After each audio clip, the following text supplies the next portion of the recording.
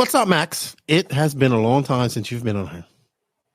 Yeah, it's been a while. For some reason, I have these gaps, sometimes I'm on every week and then I have like a month gap. But yeah, finally back on. I've been kind of busy doing all kinds of stuff, but finally You've been racing. Geek. I've been doing that too, but finally I can geek out on some RC stuff. Yes. I'm sure everybody in the world is happy that you did not win and did so really bad at the e-buggy Euros, but we'll talk all about that. You are the pisser off of nations as well as the professor of everything. But you know what? We got quite a bunch of questions. We got some cool things to talk about with the new Losi MX MX bike, which I think is awesome. And we have a Promoto MX. That's the name. That's get the name right. And of course, we have a pretty good guest. It's Cory Drachenberg from 5150. But before we do all of that, we have to drop that intro. And like usual, I don't have it ready. But here we go. Dropping that intro.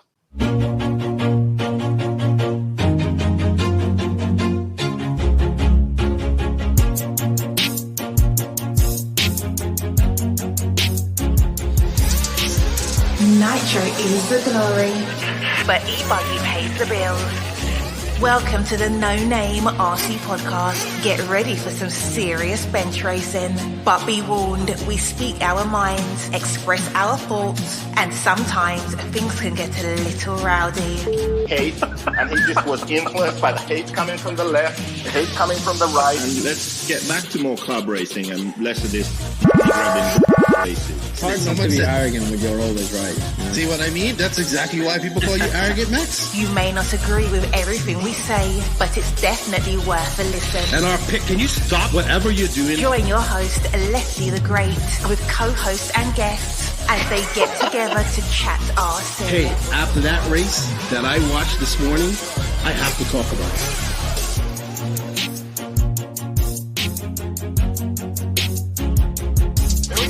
$100 right here, $100 throw. Oh no! I like this.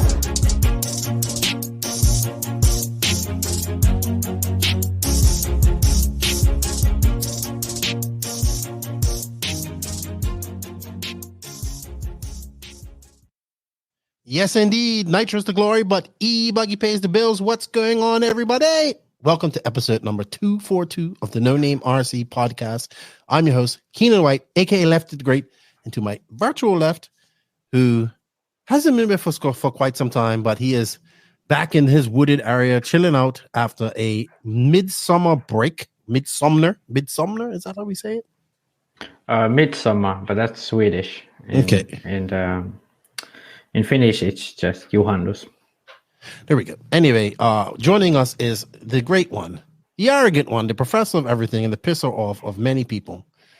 Arrogant Max Mort, who did not get injured in midsummer. I have talked to JQ. He did injure himself somewhat on his motocross bike, scraped up his arms, but told him sell that bike. And for those that don't know, midsummer is like what, the longest day of the year for you guys? Or something like that? Yeah, in like northern Finland, it's like the sun doesn't set at all. It's like, basically it's like the middle part of the year. So the day is as long as it gets. Right, and that's like when these people just freak out. Like they drink a whole bunch of alcohol, go swimming naked, and ride jet skis and do all this crazy stuff, and just go like it's like the opposite of werewolves. Like werewolves when they have like full moons, they turn into werewolves. You guys just turn into drunken lunatics, right? I'm just saying from my experience looking at JQ's pictures. But I have briefly talked to him. He seems like he's still intact, so he didn't injure himself in any way that would cause him not to be able to work. But thank you, Max, for coming on. It has been some time since you've been on her. You have been racing. We're going to touch on that a little bit. Before we do that, we have to say some thank yous and some shout outs to people. First off, I'd like to say thank you to all of the NNRC squad around the world. Without you guys, none of this is possible. Thank you guys for the support. We greatly appreciate it. If you can, hit that like, sub, notification button on the YouTubes. We're almost at 4,000 subs. I know that doesn't sound like a lot, but for us, that's quite a lot. We're about 61 people short. If you are listening to this on an audio platform, please leave a review and also give us a share. And if you want to head over to our YouTube and hit that up, because I'm gonna be doing more lives like I did last week, which was well received. I'll talk about that in a minute. Also, thank you to our patrons of the podcast and YouTube members. You guys will get early release of this podcast. Thank you for the extra support. If you like what we're doing here at the NNRC and want to support us a little bit further, you can with the Patreon or the YouTube membership. Links for that will be in the written description of this podcast. Also, we can't do this without sponsorship. We greatly appreciate all our sponsors and companies that support us. They are Invisible Speed, High Tech RC, Sun Pedal USA, Sidewinder Fuels, Mayako, HotRace Tires, Beach RC, Techno RC, Clinic RC, Ignite Design RC, Racecraft USA. Shout out to Carl RC, WRCE, Danny. I'll be working with him shortly. House of RC. Shout out to our drivers, David Ronafalk, Jared Tebow, Robert Batty, and Alexander Hagberg. And we have a new sponsor. We are now all about pink pinions and stock racing on this podcast. So we have a stock motor sponsor. That's Jeff Stakowitz. He has come on with Stacked RC. He said this is what he has to say about his stock motors. Bringing power to the people here at Stacked RC. We strive to make the fastest Trinity motors on the market, hand-tuned to your specific needs. Whether you're racing off-road, over, or on-road, we have you covered for your stock motor needs. Head on over to stackedrc.net or find them on Facebook at Stacked RC. So for all my pink pinion friends out there, there you go. There's your stock motor. Thank you, Jeff Stacks, and everybody that supports us as well in the 10 scale world. Very much looking forward to the upcoming nationals. Euros is coming up as well, and Dirt National, sorry. And then we have the Euros coming up, and of course we have the World Championships, which is coming up at the end of in September, I believe, which Matt Olson is going to be covering. Speaking of Matt Olson, he's doing some great work with his coverage as well. I saw he had the drivers and all that type of stuff, pictures of the drivers in his latest broadcast as well. So good stuff to him. I look forward to his coverage of the Worlds. All right. Also, quick shout outs. We still have the Stu Trotter GoFund going on as well. And don't forget, guys, we now at this moment when we're recording, it's Tuesday, 9:47 a.m. my time. We have 80 spots left in the Get Lefty to Wicked Weekend and AMS waffle. So it's 300 spots. We have 80 left. Thank you to everybody that has bought a ticket. So we're going to be doing these waffles. It's going to help us raise money for me to get to these races. I believe this waffle is gonna cover my tickets to Wicked Weekend as well as AMS in November. So if you guys can go over there, hit it up. You have a chance to win either a TLR buggy, Nitro e-buggy conversion that they have, or a Techno e-buggy. And stay tuned because we'll be doing some more waffles as we go on for Florida RC Championships, North Georgia Shootout. Georgia Peach State Shootout. It looks like it's gonna be a busy 6 months, second half of the year for me, working with Danny and Lance and those guys. So I really look forward to it. And thank you to Dave at Racetime for giving me this opportunity as well. We look forward to bringing you guys some good coverage with Dave and his guys, Jacob and all his media crew as well. There got some really good things planned for Wicked Weekend. I'm looking forward to seeing everybody as well. All right, Max. Yeah, thank you for coming on. It's been a while. It's been about a month. JQ came on twice, which was like a miracle. Yeah. You know, but we appreciate him coming on. He was actually even not as miserable as he usually is. So that was good. He was very good after the e-bug Euros, which you attended as well, which I was shocked that you attended because you didn't tell me that you was attending that. But you've been racing quite a lot. You actually have been not winning. So before you went out, you predicted that you would beat Pecco and everybody at the first Finnish Nationals. You did not. Yeah, I kind of sucked there. I guess it just because when I was practicing, I was doing good. Huh? You can admit that you sucked. Hold on. Let me write this down. 9:49 a.m. June 27th, 2023. Max admitted that he sucked. I'm sure many will write this down. Yeah, I don't know. Because the weird part was that when I went to practice before the race, I was like a little bit skeptical. You know, I have been driven like 8 scale. Then in practice, like I was super good. You know, I went faster than anyone who had been at the track. You know, really good pace. All felt comfortable. Could do 5-minute runs. But then at the race, I mean, the track was slightly different, but it wasn't like completely different. And I just totally sucked. all weekend. So yeah, I mean, I think I was second before I had to retire, like 3 minutes or 6 minutes from the end. But yeah, just really bad. Then I couldn't get any more practice before the e-buggy Euros, so I sucked there too. Luckily, last weekend or 2 weeks ago at the second round, I was decent. I was at least faster than Pekko, but still making too many mistakes. Well, let's talk about that. Pekko is the new Mayako signing. Very good. I think Pekko has the talent and the skills to become a professional racer at some point when he gets out of the army. He's still young, 19, I think. Yeah, he's 19. Oh no, I would say that he's surpassed Juna at this point in 8 scale and 10 scale. Yeah, it's hard to say. The thing about Jona is that he has a lot of like natural talent. Yes. So like he's been in the army now too. He hasn't raced in a while. But if he's still like after the army, he has the motivation, I think he can like beat almost anyone, because he's like so naturally talented. But Pekko is kind of a guy who like has just driven a lot and like honed in his skills, and he can run fast for as long as he has to, he has that, next gear he can go into and then just push like crazy hard. So that's kind of his thing. But the thing about Jona is like he was the top.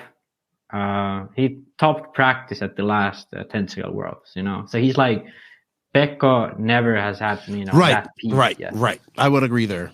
And Pekko, like at Carpet Champs, was fast last year. So he's made his mark on going to America and international events. I hope he does continue on because I like Yuna.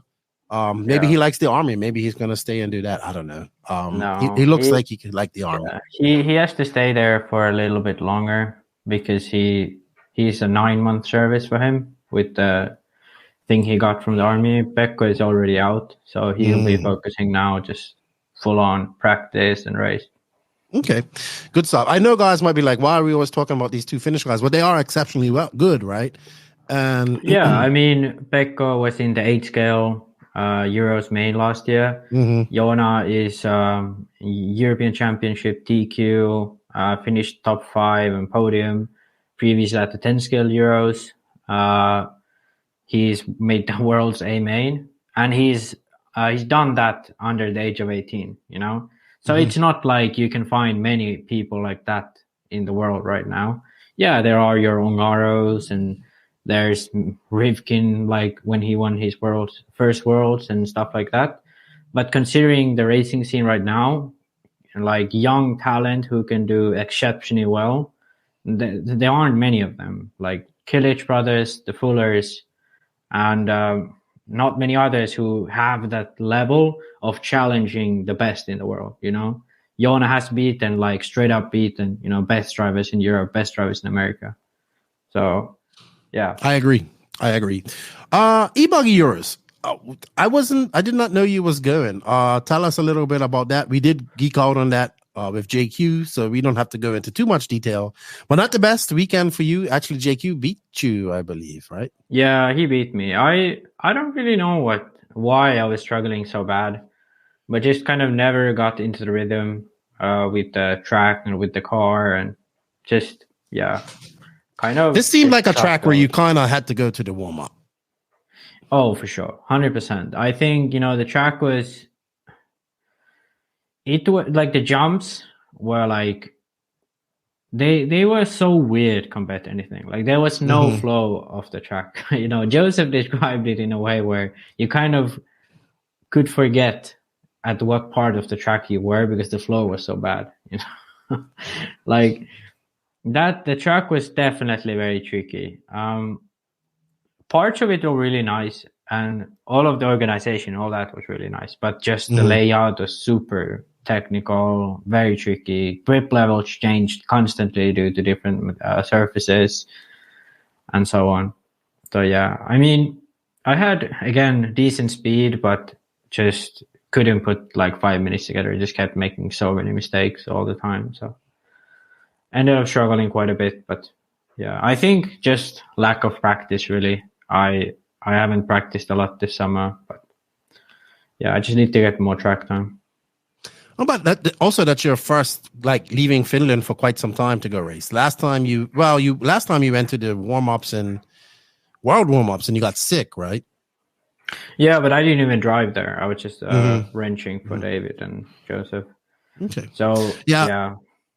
But we can see like even top 8 scale drivers just didn't do well. Canas, he won this last year. And yeah, I mean, it was like, if I remember correctly, like the only drivers who didn't go to the warm-up and made the main were like Ronefalk, Canas, and Ongaro. Skidmore too, because he didn't go, right? Oh yeah, Skidmore. Yeah, he made the main from the LCQ. So yeah, that definitely would have helped a lot, going to the warm-up. But yeah, to be honest, like with the amount of practice I've had this year, I didn't really expect much going there. Okay. Was it a short-term thing? Because you kind of said you were surprised to go as well, or was you planning on attending e-buggy Euros? Well, the thing is, like, you have to sign up like during the winter. So I signed up for e-buggy Euros. I initially thought it was at a different venue because that was the one they announced, but then they switched the venue kind of. Well, I don't know if it was last minute, but like the EFRA book said it would have been a different venue when they released it from the AGM. So then I was just kind of like, well, I just go. I mean, I booked my flights like 2 weeks prior. So yeah, I just, you know what, Jake? I don't know. Go ahead. I kind of like went there just to drive, and I didn't really have any goals or anything. Got you. I got you. You know what Jake you would say?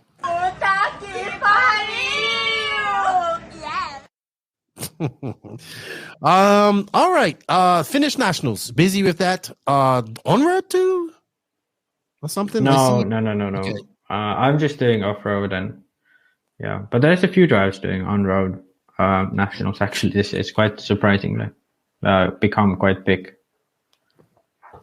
Right, because I saw something with a new track or something, or I don't know what it was. I just saw something on there and I was like, oh, okay, this must be.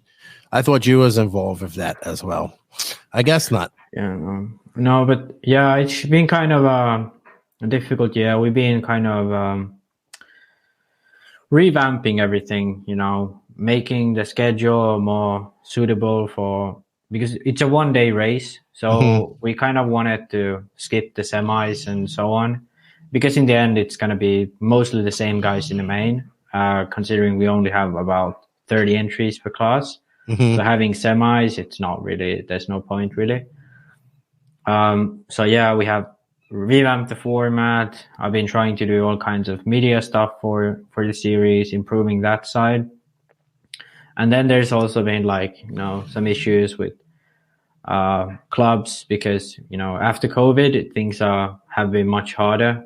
So like trying to get clubs back on their feet and so on. Luckily, things have gone pretty well, to be honest. Okay. Racing wise, I've not done the best, but I mean, I still have a chance to win the championship, even though Pekka has won the first 2 ones. But yeah. I mean, when you're doing all that organizing and media stuff, the racing kind of comes down the line. So yeah, it's a bit difficult, but I think the good thing about it is I just have to do well in the mains, So I'm good enough where I can just go out there for 5 minutes and do like a safe run, and I'll be top 5 in the finish level. But then like the mains, that's where I have to be like good. So that's kind of what I've been doing, get through the qualies and then really focus in the mains. Okay. But cool. Well, yeah. Myself, just kind of chilling, took a little break. Did a live last week. It was pretty good. It was people who were hashtag bullshit. That was like my thing. Like one of the biggest topics was why don't American drivers come over and race in Europe? And that was like an hour long, like just every excuse that was thrown at me. I was like, no, that's bullshit. That's bullshit. People enjoyed it. I know probably pissed off some people, but that's fine. I enjoyed it as well. I think I'm going to do another one next week. Not sure if it's going to be Tuesday. It might be Tuesday. It might not. Hopefully, we'll be doing this spin the wheel to see who wins the buggies one of the buggies. But I enjoyed it. It was fun. I have never really done a live on my own. I told people right off the bat, like, don't ask me nothing about setup. That's Max and JQ and there's science mode geeks over there. I don't care about that. You know, we're going to talk about RC, and we had some topics, and it was fun. And it was fun to interact with the chat. I enjoyed it. Thank you to everybody that joined. We had about 75 to 100 people on for 3.5. I only meant to do it for like an hour and a half, maybe 2, and it was 3.5 hours. Yeah. We had Gary Stute on, who came on and talked about his TZO team race coming up in September. And yeah, then it was like 2 hours and 2.5 hours of just 3 hours of just talking RC. It was fun. Thank you everybody that joined in. Before we go on, we're gonna go into some RC news, but before that, I want to say some shout outs and happy birthdays. So we had a few birthdays where we're going. Happy birthday to Spencer Klein, Jerry McQuegan, Michael Bruce, Paul Snyder, my boy Night Noah had a birthday recently, Tom Sherman, Paul Simon, Alex Larson, Phil Matthews, who just got the MB4. Coming up, we have a few birthdays. My buddy Philip Stevens, David Talent, Mark Moon's birthday coming up here soon. Alex Zankatine, we'll talk about him. He switched over to Infinity. I saw that. Yeah, crazy. Paul Sykes, Augustine Cutini, DJ Mooring, Chad Buckling, Cam Goff, all you, Nate Sutherland, all you guys, happy birthday to you guys all coming up. Jacko Kotese, Tehana Karadic's birthday is coming up too. So lots of birthdays coming up. Always good to see more birthdays and less people passing away in RC. Always good to see. All right, Max, we have some news to talk about that. That is actually brought to you by High Tech RC as well as Invisible Speed. And as usual, we still have the Invisible Speed commercial, but it's the old one from last year's Euros, which is, about to be really, it's over a year old now. I would say, because Euros were when? June last year? Yeah, June. Yeah, that was in June, so it was quite early. Yeah, June. Invisible Speed ad. Don't worry, guys. The Euros discount does not count anymore. JQ has not gotten up off his ass and made a new commercial for this.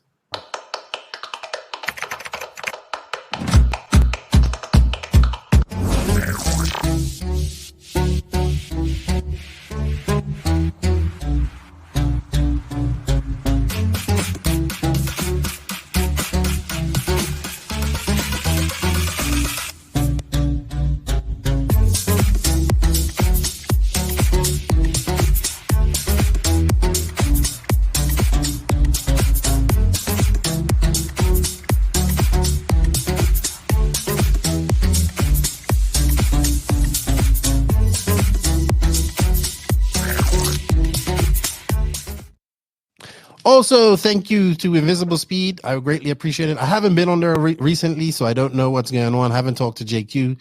I know he's busy with racing, so I'm not sure what's going on with Invisible Speed. But also, thank you to High Tech RC, who's been a big supporter of the podcast. They are celebrating their 50 years of business. As you can see, Max is rocking his High Tech hat. Congratulations to High Tech and all the contributions in the RC industry over the last 50 years. They have been a big supporter of this podcast, like I said, for the last 2 years. It's truly a privilege to be working with a company whose products I used 20 years ago when I was racing back home in Bermuda. They've made a push to get back into racing over the last 2 years. The social media has been great. They've got people, racers all around the world. It's awesome to see racers trusting in High Tech for their servo and charging needs. They just dropped that new charger, the RDX Pro 1000, and all that good stuff. So they got a lot of things going on, new servers and the works. Thank you to High Tech for all the support and believing what we do here at the NNRC. You can go to www.hightechrcd.com where to buy to purchase all your High Tech needs. Thank you to High Tech for all their support. And I'm almost got my Mayako done, so I'll be using some of them. But I will be using them because this week we're going to inaugurate and we are going to get the yellow boat back there wet at some point this week because it's completely almost done. Just a few little things to button up, and we are good to go to the water with my High Tech waterproof servers. All right, Max. So we do have some news to talk about real quick. We did have the F4 European 110 scale Nitro 10 scale Euros at Naxos in Sicily. Tony Gruber wins that 200 millimeter touring car champion. Has he won this prior? Probably. He seems like a name that has won this or done really well. I don't know if he's won it before. It was Dominic Garner who usually dominated this class. Oh, maximum bullshit guy. Yeah, he's the maximum bullshit guy. Maximum bullshit. But Gruber, he's a fast German driver, but I don't know if he's ever won the Euros before. Okay. We did have the Visions race. We did talk about this on the live. I want to touch on that real quick. Ty Tasman wins overall. Spencer Rifkin second. Ryan Mayfield third. Spencer Hackett, who probably should be in the invite, wins open. I think he just missed out on that. Ty also wins open e-buggy. Ryan Lutz missed the event due to illness. Tebow had to pull out because he got sick. Tebow's actually looking really fast, by the way. But it was a bummer because this is kind of the track I expect him to be really good on. But yeah. But hey, I think you picked. Did you not pick Tasman? No, we didn't do no picks, right? So yeah, for this race we didn't do picks. All right, but I'm gonna say this, and I said this on the live. We haven't talked since the Nationals, right? Because we didn't do a Nationals recap. It was me and Lucas. Yeah, you picked Tasman for the Nationals. You picked him for the Nationals, and I have to say this: he looked extremely fast at the Nationals. I truly believe had he gotten around Mayfield at an earlier time and then guys didn't allow Fenn to get away. Now, I'm not taking nothing against friends lapping the field, right? But I truly felt that Tasman had the speed to catch and hang with and defeat Fenn and challenge him. But it took so long for him to get around. He got, as you get, when somebody takes that lead and they're out like that and you're battling back there with that third and fourth position, it just took him a long time to get around Mayfield and get up there. But not at this race, man. He looked like he channeled his inner Tyrone. And I thought that Tasman was the best man won. He was fast. Like in the second race, he came from because they reshuffled, right? He came from last, had a freaking crash on the first, like a big pile up, and still managed to finish like second or third. I can't remember exactly where. Yeah, but he was. It's weird because we talked about Tasman, a few podcasts before. And we kind of was like, he's, not at his top level anymore. But then always, like, when it's a big race, like the Nationals, maybe that form transferred over to divisions, or he just been practicing a lot or something. But, when it's a big race, Worlds, Ronats, he's always there. Always there. But then, like, especially during the first race of the year, like DNC has been a weak race for him for the past few years.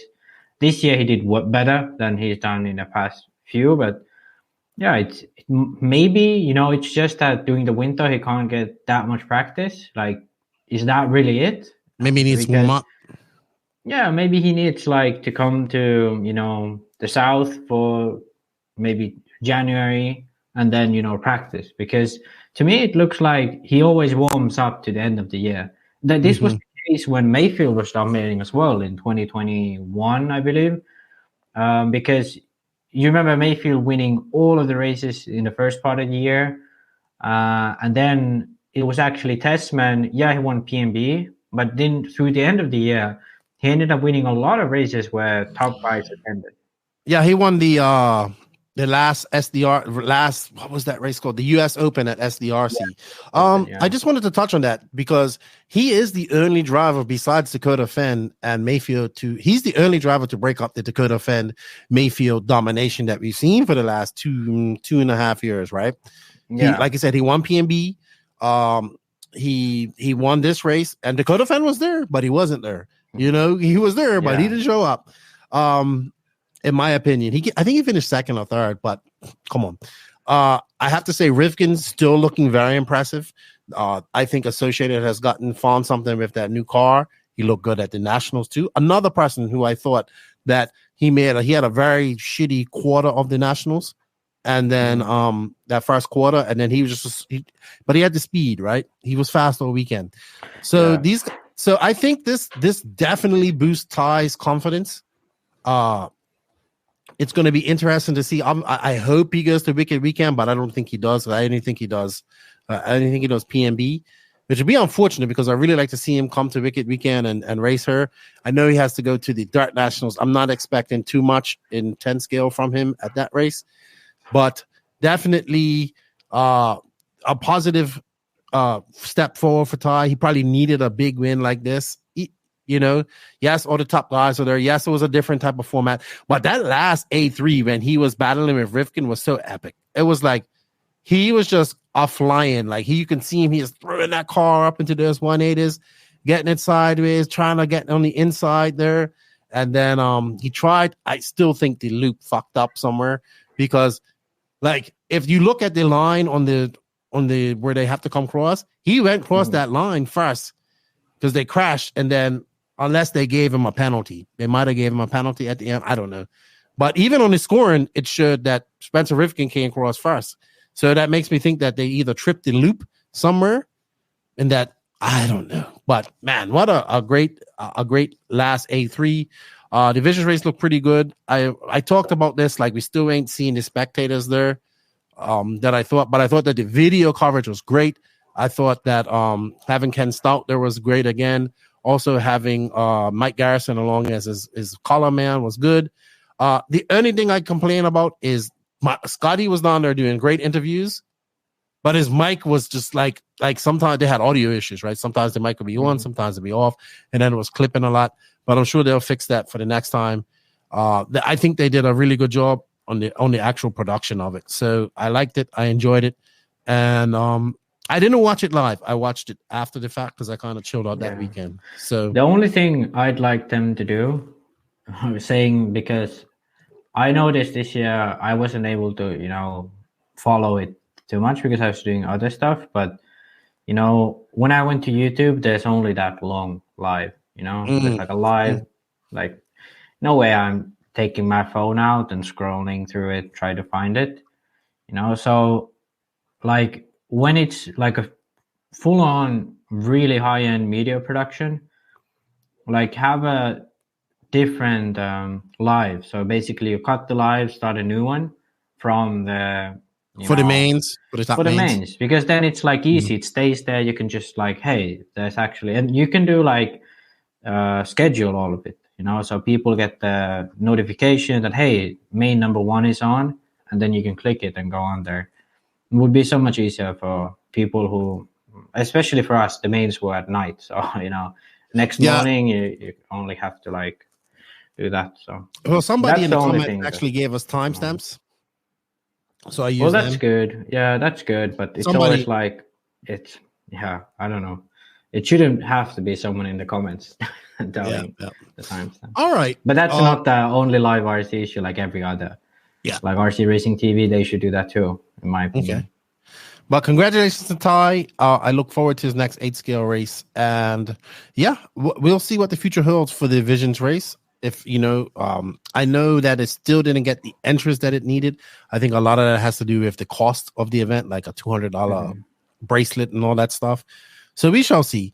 I have my thoughts. I would love to see this type of race at maybe an event where more spectators are, because I feel like that the people that are attending this event are out there busy in their own, full scale cars. Yes, they're gonna go watch other things. And RC's competing with other things like Freestyle MX at night.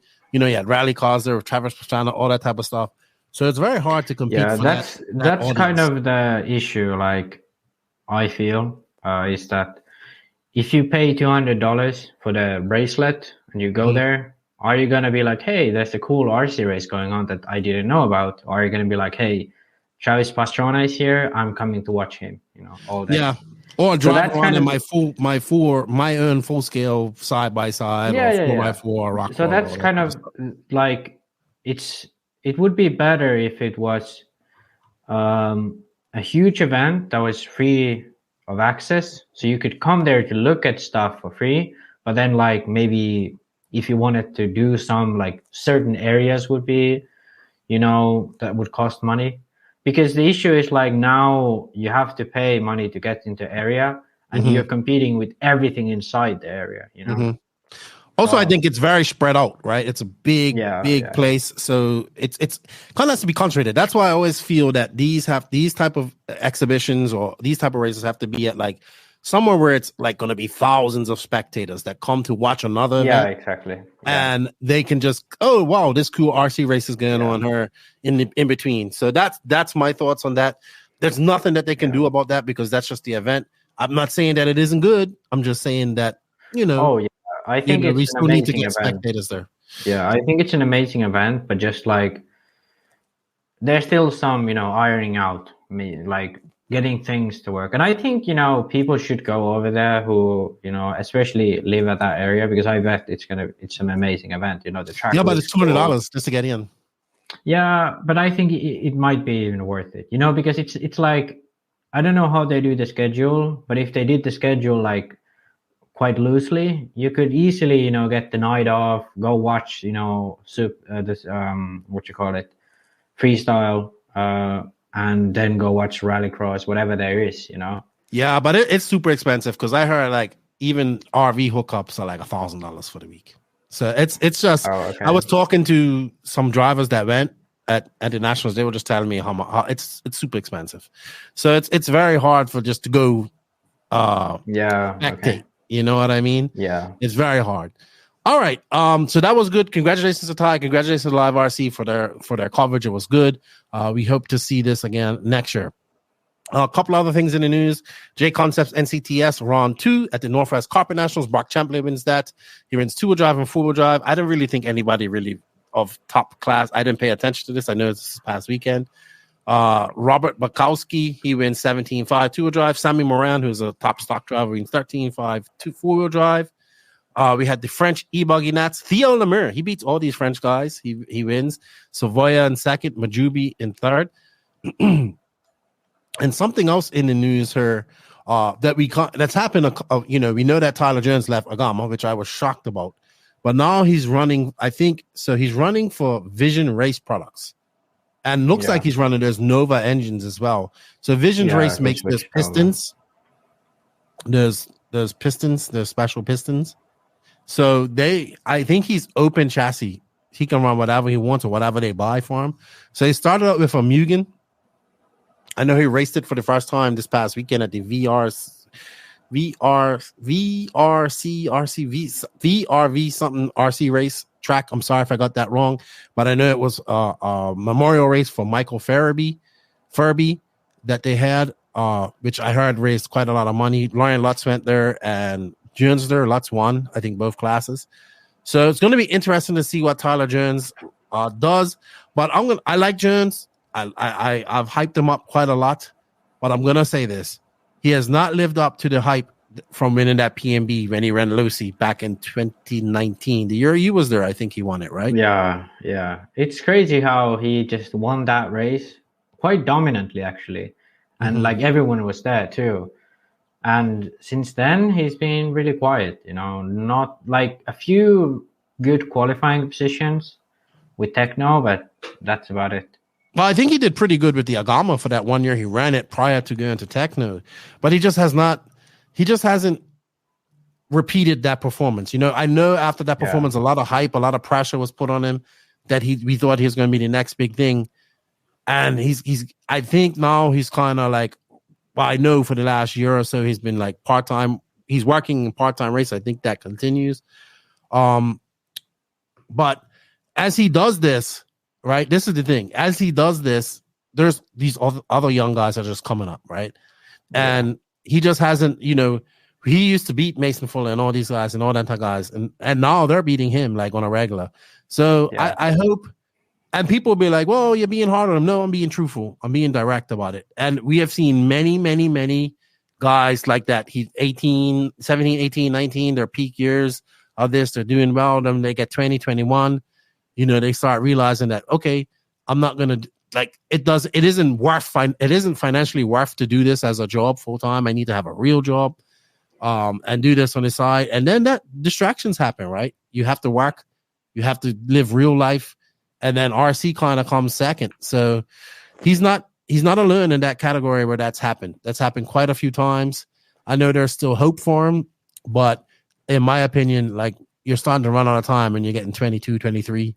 And you're not doing this as a full-time job, right? And it's very hard to do that. Very hard to do. It's very hard to do it part-time and full-time.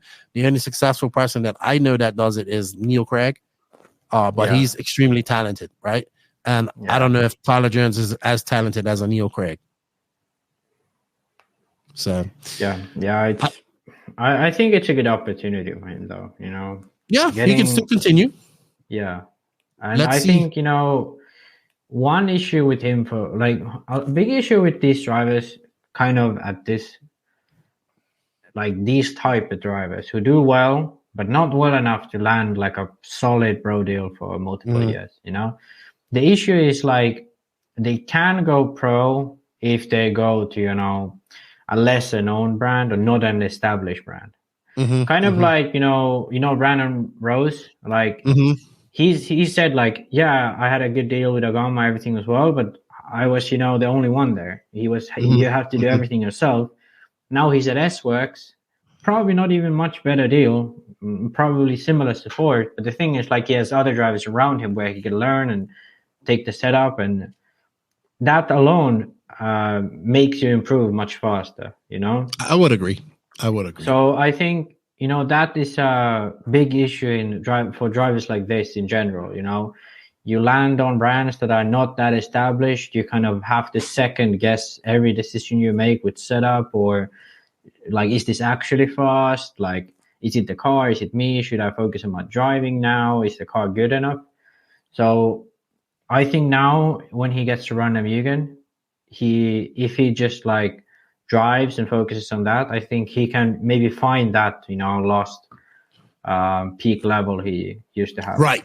And I still don't think, even if he became a factory Mugen driver, I don't think he will make enough money from Mugen to support himself. Mugen doesn't pay well. And I'm not saying that he can't be a factory driver and use that money, along with his, use that money along with the money that he makes. But we'll see if he stays open chassis, what chassis he's going to try. Obviously, these guys at Vision Race Products, they believe in him, so that's good to see.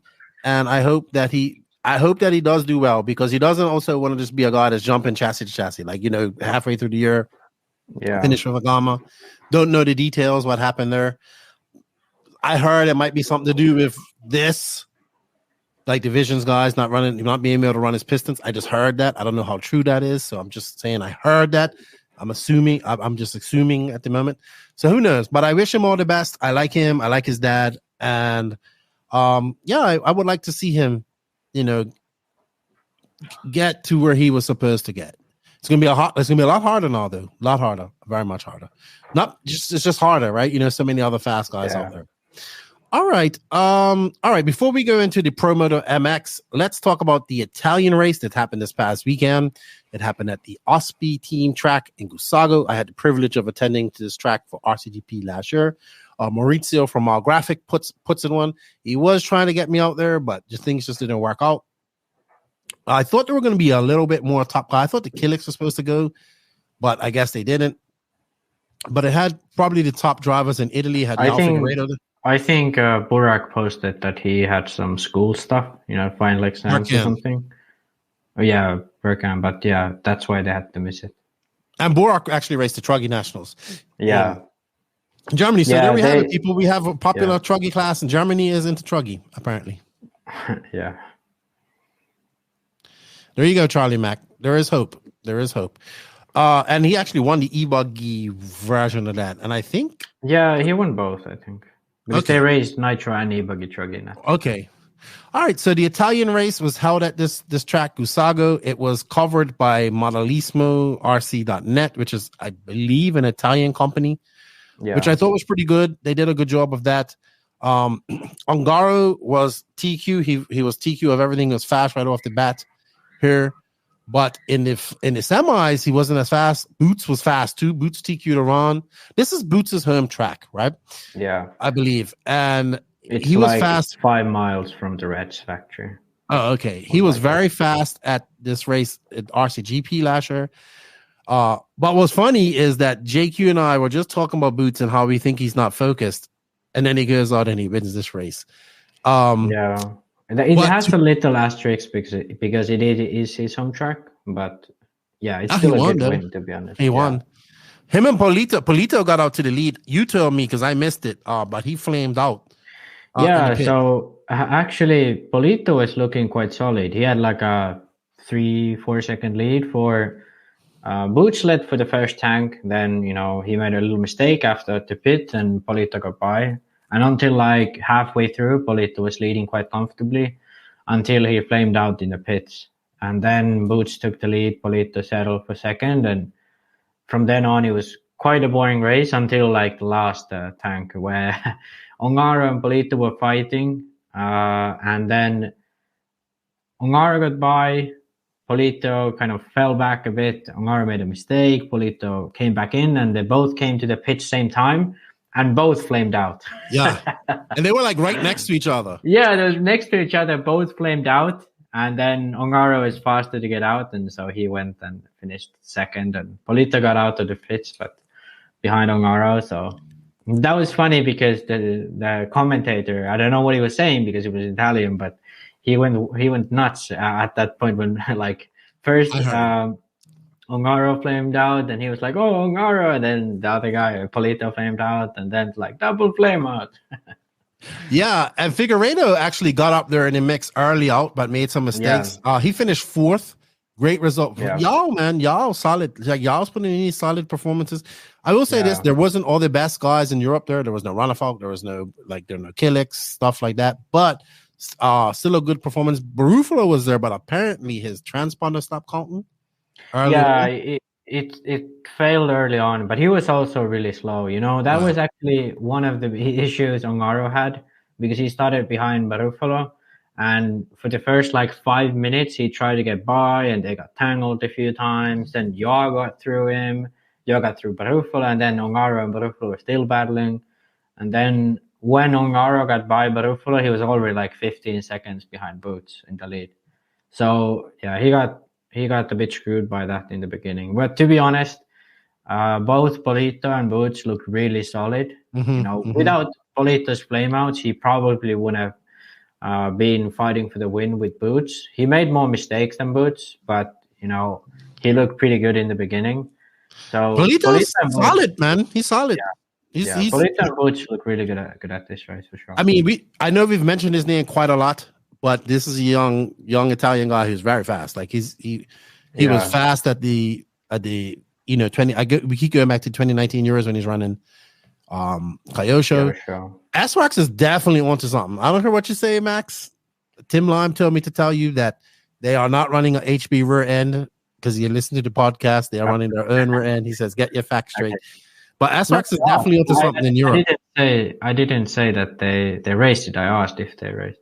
I know.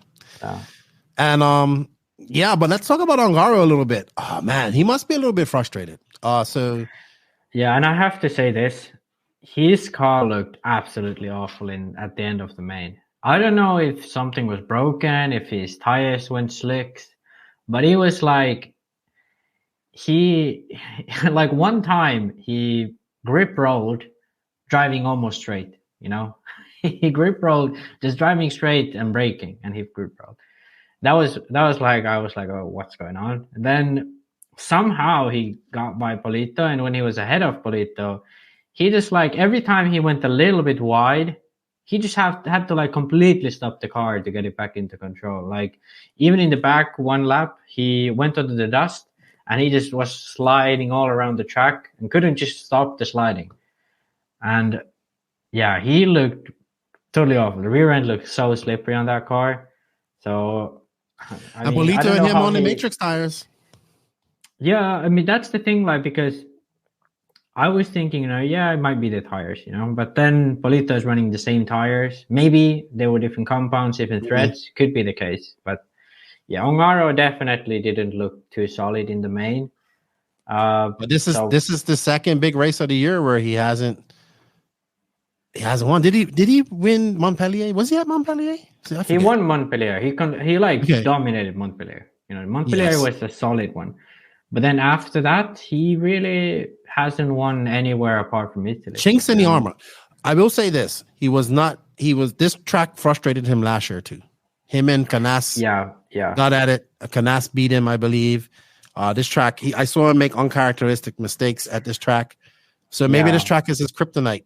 Well, I think it's just, the way he sets up his car, this is like a thing he's always done. Like since he began being really good, like he was the guy who ran like minimum towing in the rear, really thick diffs. Like the car overall is like super slippery to drive. And, the front end is like very dull, very stiff, So when you have a clean racing line or a wide line, the grip is very consistent. He's like super fast, Redo won last year. Usually he's very good at IBC. For some reason this year, he made that mistake in the end. But usually he's been super good when the grip is consistent. But the issue comes when there's a little bit of dust or the racing line doesn't have consistent grip. And this was the exact track. The racing line was a little bit abrasive. There's little like bumps and so on the line. And then as soon as you go a little bit off, there's a lot of dust. So like, I think that's just kind of a thing. And it was like during RCGP, like every time it was consistent,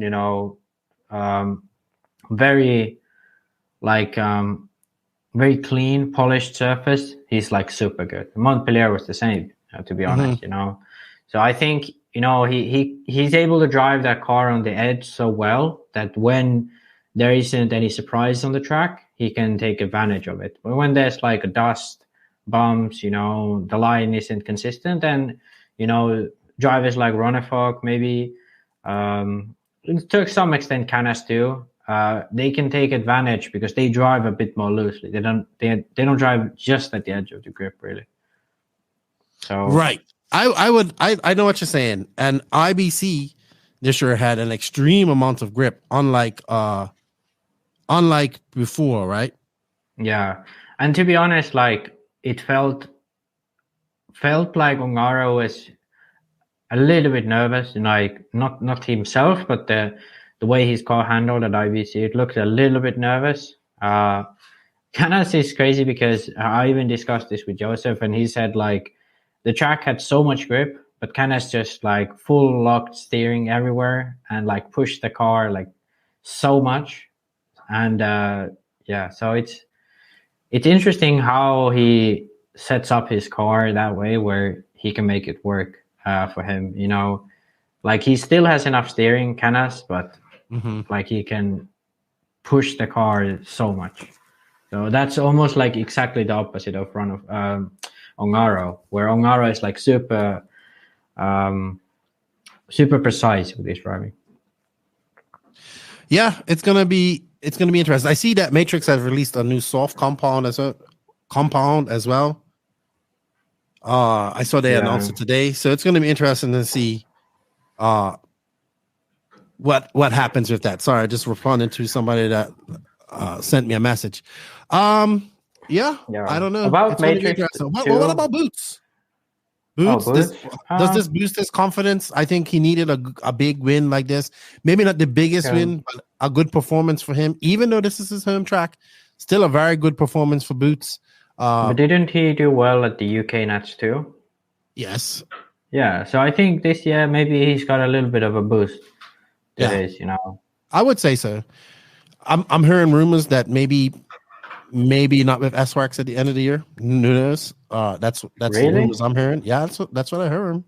I don't know how true this is, but maybe his contract's up. So maybe I don't know how true this is. So don't hold me to this. I just heard, like I said, these are rumors. Can we speculate though? We can. I mean, if he leaves S-Works, where does he go? Yeah, that's the interesting back to Kyosho? That would be very natural, but the issue is that I don't think Kyosho is hiring right now. That's WRC. I don't think WRC would be. It would be funny because Boots was like one of the OG S-Works guys, Canas was there, but at the time, Boots was much higher level than Canas. At the time when they signed Boots was like the number one driver in the books, in my opinion, at least. So it would be weird if S-Works let him go and then he would go to sort of another European brand that's kind of in the space of S-Works. You know, they have similar drivers like Valente's there. Almost all the drivers who switched to S-Works when S-Works was growing are now at WRC, especially in Italy. So to be honest, I see that as being possible, but I don't know if it would be a great move for Boots. Great move for WRC for sure. You know. Yeah, where would he go? Can't go Mugen. Yeah, no Mugen, no Mugen. Show. If this is true, because Boots still has life left in him. You know what I mean? He's not. He's probably 27, 28 now, I think. I think he's always going to be in the RC industry because he's of Reds. Maybe we see him on a free chassis like Tyler Jones. Maybe he just runs whatever and drives for Reds. I think he's good enough for where a chassis company would like to pick him up. Okay. You know? I definitely think so. He'll definitely get the deal from someone like WRC. You know, because for number one reason, WRC is big in Italy. He lives in Italy. WRC is pretty big in UK, and you know he races the UK Nats, so that would be a very natural move for him. So I'd actually say WRC probably at least gonna offer him a deal if the rumors are true that he's gonna switch from S-Works. But I don't know. I think HB is kind of out of the they need a driver, but is Boots the best fit for them? Paulson is their number one driver at this moment. Yeah, in Europe. Well, Musso too, right? Yeah, but I think Musso doesn't race as much as her. Yeah, she races a lot. Yeah. She was at this race. I saw. To be honest, HB needs a driver like Boots, but to me, it would be a very weird move because they are strong in France and Switzerland. You know, kind of like the area where Neidhart sells them. They have quite a few drivers in Spain as well. And the UK. Well, really? Do they have a lot of drivers? Not top drivers, at least. Well, see, they have Ansar RC, who's their they might have, but doesn't Ansar... No top drivers. Aslop is their top driver. Yeah. Doesn't Ansar sell Mayako too? No, Ansar sells S-Works. Oh, yeah, it's that one. You got them confused with Model Team. I don't know. Sorry. I don't know. These are rumors. So but we're speculating. Happens. We're speculating here. I don't want to get. HB would be okay for HB. HB would be a good move. I'd like him to go to HB to see what happens. You know, he used to drive a C-Hub car. Could he do it with HB? Maybe. I don't know if that car really suits his driving style. I'd see WRC is much better fit, to be honest, personally. But HB could be good for HB's sake, and I think for Boots it would keep his name in the game for sure. But this is definitely a confidence boosting race for him. I would say he hasn't had a win like this probably since. I wouldn't compare it to Silver State because Silver State was jam packed with a lot more competition than Silver State, but there was the fastest drivers in Italy at this race, and and then we the fastest Kyosho driver at this moment right now in João Figueiredo. So good win for Boots. Congratulations to him. I hope it keeps the ball rolling, and we look forward to seeing what he does in the future here. All right, and congratulations to Ongaro. He actually won the e-buggy, and Barton came.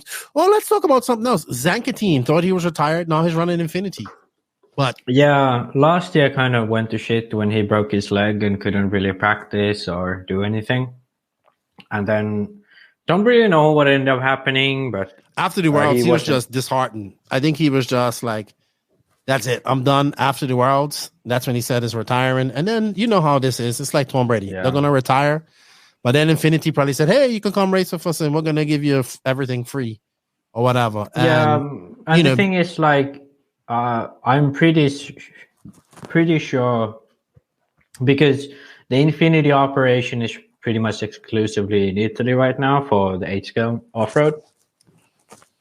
Artusi and Berton kind of are, and they have their designer, I can't remember his name, but they are kind of a team that goes around in Italy and all the races to get the car working.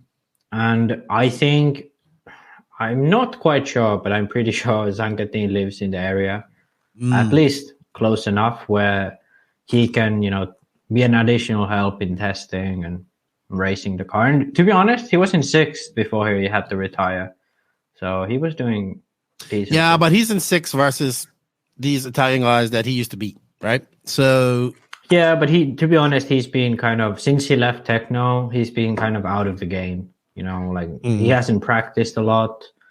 Especially last year was difficult for him, and with the leg. So yeah, but I like Alex. He's definitely a fast driver, but I think he just kind of faded out a bit, and then life in general. Yeah, he probably realized I'm not going to make money off this. I think his best years were when he was running Losi, right? When he was running for sure. Since he left Losi, I think he's gone a bit downhill. Like I don't know. I don't know if it's like he still did well with Techno. He made the main at the Euros twice, at least twice, maybe even 3 times, and he did quite well. But just like, yeah, kind of, I don't know, did he leave or did Techno let him go or what ended up happening? But I'm not sure. Not sure at all. Not sure at all. Okay. But hey, good race. Congratulations to Boot. Definitely a confidence booster. Angara's talking to Angaro because I'm trying to hopefully get him on her next week to record. He said he's going to do it, but he's actually off to the GT Euros that are happening in Croatia. So he's going to run those. I think he's running the Guimar car or whatever. So he's off to that. Oh no, he's running the Guimar engines, but it's Destiny. It's so weird. I don't know if it's called Destiny, but I can fact check this. All right. You fact check that as we go on and talk about the other thing that burnt down the RC industry and internet this weekend. I mean, it had me just absolutely geeking out for like 2 days straight about this. I thought it was so cool, man. Let's play this video and have a look at it. The car is called Genius. Genius. Okay, that's what it is. Genius. Sorry. That I did hear that. All right, let's look at this, Max, because this was so cool. So for those who are listening to the audio, we're watching a video of the new Losi Pro Moto MX 1/4 scale RC dirt bike. And oh my gosh, I absolutely love this thing. I love it. I love it. I love it. It's fully, look at it. All that licensing, we have people complaining about the pricing and all that stuff. All that licensing costs money, right? Mm-hmm. All that shit right there costs money. Dude, I freaking love this thing. I want 2 so bad. I want one for me, one for my son. But I would really want 1. Look, even all the jerseys are all fabric. Like you can change that shit. Obviously, this is the promo video. It doesn't. I geeked out. I've watched a lot of video. A lot of the influencers got it. Unfortunately, I'm not big enough of a YouTube guy to get things like this. And I think I'm on Horizon's naughty list anyway, thanks to JQ. But dude, I watch like just regular people driving this, influencers, all the different influencers, and this thing is legit, Max. This thing is fucking legit. I love it. They have hop-up parts for it already. It jumps great. It's pretty tough. I did see one guy that broke it. I've seen them on asphalt. I've seen them on like BMX tracks. I've seen them on RC tracks. I love it. I love it. Like this is the first real in a long time. So I heard this was quite some time in the making. I heard 2 years, but I heard more realistically, more like 6 years is what I was listening to.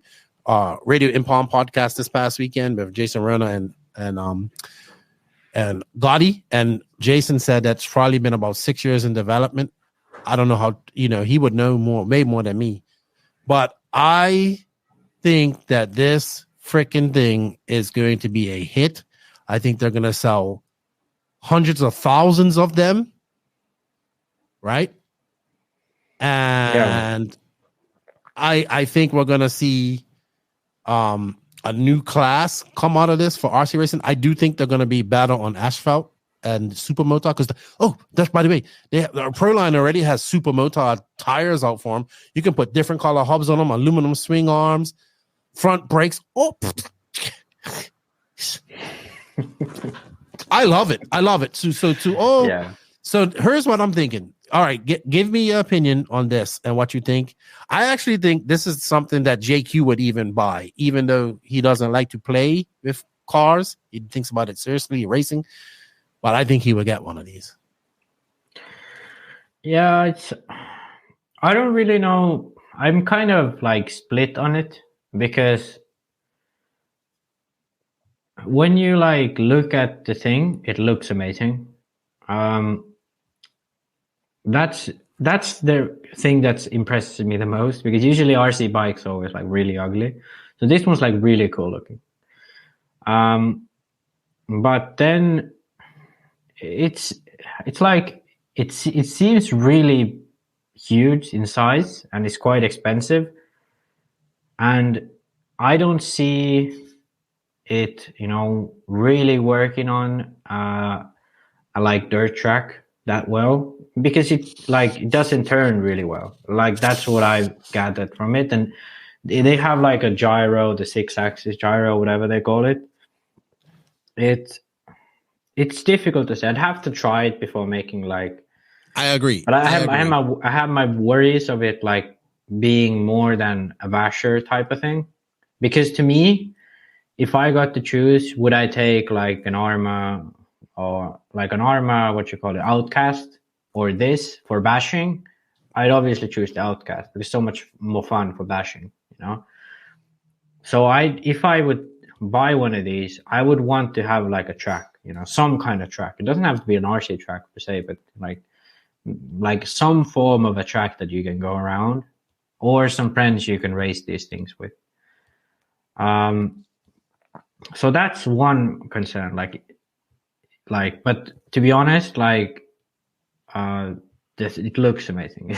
Like all that factor, they have got that one covered for sure. Okay, so I had these same concerns, right? So yeah. I know what's going to happen here. People are going to rush out. We're going to try and make a class out of this. We're going to try to run this on the RC tracks that we have now.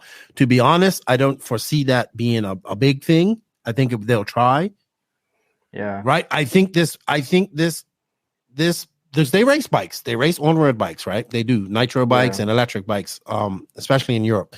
I do think we're going to see this more of a on-road type bike, maybe with jumps, because it's just going to be battle on that type of surface. But I think they're going to try and race them. This is what's going to happen, right? This is why I think this is going to benefit RC racing. Not because it's going to be another class.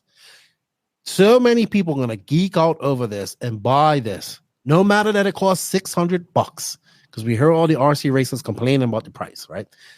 They're going to buy this, and what they're going to do, they're going to look for a place to go run it. They're going to want to come to an RC track to run it, right? Eventually, they're going to come to an RC track. They're going to run it. They're going to realize, okay, this isn't the best thing to run here. What they will see is that electric car, or that e-buggy, or that e-truggy, or that nitro car, all that other running.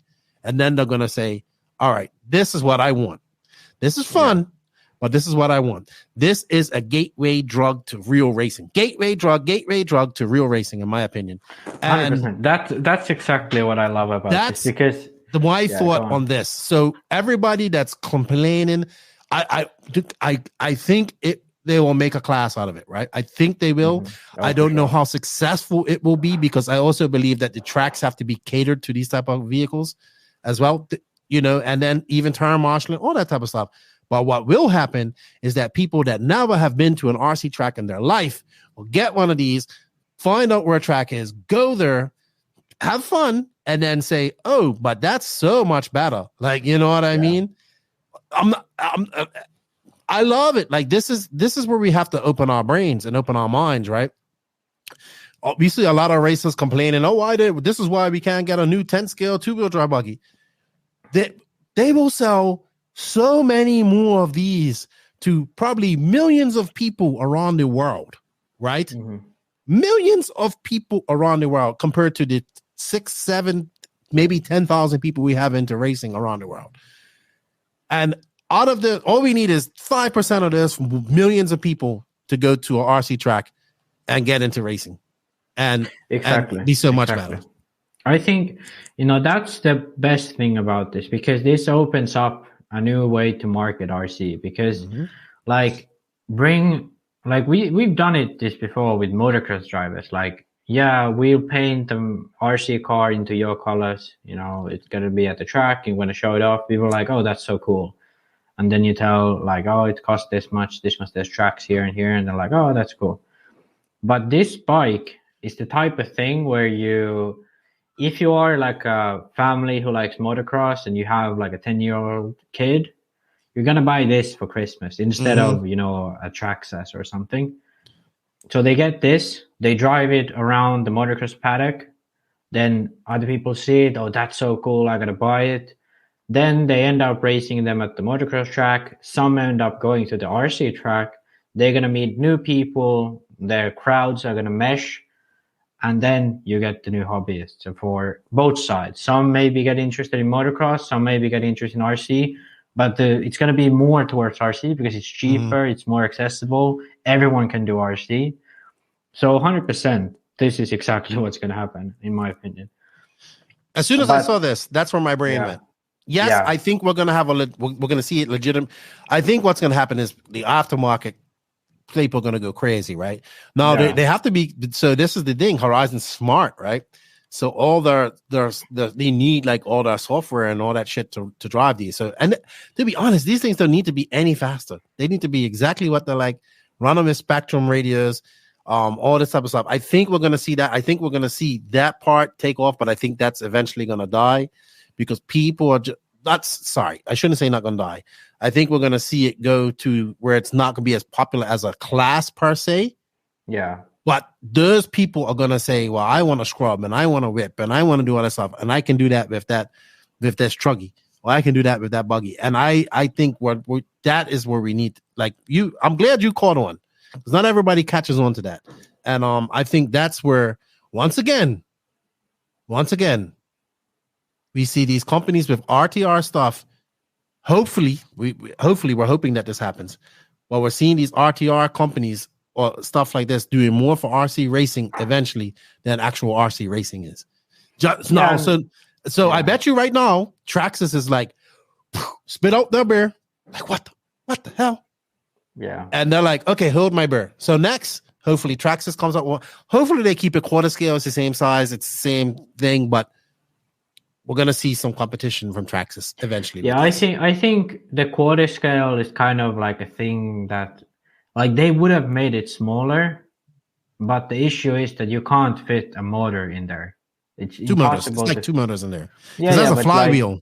Like, I know, but I looked at through the tech video just so I know like how it's working, because I was interested, like, is it actually more than just an RTR? But really, it's really hard, make it a racing class because everything works around, the Spectrum system. You can't really mod it. You can't really put your own speedo in it. Really, like, it's difficult to do that. But basically, because the engine is like long, like this, so if you made it smaller, the bike, you would have it too wide. That's what they said on the video too. So it has to be pretty much quarter scale, or you have to use like shorter motors. You can fit a 2S battery in there easily, but the motor is the issue. I think it's awesome. I want one. I want to pull wheelies up and down the road. I want to go send it like Evil Knievel, and I want one badly. Yeah. Badly. I think, while I was watching the video, it was like 50 minutes long. So I was thinking like, could this be a racing class? And really, I have to say that the big issue with it is that the way it comes, it has like the 6-axis, gyro system where it controls your inputs. Then it also has, the flywheel. Mm-hmm. The flywheel is easy to do. That's not the big issue. But the 6-axis system, that's the one. The software is going to be hard to do. Like, you can put a gyro on it so that it stays upright. But then it's most likely going to be faster where you don't have any sort of system apart from, the horizontal or vertical gyro. So the car stays up, or the bike stays upright. And then you drive a stick radio where you can have more control. And perhaps, you can have more axis on the steering. So maybe there you can rotate the flywheel or something. Yeah, but the steering's only going to be Stuff so like that. limited by those wheels on the side. I know, but that's the thing. Like, because a real full-scale bike, most of it you control with your body weight, you know? I know. So the thing is, like, with this, you would have to have some sort of weight shift system to make it like properly raceable. Because right now you can't really race it that well. You don't really have much. If you leave it control stock, of the bike. leave it stock. Yeah. Leave it completely stock. Don't make it. Yeah, doesn't I need to know. be faster. Doesn't need to be anything else. But the thing is, like, when you race, people are trying to modify it, and if someone comes out with a system, everyone's gonna have to buy that. And keep it a spec class. Keep it just like it is. Change tires. I know, but I don't think. Well, we know this is RC. That's the thing. Like, people who really like racing, they also really like having the best equipment. You know, so those who just want to hang out and have fun and race, they're gonna go race with their friends at the club. You know, that's enough for them. So it's gonna happen like with drag racing. You know, when it's easy enough, simple enough, the system, all you need to do is to buy the most expensive one that some pro builder has built, and it's gonna cost you like a few grand. You know, like drag racing is, and then you buy that and then you race it. That's what people want. So if this was going to become a racing class, that's exactly the same crowd it would attract, you know. So I feel that's why it will eventually not succeed that well in racing. But I think as a basher, as a marketing tool, it's great. You know, imagine going to a supercross paddock and like every pit crew has like one of these with their own colors. Yeah, that'd be so awesome. Yeah. They really did a good job with this, though. Everything is thought out. Like, you know, I would, like I said, I just want to pull wheelies down the road and do that. I'd be like really interested to know like what took the most time. Is it the 6-axis, like balancing system, or is it the mechanicals of it? Like, is the fitting everything inside there, getting the right moto/speedo combo, the flywheel? Like, what took them the most time? I'd imagine the software would take them the most time, but it's hard to know. It could be very simple because you could basically adapt straight from an aircraft, you know, like they kept it on the wraps. They kept this on the wraps really because good. Like that's the thing Traxxas wants, like the 6-axis system, and after that everything else is easy to copy. You know, all you have to do is just make some molds, and they already have electronics, batteries, everything. I can't wait. I'm getting one. I think I'm going to have to get one for Christmas. We'll see. Kudos to Horizon. Kudos to Lefty for coming out with this. Very innovative, all licensed. I can't wait to see what Traxxas responds with. So it's going to be awesome. Yeah. And I'm happy that they released it like fully licensed. Everything done. Yeah. Because the thing is, like, I bet there were people inside Lefty tempted to release it like midway through, you know, like, yeah, it's ready, it's good enough. But I think, you know, some people like insistent that they do it fully, and I think that was definitely the right move because it looks so cool. And like my Facebook was full of this thing for the past week. It trust me, all us RC nerds out there geeking saying, well, what about the 10 scale buggy? This is much more important, in my opinion, than 10 scale buggy. All right. Thank you, Mac. Thank you to Lefty for coming out with that. I can't wait to get one. And I'm sure people's going to have them soon. We're going to have them at tracks, and we'll see what happens then going on from there. But I still stick to my word that I think it's going to be a better supermoto on-road type racer as we go on. All right, Max. I think that's all of our news for this weekend. We do have some upcoming races. So we have the GT Euros coming up in Croatia. We have the NXC Grand Prix where Ronafog, I think that the Killix are going. So that's our next semi-big race in Europe. That's going to be held at Hillerød RC Racing in Denmark. I saw that the Viking was there practicing. Shout out to David Ronafog. We have the 8-scale electric off-road nationals at CRC RC Raceway Rome in New York, July 2023. Oh my gosh. I see so many people complaining about the cost of pitting at this race. One guy was complaining, he's like, I've been to so many, and he was an on-road guy. Look, let me tell you, look, I went to every nationals I've been to, you had to pay for pitting, right? $100 outside. And I think it was like he's also offering $200 to be inside an AC. Free pitting if you bring your own stuff. Hey, man. Hey, if you are crying about that, then maybe you shouldn't be going to this race. Maybe if that $100 is going to hurt you so much, don't go. Don't go, because that's how the track makes money. Off the pitting, off the sponsorship, because they don't make it off entrance, and they ain't going to make it off entrance. The e-buggy entrance are so low, right? So if you are complaining about $100 or $200 to pit, take your stuff. You don't have to pay anything, or don't go. It's pretty simple. If that's your biggest concern, don't go. It's like people when they cry about entry fee. Well, it's $100. Don't go. If that is your biggest thing, $100, all the fuel and hotel and everything you waste to get there, and you're crying about $100 for your entry fee for the event. Now, I just don't, because $100 is like normal now at big races. But yeah, this is how that track actually makes money, because it does not make money off the, it's not going to make, it has to hit a certain amount of entries before they even start getting some money. So I wish them all the luck. We have Wicked Weekend coming up the 27th, 30th. That's actually my birthday weekend. The IFMAR Worlds coming up 19th and 16th. We have the E-Buggy World Cup 22, 24th. We have the Euros coming up as well. I think that's in end of August. We have the Georgia Peach Tea Classic, and we have Brent's RC Pro-Am race coming up as well. All right, guys. Dude, I think that's... I found some RC bike racing. Can I show it? Yeah, sure. Go ahead. Is it in England? No, it's from Japan, I think. Well, there's Kyosho's, right? That this is. Oh, those might be. Are these the? Oh yeah, see now these are different. Yeah, this is like on-road bike. Yeah. This is. So these are electric. Kyosho actually came out with a smaller version that actually has a rider that moves from years ago. And they re-released it. I've seen some of those old ones, but these ones look like super difficult to drive. Well, they turn pretty good. I know in the UK they run them quite a lot, the nitro versions.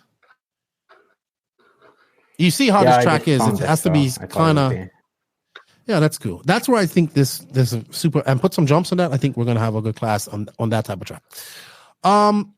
We are going on to the Clinic RC Beach RC bench racing Q&A. We have quite a few questions. We're not going to answer all of them because some of them were repetitive. I'd like to thank Clinic RC and RC Tech Engines for their support. Tony and Vicky just moved on to Nevada and Pahrump. Wish them all the best. Happy birthday to you, Vicky. I see you celebrated your birthday this past weekend. And thank you to Clinic for all their support.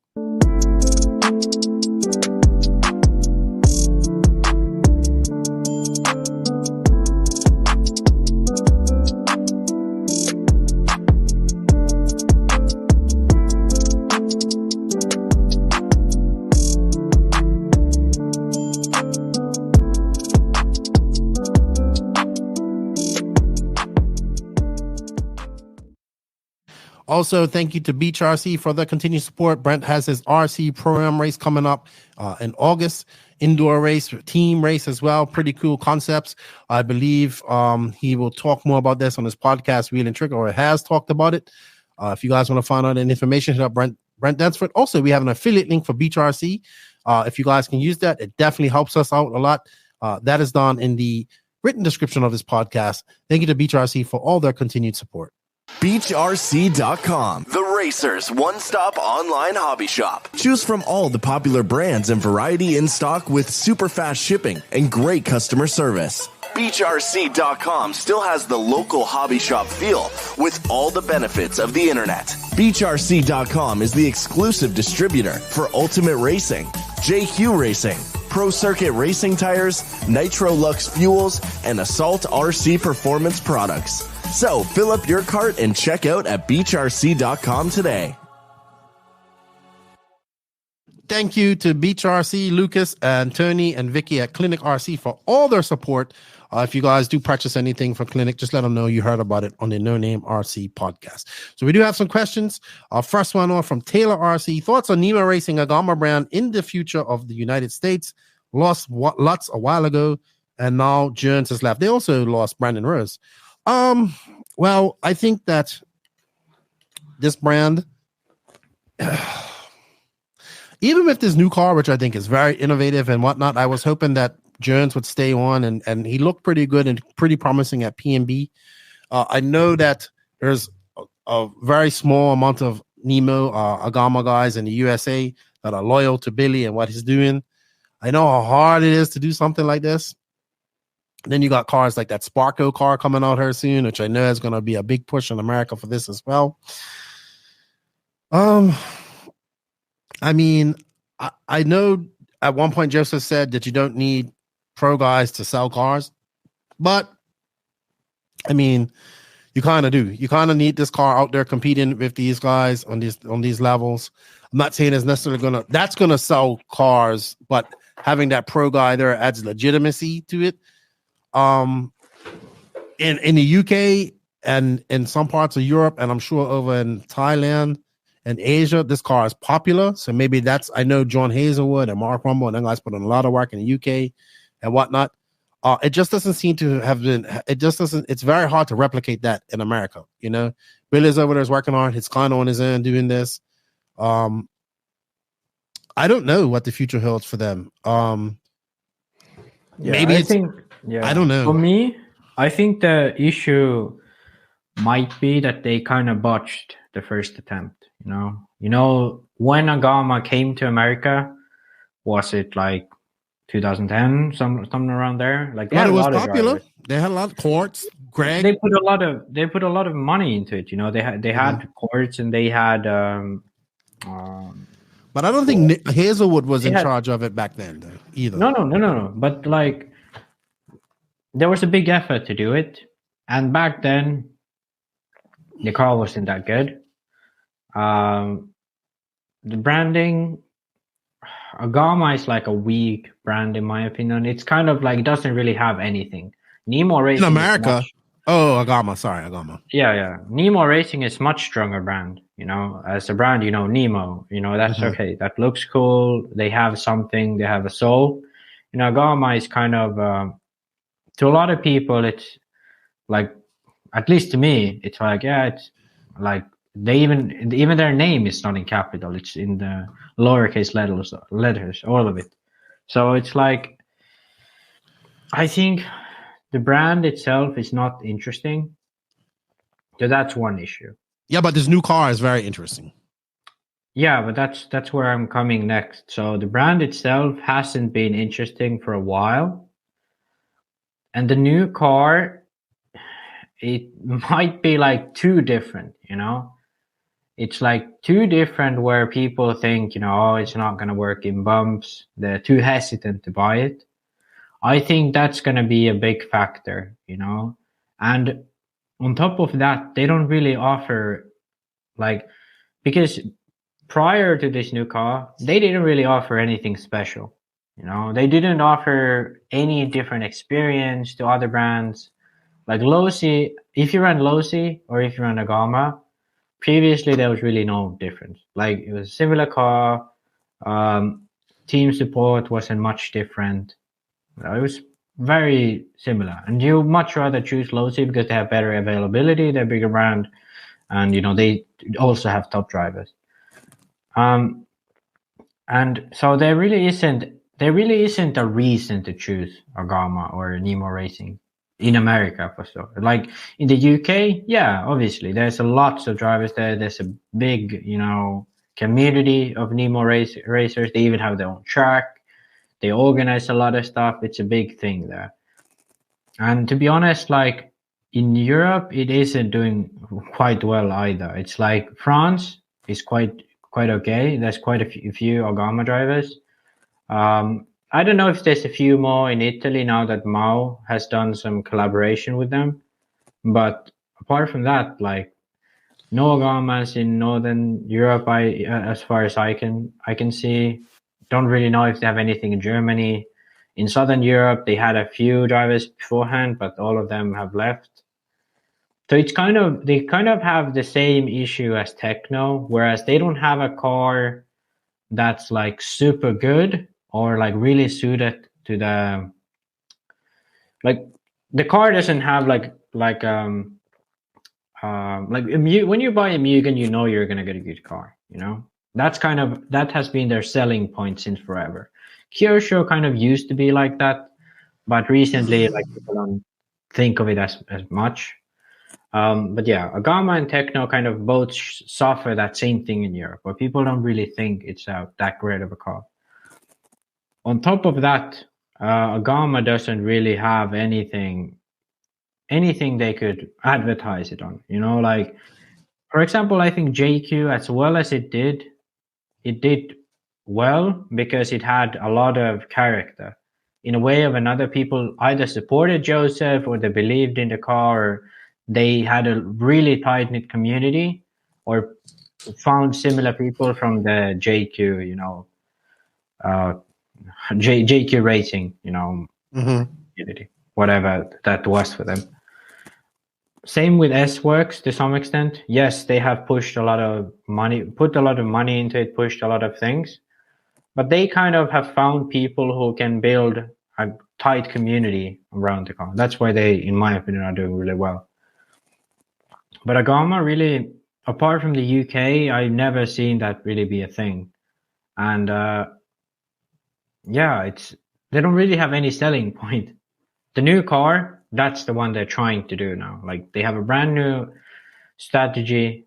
So I hope it works for them, because it'd be interesting to see this new car, you know, be a thing on the market. But yeah, I think they need a drive in America. It's kind of almost like Techno in reverse. So Techno is super popular in America, popular in Australia, not as popular in Europe, right? Even though they have Marco and they have Elias and all that stuff, I'm starting to see more Technos than anything, right? Well, what it is, what Techno has really good is a really, really great community over there in America, right? Yeah. So I think, and they have the drivers to go with that, and they have that support over there. So I think they definitely need to get a driver at some point.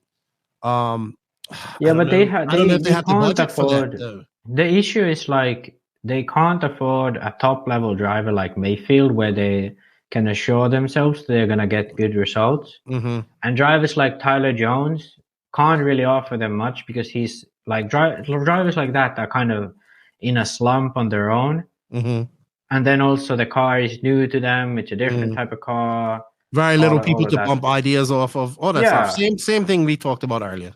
Yeah. And the thing is, like, I don't believe the car is bad at all. I think the car is going to be good. But I just think, you know, there isn't enough people and enough, like, effort behind it to make it work. And also, like, the branding is very British. I have to say that. You know, all of their branding, it's very British. It doesn't, like, I can see that this is done by a person from the UK. Most of it, really, like the way all their videos, all of that. And there's nothing wrong with that, but that doesn't mean it automatically transfers over. Yeah, that's the main issue, because, like, some things just don't work in America the same way. Like, and same with people who don't know. Well, this is one of those brands that has always tried to get a foothold in America through various different Agama. I'm talking about Agama, not Nemo, but through various different outlets, and it just hasn't gotten there. It has probably at its peak, it had Ryan Lutz and all that stuff, and even when it had Ryan Lutz, it wasn't like this car was selling like crazy. You know, that's why I'm kind of like, I don't want to be too, like, judgmental of Nemo or Agama or anyone involved, because it's like, I don't know what to do. They've tried a lot of things. I think a lot of the times they had good ideas. Like, all those things Billy done before, and the Nemo trailer and the truck, what they have, the branding was really cool. You could really spot it, you know.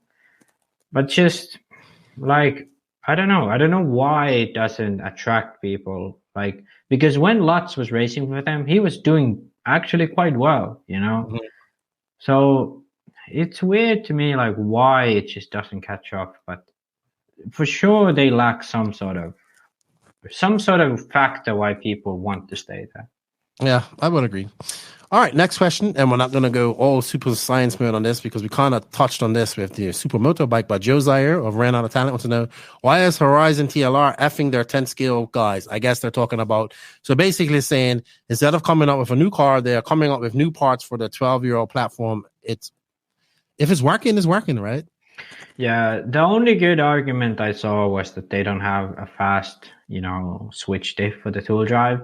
But I mean, they just came out with a new four-wheel drive, which finished second at the Worlds and has been dominating in America for the past 4 years. And the two drive has been dubbed the best two drive out there by a lot of people on track. And they definitely do well on carpet. They definitely do well on dirt. People who run brands that don't have 10 scale cars have chosen TLR two drives. So like, I don't really understand why there's such a big fuss about having a new car. Like, yeah, I understand they should probably make a new gearbox for the two drive, but that's one part. Like, you make a new gearbox that you can open from the top, and you make a new link mount that fits in there. That's it. You know, like, they if people really want that, they can probably make that and release it in the next 6 months. Chris Boyda, can we show some love for the Caster for their progress lately? They have released a nice e-buggy kit, and e-trug is on the way. They're also selling a RTR race buggy that is legit and priced at $550, which is good. With everything but the battery for the buggy and the batteries for the transmitter. That's great for new people getting in the hobby. I definitely agree. They have had some good results in the Sportsman Open class on the East and West Coast club racing scene. I know Chris is running one of these. He's also running a Mayako Nitro buggy. The guy, Chris Figueroa, he's from Florida. He's been, like, the last year has been really pumping this. I believe he was involved in Caster before. So Casters, I like that idea of having a cheap, ready to RTR. If it's good, if it's getting people in, it's lasting, good. That's a good idea. Well, Caster is kind of like Agama, right?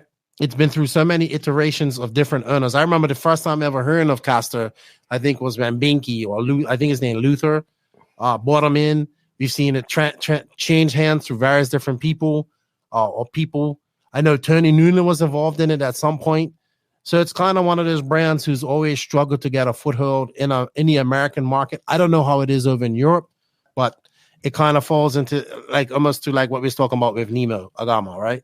How does this brand get a piece of the pie in a pie that's not that big, which is already saturated with many different chassis manufacturers? And they don't have a Nitro yet, right? They're still just running e-buggy and e-trug. I think the Nitro is on the way. I see the guy Chris is doing a lot of good work, but it was probably easier back then when it first came out because there were less chassis companies. But now it's like chassis and tires right now. It is like you can throw a dart, you can have a dart and throw it blindfolded, and you'll hit something. I see Chris. I'm gonna meet him at Wicked Weekend. I know he's pushing hard, but it's just hard. Like, I know the struggle all too hard. I know it. Just like when I see the WRC guys, I'm like, you guys, I know the struggle. I know that struggle. Like, you know, you're pushing hard, and WRC is making some great leaps and bounds. So I wish Caster all the luck. It's very hard. It's fucking hard. All right, we're gonna move on because we got a lot of questions. Ben Bartle, I would like to question. Okay, that was not right. How do we make the actual track facilities more successful? Meaning, how do we gain financial stability? How do we put roofs on tracks that need them? How do we get consistent manpower to help build racetracks? Anything else that has to do with success of a racetrack? Because I know several that constantly struggle. It seems most of them struggle quite a bit. Only a few are succeeding. Typically, those that have hobby shops associated with them, it's a good recipe. But a lot of the racetracks are in public parks. I didn't put a lot of thought into this, so maybe somebody can expand upon it. So he's in Florida. I think he's working on a triple nickel RC track, and I see him asking for help for people to come work on it. And then I see that Epic is this guy who runs Epic RC. He's trying to get investors because he wants to build a facility, like an indoor facility there in Florida. So I'm going to say something, right? We constantly put the cart before the horse in RC.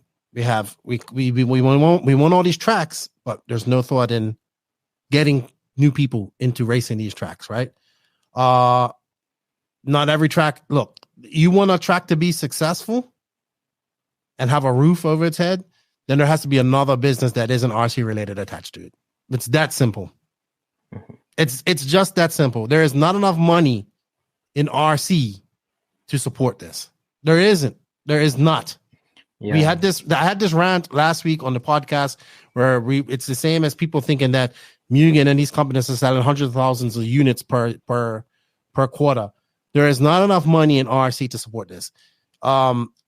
If you're asking for people to come help out on a track, then it's not being run as business. It's got to be run as a club, because people aren't going to pay money to come to the track and then put time in.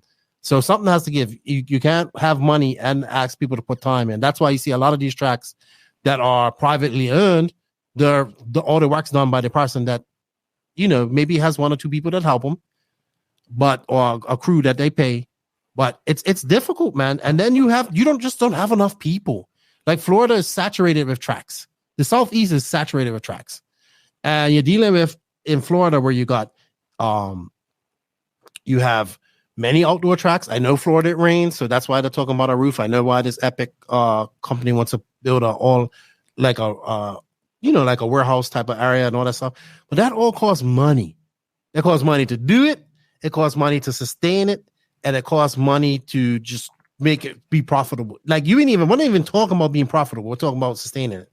So then people will say, well, look at a place like Hobbyplex up in Omaha, which we had Alex Sturgeon there. They're also in a area where they draw people from all different states to come race because they don't have a lot of competition. But when you're dealing with a state like Florida, who has a shit ton of competition, and not only that, other states that are the surrounding area that have lots of tracks, it's going to be very hard. And we're still putting the cart before the horse. We're not getting more people. Will say, well, if you build a track, they'll come. That's bullshit. That's not working. It's not building a track and then people come. We need to get people into RC. I understand that a lot of tracks are on public parks. You have to work within those parameters. But maybe some of these tracks need to go away for the other tracks to succeed. It's just simple. If you constantly ask people to come and work on the track, that's going to get people can get tired of that as well. You know what I mean? The only other thing is to form a club and have it as a club. But if you're going to be trying to make this as a business, it's not going to, as a business, then it's not going to work. When you're asking people to come and do work for you and also charging them to come there. He's in an area where there's lots of tracks around. There's 10-scale tracks. There's indoor 10-scale tracks. There's no indoor 8-scale tracks per se. In Florida, there's one. There's Lee Setzer's track, S&S Hobbies. That's the only track with a roof that can be run 8-scale. I agree Florida probably needs a track with a roof on it, but it's not going to be, RC is not going to provide all the money that costs to build that. Maybe that track has to be on land that has another business I know that track has to be on land or be a side hustle of what a real business is making money, because there just isn't enough money, even with a hobby shop, there's just not enough money to support a track and make it just, unless your hobby shop's doing really good walk-in income and you're hitting things online and all that type of stuff. But I guarantee you, let's take Beach RC, for instance. I guarantee that the track does not make Beach RC money. I bet you it costs money. Yeah. I bet you that it's better for Brent to get rid of the track and make that a warehouse than it is to make it, to have it as a track. Financially, I bet you that's better. He has a track because he's passionate about it. Yeah, I 100% agree with that. But I do have to say, because I have had to think about this issue as well, for a little bit here in Finland. We have the fortunate situation where every track we have is a club. So in some cases it's fortunate because the thing stays around as long as there's even a handful of people left. But it's unfortunate in a way that if there aren't enough people who want to take care of it, it's just gonna be very bad, in quality wise. But what I found is there is just almost no way of making a track with purely racing. So you can do it if you have an area where you have enough people. So I think you'd need around 100 or 150 people who buy your month. Yeah, steadily. Every month, the 100 to 150 people who pay the monthly fee. So that would be, the monthly fee would be around $50 or 50 euros. So basically 100 or 150 people who are willing to spend about 600-700 euros per year just for the track. Okay, so that would make you enough money to have a solid, place, and that is already quite a lot of money, and that's quite a lot of races. And in Finland, there's only one club who can manage that, really, and I don't think even they get as much as I said. And we're talking about two different things. Like Finland and Florida are completely different. I get what you're saying.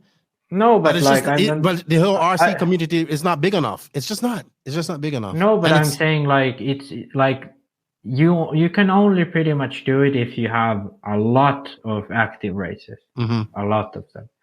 So the other way to do it is to have an RC, kind of like a go-kart track, where they rent out go-karts. Have that, but for RC, and then combine that with a racetrack.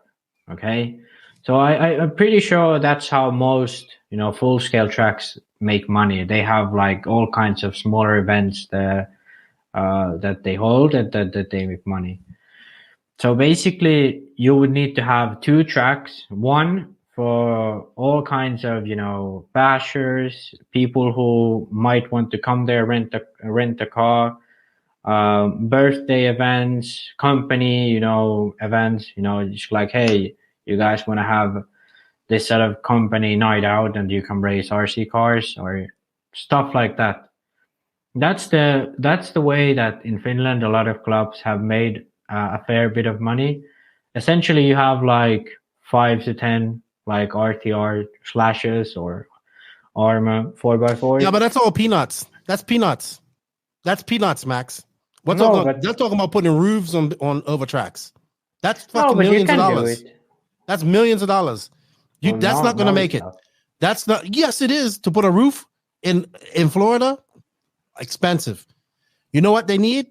Either the tracks are supported by the government, because I know one track is going to have a roof in Florida called B&T, but that's all done by the local government, or it needs to be something that is not RC related, like something that's on that land, like somebody that has a whole bunch of land and that land is making money, like hundreds of thousands of dollars for them a month. Huh? But the thing is, like, if you just want to have a club that's functioning monetarily, that's pretty much the only way. But not putting a roof on it. That's not going to put a roof on the bill. That's not going to put a roof. Well, no, not in a small scale. No, not sure. But you can easily make like a few grand off of that. Right, but you have to be eclectic. I agree with you. I agree with you. They have to do different events. You have to you have to promote, and it takes a lot, and especially, and if all the things add up and you get 150 people, club members and all that type of stuff, which is going to be hard, and then you don't have any competition, any nearby competition, then you can do it. But when you end up in an area like Florida, even though Florida's huge, there's lots of tracks, and there's, and it's just hard, man. And I think this comes down to the illusion that we're in that racing is this big side of the industry, and it's not. It is actually, as I said on my live, it is a flea on the balls of the dog that is RC. Yeah, I know, but that's kind of the thing. Like, you have to combine, because the thing is that there are people who are into RC, not the racing side, but into RC, but they don't have any place to take advantage of that.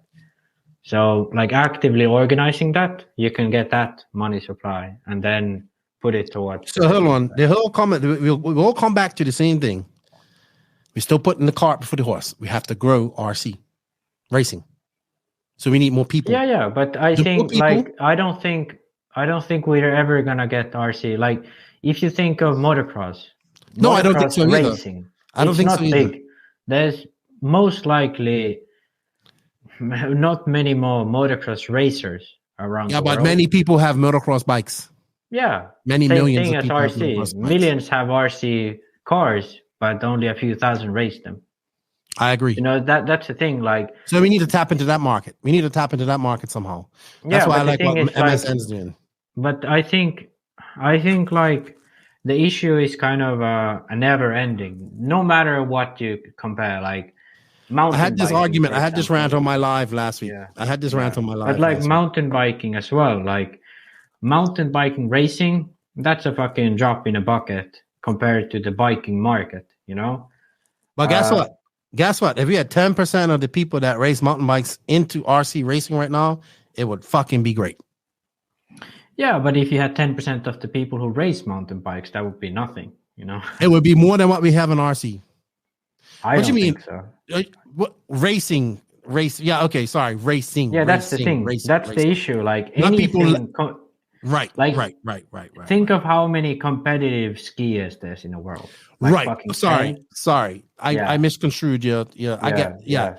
People that have mountain bikes that go on, that meet up and go on trail rides and stuff, like compared to people who are doing downhill racing. Yeah. Like for a living. That's the main issue. Like, because I was discussing this thing with like the Finnish federation, the car federation, and they were like, every single discipline is having the same issue. Like, be it full scale, drifting is the only one who's doing well in Europe right now.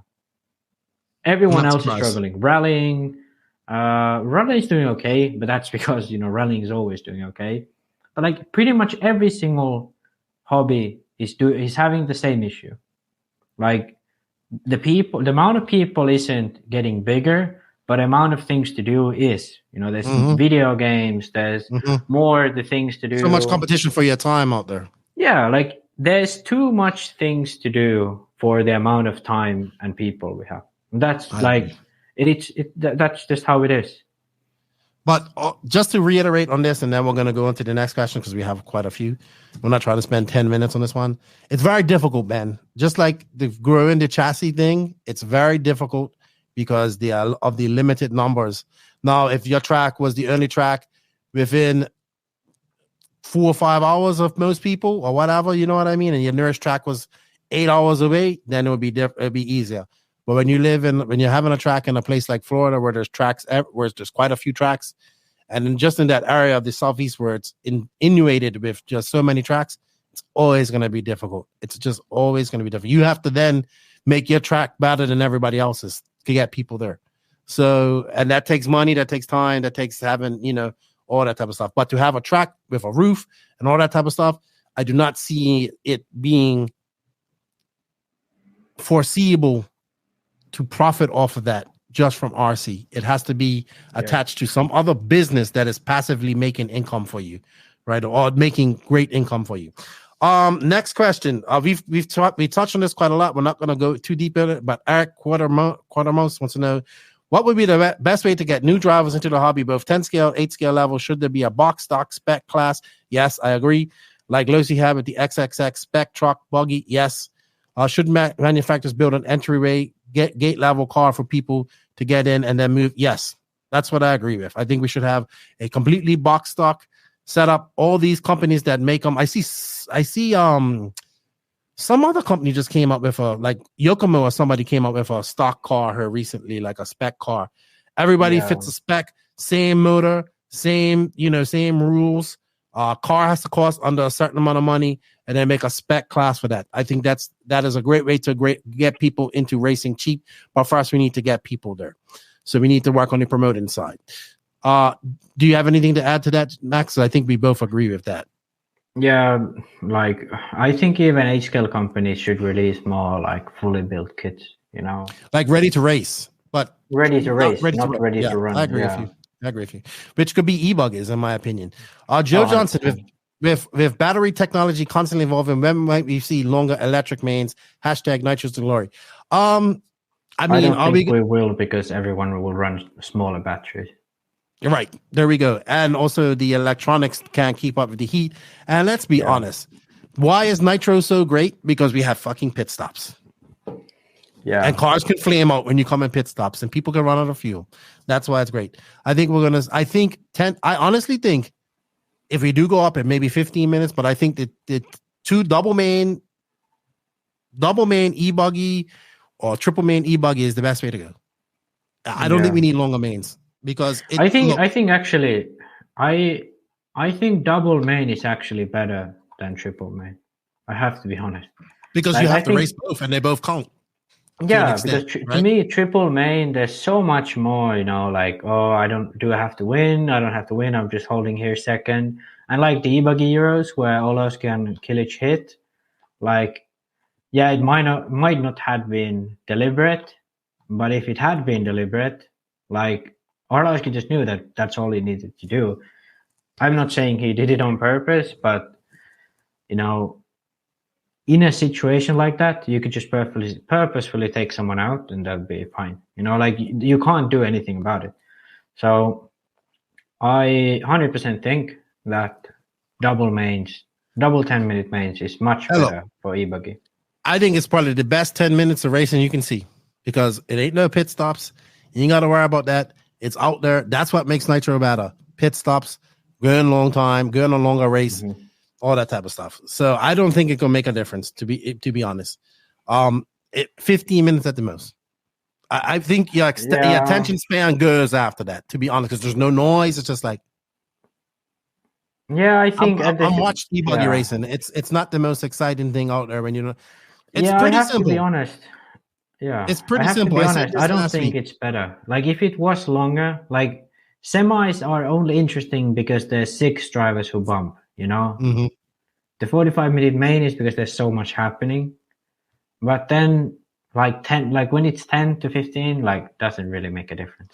Hey, let me tell you something.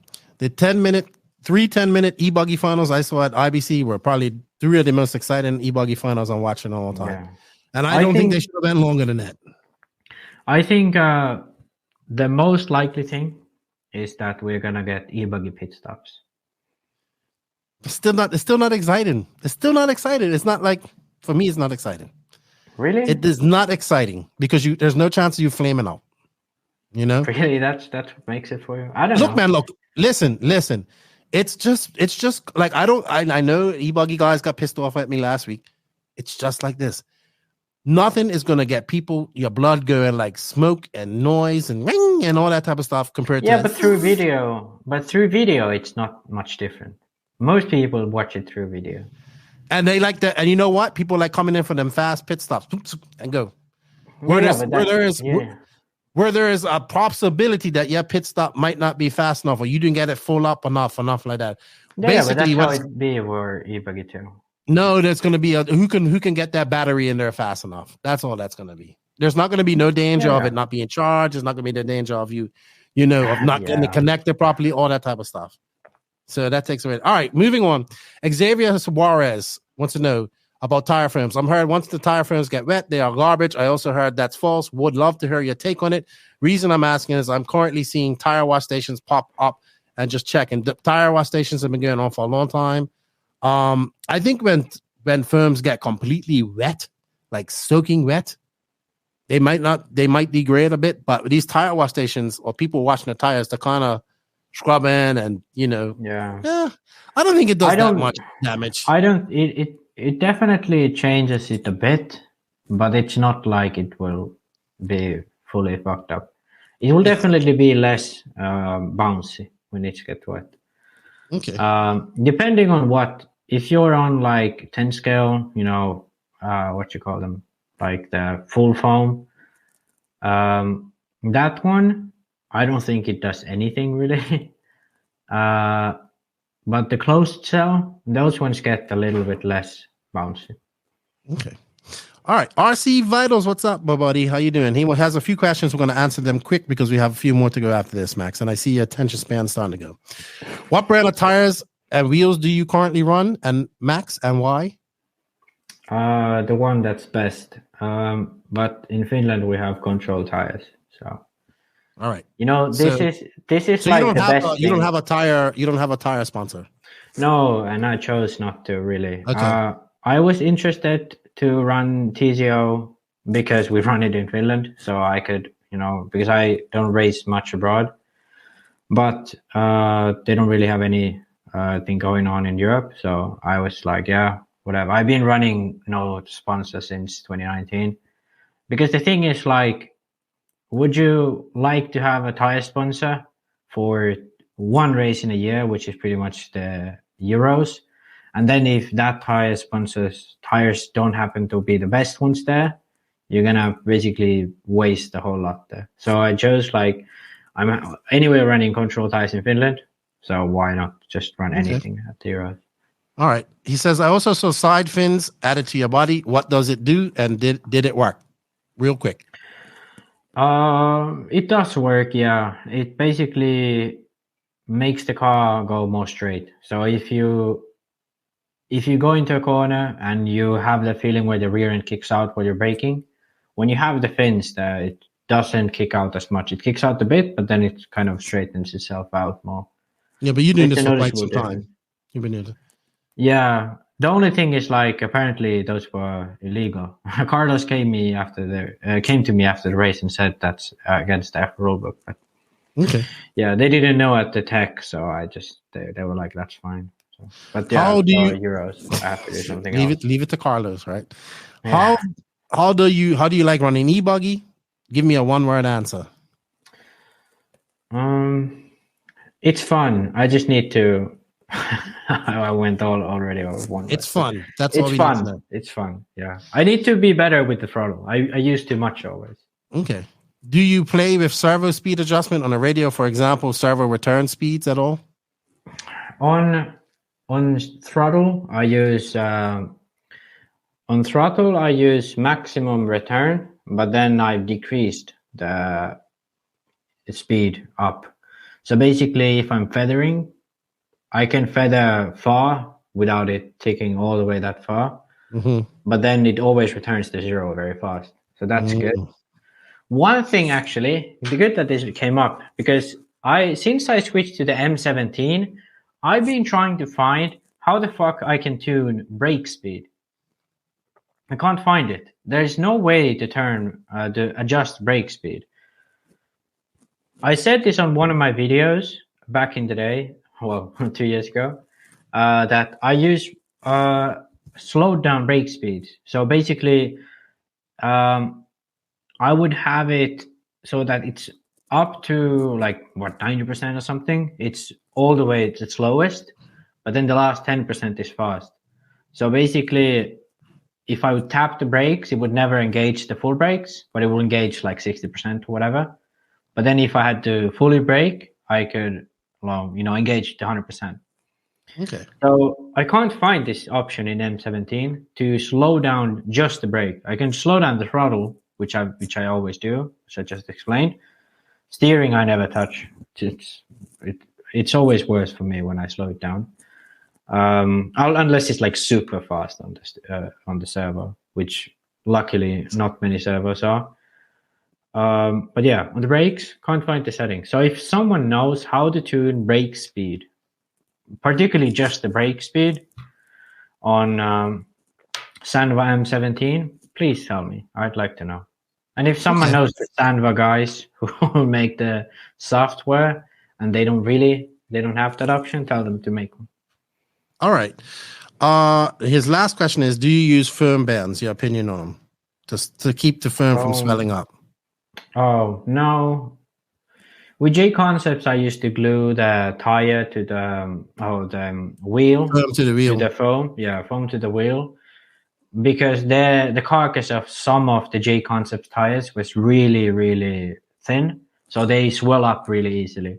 Especially when it was hot weather, but the track wasn't abrasive. So you had to run like a blue compound or maybe R2.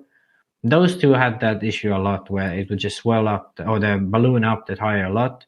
So gluing the foam to the wheel was good for those. But then if you run a thicker compound, it's not an issue. I think I haven't run a lot recently in situation where I would have used those. So I'd have to try them to really, but to be honest, I'd rather probably glue the foam to the wheel and not use those bands, because usually I always put new foams anyway. Okay. John Skidmore, this is his favorite topic. Oh my god. He wants to know, should we have a Euros or Worlds at a track that is just built for the event, no warm-up races, no practice? Because this is so I like the Skidmores, but this is always their main pet peeve. No, we didn't go to the warm up. You didn't go to the. Did they go to the Worlds warm up? I don't think so. Right? They did, yeah. Last year. Did they? I can't remember. I don't know if they didn't go to. They didn't go to the Euros warm up. Guess what? They Johnny still made the mains. Yeah. You know, I think I get what they're saying. Don't get me wrong. Do not. Well, get I me wrong. 100% agree that it should be not allowed to organize any meetings on the track prior to the EFRA event during that year. Right now, no. But here's what Jamie Booth says in there. He goes, "Yeah, saves all the traveling and practice, but who's going to run the event? More money and at the clubs that's potentially closed for weeks." Yeah, I don't think you have to have the club here's the thing. The EFRA already has a rule that the club needs to be closed a month prior to the race. So it has to be closed a month. Always has had to be. Or maybe these tracks just make a change like they're supposed to. Yeah, that's also one thing. EFRA rulebook says that the tracks have to make be a change. 60% different than the warm-up. 60%. I mean, I'm not even asking for 60%, but maybe make a change. Yeah. But here we go. Apparently, it looks like the Worlds are going to be in Brazil next year, right? I'm pretty sure that nobody's going to go to the warm-up. And I'm pretty sure that the track between the warm-up and that the track that's going to be at the Worlds is going to be completely different. So, look, you know what? Here's what we do. No warm-up, no nothing. Make the race like they did in Australia. Make it 10 days long. Then people will complain about that. So it doesn't. We don't. No, but it doesn't have to be that long. Not with the amount of practice I saw at the Worlds this last year. 6 days was sufficient. Yeah, I think. How many runs do you get per day? 2 a day. So that's 12. 2 10-minute runs. I think 2 10-minute runs was sufficient. Dude, you're gonna fucking bring another car there. I mean, they did it in Australia. They did Australia where you have to run the 10-day practice. I think he has a point. He definitely has a point. I don't think that is affecting I think he has. I think he definitely. I 100% agree with his point that I think warm-up races are stupid. So, for example, the Montpellier warm-up. Yeah, okay, the club gets a little bit of extra money, but like you get the people go to the same place, same people, same place twice. Same guy wins both events, and then after that, the second event is one that counts. Like, that's so idiotic. So stupid. There's no track change. They didn't change the track. No track. Yeah, nothing changed to the track. Like, that to me is the dumbest thing ever. You spend all that money to go there twice just so you can do better at the other race with all the same people in both events. So, in my opinion, that's just so stupid. We agree that guys not attending the Euro e-buggy warm-ups affected them. Oh, for sure. But I think it was stupid to have an e-buggy warm-up because especially this track, they are not open a lot. You know, they're closed for a lot of the time. Okay. So even if you wanted to go there for practice, you couldn't. So you kind of had to attend the warm-up. That was the only shot to go to practice. So in my opinion, the best solution would be that they just don't have a warm-up race. If you agree to host an EFRA championship, you can't hold a warm-up event. You know, this is where I would say America has it right. They love track changing, so they'll build a track, and then it would be completely okay. Now, in the case of this Nationals this past year, it wasn't completely different. They still had the same layout, but they included the oval into it, so it added to it. So they technically added to it, right? But at least in America, they'll rebuild a whole track and have a fresh layout for that race, right? So I don't think that is absolutely necessary to have a fresh layout. But I mean, it eliminates all that bullshit. Yeah, but the locals will always have a benefit. You know, it doesn't matter. We've talked about this too. Yeah. We've talked about this too. Like Aaron Renick and Killich brothers, they definitely would have had a benefit, even if like they didn't go to the warm up. Okay. Like Renick, the Killich brothers dominated the warm up, and Renick finished third, and then Bruno was like fourth, and the other guys were behind. And at this race, Bruno finished second behind Orlowski. Orlowski finished 7th at the warm-up. Okay. So it's like, obviously the local guys have a benefit, but they still had a benefit at the actual race. Ranić finished 4th, Ranić finished 5th and Kilic finished 4th or whatever it was. Or 3rd, I don't remember. But like, they still were up there. Very similar to the first. So guess what? Yeah. Next year Worlds, if it's in Brazil, I doubt they're gonna have a warm up, and if they do, I doubt that people are gonna go to it. So everybody be fresh, and I'm sure they'll have a new track for the Worlds. So, but I think this should actually be a thing, especially for Afro, because we have the tendency to keep the track same. No, definitely. I would say Skidmore definitely has a point there. These tracks are the same, but you know what? As I said last week, if you're a top driver and a pro driver, the cream always rises to the top. Yeah, but that's what I mean. Like having a warm-up event doesn't switch the results in any meaningful way. If some don't go and some do, yeah, then it switches it. But if you don't have a warm-up race, almost everyone is going to do just as well as they would do with a warm-up race if they went, you know? And here's the thing. Everybody has the option to go to the warm-up race. I know, but that's stupid. I know, but that's stupid to go to the warm-up race. You spend double the money to prepare for one event. But they still Yeah, they shouldn't. That's my point. They should ban warm-up races. Okay, so they should ban warm-up races. So we're going to start banning warm-up races. That's our thing. That's your thing. Yeah, like just say, like if you have an EFRA European Championship, you cannot organize a race within the year before the race. Then the track struggles. They can't have a race. What do you mean? You said within the year. Well, yeah, like usually, like after the winter, they open up, early in the year. They can't have a race before. And the Euros are usually like midpoint of the year. So that's it. That's not fair to the track. All right. That would make tracks not want to have. That's why we're seeing the Euros going to the same tracks. Because people don't want to. Yeah, but they already do that, so it wouldn't really change. Right, so it's going to even be less. It's going to be even less. All right, we got a couple more questions. This one's actually answered by Ryan Lutz. So Chris Trudeau, when a successful pro driver changes brands and moves to a new chassis and tires, for example, how long do the fans give that driver if they have marginal results, say going from regular podium finishes to top 6 finishes? It's joked that pros like Mayfield Fenn could beat average racers using a Tyco brand RC car. Average racers, as in you and me. Yes, we are average racers, but not their peers that are just as fast as them. That's different. That's a big difference. Mayfield, like if you gave Mayfield an Arma Typhoon, the car, I bet he could make the A main at DNC buggy. Yeah, I'm not disputing that. But he said average racer. They're not racing average racers. They're racing other guys at the same level as them. Yeah. So that's a big difference. And then he goes on to say, but is there really a learning curve between cars from a pro level, C-Hub versus Pillow Ball? And there goes Max. Put up your avatar. C-Hub versus Pillow Ball, I understand are driving different, but overall, does driving style need to fit the car? We've said this over. JQ agrees. He says, at the level that these pros are to compete with other pro guys at that level, the car is way more important than it is for an average Joe like me. Yeah. And then Ryan Lutz goes on, because he answers this question. He goes, contrary to popular dogma, some cars are better than others in certain situations, and some perform better on one surface or another. Some cars struggle with long mains, diff issues. Some with rough track.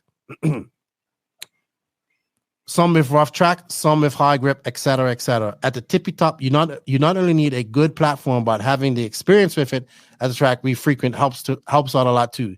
When we are seeking tenths of seconds on our competition, more knowledge and experience with the product we're running on the surfaces we are running on are going to help yield those extra tenths and consistency. Some cars are harder to have that fast consistency over longer races. My 2 cents. Look. Ryan Mayfield can beat 99% of the RC racers with a Typhoon but he can't beat that 1%. And that 1% are the top drivers in RC. It's simple as that. And we have to stop comparing ourselves to these. We are not pro drivers. We are not pro drivers. I am not a pro driver. Never will be. I am a below average driver at best. And that's but what I think there is still like some, like no matter the level, I think most will have some cars that they will do better with because they are easier to drive for them. You know? Okay. They need, I just think at that level that them being in tune with the car is something that we like regular people like me will never have that level. Never. Oh yeah, definitely not. Not to the same extent. You know? Not the same. And then we have one more question from Ryan Lutz. He goes, was the racing at Visions this year more exciting for the audience we wish to reach with an easy freight train layout, or was last year more exciting with a challenging surface that had elements of unknown that could happen at any movement that often saw breakaway leaders fall back into the clutches of the pack? I don't know, because at the same time, we don't want everybody out there. I definitely feel like a more challenging track would be great, but I have to take my RC nerd hat off, racing nerd hat off, and think about the people that are going to watch this. Do we want to see the best in the world, like doing 1,000 cartwheels down the track and falling from first to last? No. We want to see. I thought that the racing, I mean, look at Tasman. He came charging through. He did pretty good. I don't know what the secret is. I know what the secret is, having spectators there and having one big jump that people send it, can do style things, and having it where the racing can be tight, but we're not crashing all over the place. And you want to know what the secret is? Oh gosh, what's the secret? The secret is having a track where it's easy to pass and also easy to make up time. So a track where you can run very consistently at the specific speed, but then it's easy to make up time, you know, like easy to get the few extra tenths if you push really hard, you know. Also, it needs to be a track where it's easy to pass. So even at this race in Italy, the track is like really flowing, really nice. But the issue is there's no way to get by anyone, really. It's really difficult to pass. Well, I thought that they had that at the Missions this weekend, this last weekend, because we saw that one jump. I mean, that one corner. Like, look at Ty. He made up so much time. He went to keep. There's 180s when people slid on, they actually make for better passing, I think. Yeah, but the thing is, like, when you have a track that's the what I described, it's better to have a long main because then you can have those gaps build or get smaller. But if you have a track that's really like chaotic, it's really easy to make a mistake. Usually on those tracks, it's better to have short mains, which is what the Visions had. And or same thing with when the track is like super easy to drive and nobody crashes, then it's better to have short mains. Because usually long mains, if someone crashes at the wrong time and they get like a 5-second gap, it's really hard to climb that back. So the best one is like something like Redo, and I think that proved to be quite good for racing because we saw that when you took risks, and especially at the high speed sections, if you really pushed through them, you could make up time. And you could also make a mistake if you got, unfocused. But then overall, it was quite calm, the track. But then, like, I remember the US Open track, that race Tasman won like a few years back. That track was like one of the hardest tracks I'd ever seen. But that wasn't fun to watch. It was just like somebody crashed, then you wait for someone else to crash. So the racing isn't fun to follow. Same thing with DNC in the past, like 2-3 years when the track has like super blown out. It's just like you can't really watch the cars go behind each other. It's like you're just waiting for the one in the head to crash if you want them to see pass. So I think the fine line Silver is State. Well, DNC too, but Silver State, both in my opinion, because DNC can't remember which year it was, but not this year, but one of the few years prior, it has been kind of like super blown out. So. But I think it's a fine line where the track is easy enough that people don't make mistakes, but it has sections where you can make up time.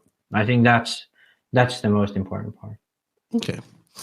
All right. I understand what you're saying. If you have just chicanes and like 90-degree corners and elevation and all kind of stuff like that, that's making overtaking much more difficult. All right. Curtis Wong says JQ still hasn't raced the Kyosho Masters. I don't think he ever will. I think he's banned for life. All right, we have one more question, and then we're going to go into our main interview. This is from NNRC Discord. Jay Wood wants to know, which is more important when choosing a tire? Compound or tread pattern? Running a harder compound and running larger pins? Block seems to like the smart move, just to increase the structure of the tire.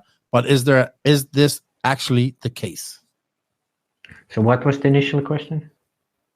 What is more important when choosing a tire? Compound or tread pattern? Oh, yeah. Well, it like depends what your like extent.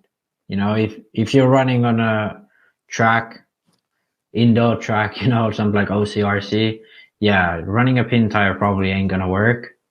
So probably the thread in that case. If you're running on oil tracks, most likely it's the compound is more important. You need to usually run clay compounds on oil tracks. Then if you run on carpet, then obviously the thread is much more important. So it kind of depends on the situation, but if the threads are similar enough, then it's really up to the compound most of the time. Like, for example, at DNC this year, being wet and cold and so on, like just having the right compound, the thread can be just any small pin tire pretty much, but having the right compound for that weather where the pin folds just enough, I think that's kind of what you need. But really depends on the situation, to be honest. Well, also like at the Nats this year, right? With the track being so high grip and it being so hot, they wanted harder. They wanted harder tires to get away from that edginess, basically the sidewall filling over. Yeah, and that also because like Tebow was telling me, his tires were great as slicks after they made. You just couldn't like it when they went out of slicks, they were great.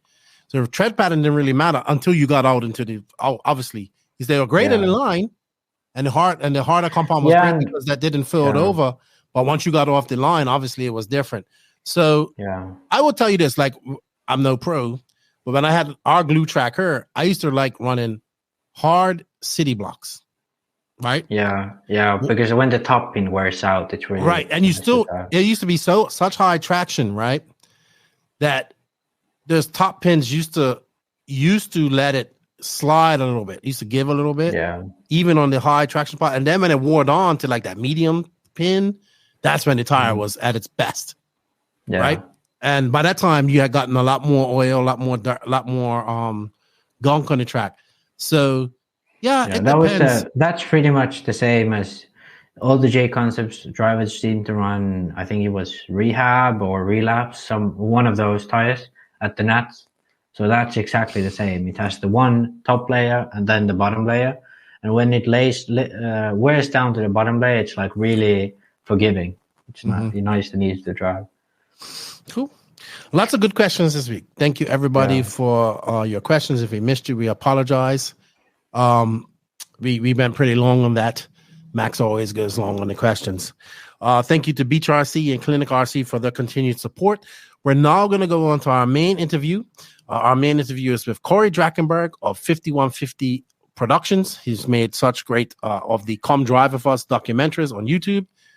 We would like to thank Sidewinder Fuel and Techno RC for bringing this to you. Sidewinder Fuel is one of our new sponsors. Morgan Fuel is the name of the whole entire company. They have been collaborating with many of the top world drivers for over 40 years to bring you the Sidewinder fuel that they're using now. This has enabled them to test their fuels in many of the most challenging situations and take development of competition fuels to the next level. The result has been the Sidewinder fuel, which you have seen for the last few years, the market's most powerful racing fuel. This fuel has been track tested and proven by national winners and world champions, including such drivers as Ryan Cavallari, Ryan Mayfield, Greg Degani, Mark Pavidis, and many more. Actually, I would say their top driver now is actually a little Bump. He was over in Vietnam doing a little family visiting and tour. These drivers at the time appreciated that Sidewinder was blended perfectly for their high performance needs in competitive racing. Don't let victory slip through your fingers. Purchase Sidewinder today. So thank you to Sidewinder for all their continued support. Thank you to Techno for all their continued support. We greatly appreciate them. I look forward to seeing all the Techno guys at Wicked Weekend coming up shortly. Techno RC. Techno RC is a championship-winning manufacturer of high-performance A-scale, 10-scale, nitro, and electric RC buggies and trucks. With a worldwide dealer network, USA and Europe-based headquarters, comprehensive warranty program, and global race support, Techno RC is excellence in RC. View the full lineup of Techno RC race-proven vehicles by visiting www.technorc.com. Thank you, Techno, for all your continued support. Now we're going to go on to the interview with Cory Drachenberg from 5150 Come Drive With Us Productions. Joining me on this episode is a man you may not know who he is because you don't see him much. He's always behind the camera and the man that's making the magic. But I'm sure if you are into RC racing, you have seen some of his documentaries, who I consider to be some of the best editing work and best put together RC documentaries that we've had. Mr. Cory Drachenberg. How you doing, man? I'm doing good. Thanks a lot for having me on the show. I appreciate it. Yeah, thanks for coming on. I think we came up. I was doing the Nationals last week, and you came on, and we was talking about your stuff. And then I had my buddy Lucas on to recap the Nationals, and I was like, Cory said he will come on the podcast. I was like, please do it. And I've had people ask me quite a lot to have you on her, so I'm glad that you finally came on her. I appreciate it. But I want people to get to know who you are. So you are the man behind 5150, Come Drive With Us, Media Productions, all that stuff. But where are you actually from in Canada? I'm from Edmonton, Alberta, Canada. So for any of you that have no geographical awareness, basically it's like 16 hours straight north of Salt Lake City, Utah. Mm-hmm. And I've been there. I've actually spent some time up in High Level, which is about 8 hours north of you. Yeah. It wasn't, and I actually drove a bus I didn't drive a bus. I caught a bus from High Level to Toronto. Yeah. And Saskatchewan was very flat. Yeah. Yellow. Oh, I avoid Saskatchewan. I would rather just drive into oncoming traffic and end it all. I did a race in Winnipeg, and I had to drive through Saskatchewan to get to the race. Really? And it was horrific. Like, I literally wanted to end it all. Just right then and there. It is very yellow and flat. Oh, it's terrible. Yeah. But I did get up around the lakes there, I think, during the day. Yeah. And it's absolutely beautiful up there. Yeah. Beautiful. Well, Edmonton, my hometown, is really, really nice. I like it because there's no rattlesnakes and spiders and animals that will generally kill you. Mm-hmm. But if the downside is the winter. Well, I mean, yeah, that's. But we have a pretty active RC scene here. It's not huge. Okay. Club races for us are 4 heats. We're super stoked to get 5 heats. Okay. A big race for us is 10 heats. So racing here is very grassroots. It's more fun than competitive, which is really nice. So I guess that could just segue right into our question. Like, how did you get into RC or discover it? So RC, I got in 1989. My first competitive RC car was a JRX Pro. Okay. And we had a small indoor track here. It didn't survive because for us, winter, as I mentioned previously, it's cold, and it's really hard for indoor tracks to sustain themselves because the heating costs are 15, 20 grand a month in the winter. So we just don't have a big enough following, and unfortunately, that track did not survive. But we're resilient here, so we always had outdoor tracks that we supported in the summer months. So basically, I've been racing pretty much nonstop since 1989, 1990. Okay, so you are a veteran in this then. You have done this for I've been quite around a long for a while. time. Okay. I was national champion in gas truck. Okay. For the Western Canadian Off-Road Championship Series or the Canadian Off-Road Championship Series. I can't remember. And then I transitioned to 8 scale, and I never really was good at 8 scale, but yeah. Hey, gas truck was king back in that day, though. You heard gas about truck all was these fun. guys. It was a lot of fun. Yep. I have a few back there hanging up on the wall. Yeah, I had my Adam Drake 2, and I had my Outlaw 5-port Stereo, I think is what I ran back then. But yeah, I got 2 of them right there, 2 Adam Drake 2s with the were the wheels quick release wheels and all quick that release. stuff. Yeah, Adam actually has the last one that came off the assembly line in a box. He's got it. The staff signed it and said what the temperature was and just all sorts of little stats, and then they laminated it. That's cool. Or that's sealed cool. it. I mean, he's got that one. I watched that guy do stuff in a gas truck that I couldn't. That right jump with an 8 scale, and I was just like, how does he do it? I'll never forget the first time I saw him drive a 10 scale truck. Canadians are resilient. That's right, because you guys football have 3 dons instead of 4, and you guys are badass in hockey. So and you have to be our football is superior. It's just the players aren't.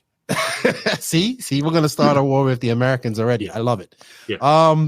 But yeah, I really do. My trips to Canada have been good. Mostly been Toronto, like I said. So I do have a soft spot for Canada in my heart. I want to get out to like BC and all that there at some point. BC's beautiful. Yeah, it looks beautiful. Yeah. All right. So tell us a little bit while you discovered racing. Obviously you are very talented in editing and filming and whatnot. Is that your background? Is that what you studied? Is that what you started out as? I actually wanted to go to film school as a kid. Okay. But my parents said there is no film industry. This is Edmonton. And so I went into computer systems technology instead and actually became a software developer. And that was my career, and it still is. I'm a manager of a software team right now for a construction company called Ledcor, which, we've got like 10, 15,000 employees. So we're kind of a big deal in construction, and I manage an IT team. Okay. But years later, I actually discovered that John Candy, Eugene Levy, and Martin Short were on this variety show called SCTV. And that was a 5-minute walk from the house I grew up in. No way. Yeah. So there was a film industry in Edmonton, Alberta, Canada. So any kids watching, listen to your parents, but to a degree. Follow your dream. Always follow your dream. Even where I live in the Dominican Republic, they have a big film industry here. A lot of the Latin looking scenes you see filmed in movies, I filmed her. So I had a buddy that was into RC that did all the props and all that stuff. So I guess it's just cheaper here to do it. Oh, big time. But to answer your question, RC got really expensive. I started a family and had kids and stuff. And so RC got really expensive. So I started a store, a small online store called the RC Depot.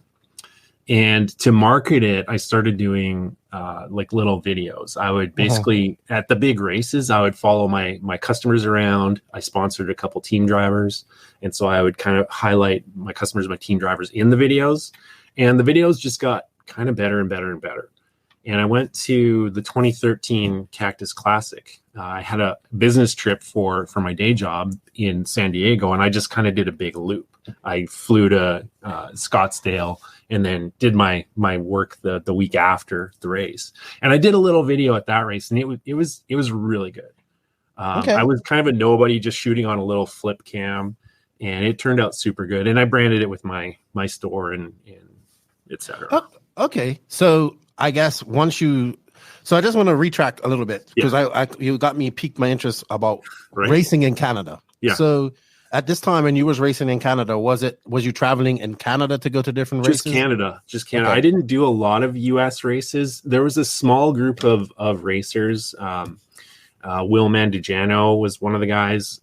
He started going to the Nitro Challenge. And they just went as participants back when it was at the Nitro pit. Okay. And so my first actual US race was the Nitro Challenge. Okay, sweet. So you went as a participant. Yeah, I went as a participant. Okay. And I did another little RC Depot video. But yeah, they started getting noticed. And then the Testmans actually asked me to do a similar RC Depot video for their race. And I did it, it was just a 4-minute music video type thing. I think I used an Eminem song, a censored version, obviously, because it is the Testmans. But yeah, and Proline saw it and they're like, this guy is awesome. Like, we need to do work with this guy. And that's kind of how I got my foot in the door with Come Drive With Us. And it was 100% because of the Testmans. If it weren't for them, Come Drive With Us would not exist. Okay, so do we have any access to any of these RC Depot films? I'm not sure. I used to use them. I used to use Vimeo because they were music videos and it was all like licensed music. You know, there's all the, didn't want to get sued. And Vimeo was a little bit more open, so I'm not sure if they're still up there. I've probably got them on a computer somewhere, but as far as readily available, I don't think they are.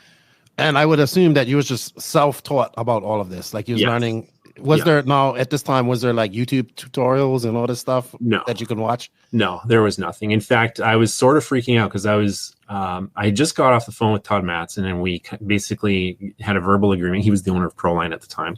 We had a verbal agreement on shooting the first 3 episodes, and I got off the phone. And I'm like, holy shit, I have to do a documentary now. So how did you learn this? Like, where did you learn this from? So this was in October, and then we started filming at Reedy in January, and I just binged every documentary I could find. There was one called 24/7. It was an HBO series. It was a hockey thing. I watched that, and then we had one going on called Oil Change. It was about the Edmonton Oilers, and it was a behind-the-scenes documentary where they thought Taylor Hall wouldn't suck. So I watched stuff like that, lots of motocross documentaries. Basically, I just binged every documentary I could find. Okay, so how about editing and all that stuff? Self-taught? Self-taught. Okay. Now, I'd always kind of tinkered with editing. I always did my family videos, my home videos for my parents when I was a kid. I was always editing. I've actually owned a license of Premiere for about 20 years. Okay, I was about to ask, what is your preferred editing software? Yeah, Premiere. Okay. All right, so that's interesting. So that's segueing into the Reedy race, which took, I guess, which was it's your first Come Drive With Us or 5150. Correct. I guess let's go to the name. Where did 5150 come from and Come Drive With Us? I'm a huge Van Halen fan, and I think it's kind of funny how 5150 is the Los Angeles County Police Code for escaped mental patients. And I mean, you got to be a little crazy to do an RC video or to own an online hobby store. So it just I think you got to be a little bit crazy to be into RC as deep as we are. Anyway, a little bit. Okay, so I didn't know that. Did not know that. And then Come Drive With Us was your idea, or was that? No, that was all me. I actually did one for practice, and that one is online. It was a kind of a small on-road carpet race here. I shot that in November before the Reedy race, just as practice to kind of establish some format and kind of like lay the groundwork for what would eventually become Come Drive With Us. And the name it was sort of a play on a Michael Jordan video from the 90s called Come Fly With Me, I think is what it was called. Okay. And so I'm like, well, it's kind of catchy. Maybe I should just say Come Drive With Us. And it sort of stuck. Interesting. So here is the first... this is not the first one. That would be Nitro Challenge, I think. This is the IFMA Worlds. This is the fourth one. Okay, let's find the Reedy race one. Yeah, the Reedy race is the very first episode. All right, so you get this. So you talk to the Testmans. Now, were you friends with the Testmans? Yeah, we were. I've known the Testmans since 2005. I think it was a race in Kelowna. It was the first time I ever saw Ty. He was this really quiet little 9-year-old that was laying an absolute pants down spanking on all these seasoned veterans. And he was like 8-9 years old. I never actually beat Ty Testman, even when he was, a quarter my size. He looked very good at the Nationals. Nationals. Very good.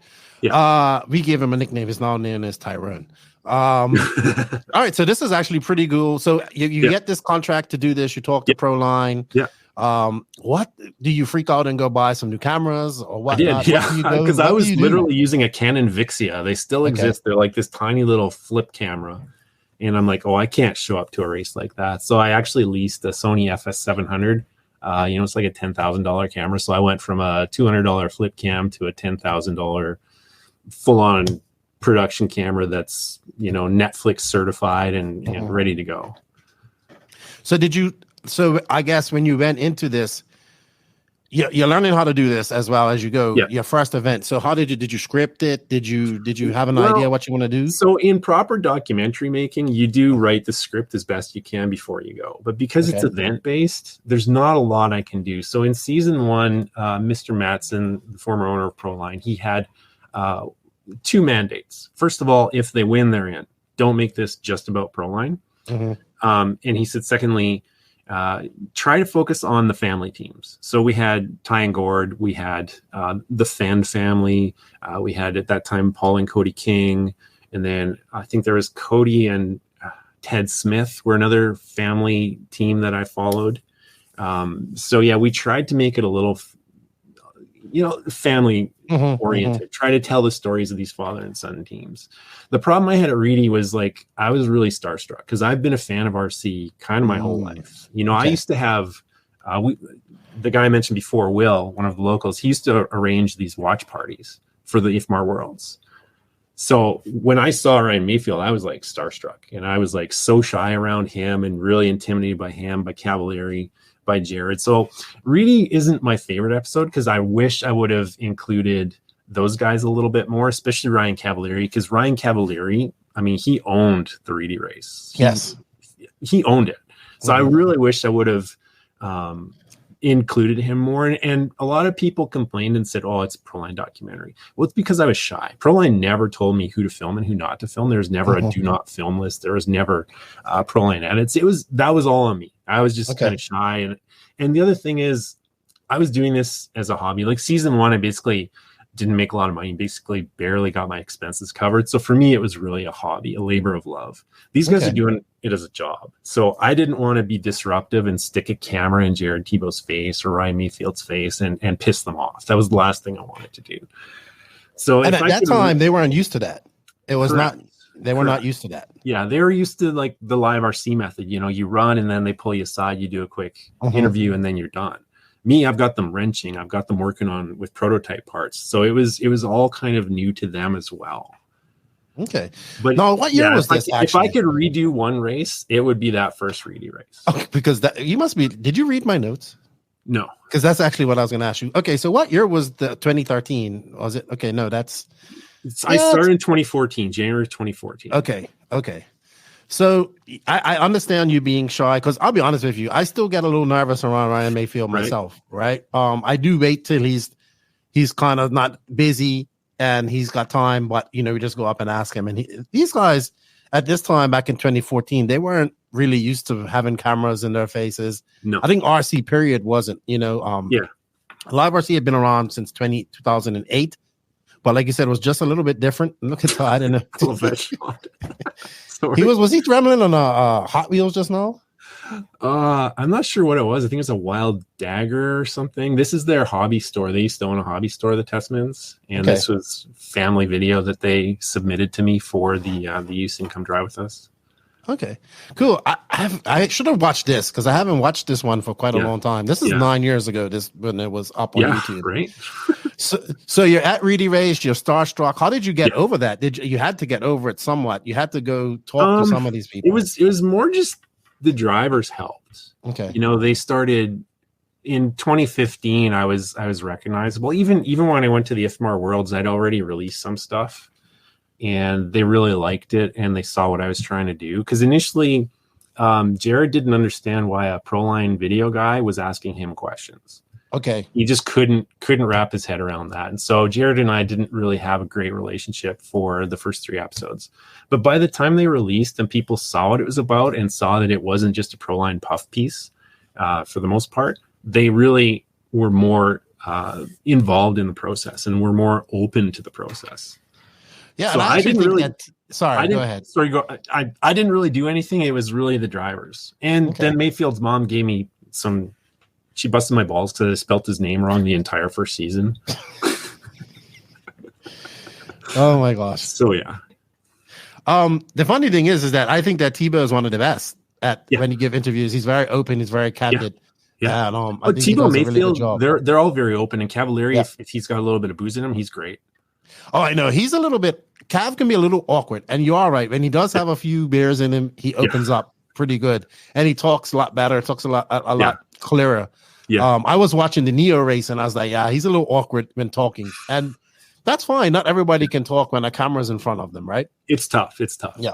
I agree. But for me, like the starstruck, it never really went away because those 3 guys, if there was an RC Hall of Fame, Ryan Cavalieri, Ryan Mayfield, Jared Tebow are all first ballot entries. Oh, I would agree. They're still out there doing well. You know what I mean? Guys still have to beat them, and they ain't. So I mean, to be honest, I think Tebow's kind of jumping the gun a little bit. You know, he's still competitive. Like, he was good at the Nats. He was very good at the Nats.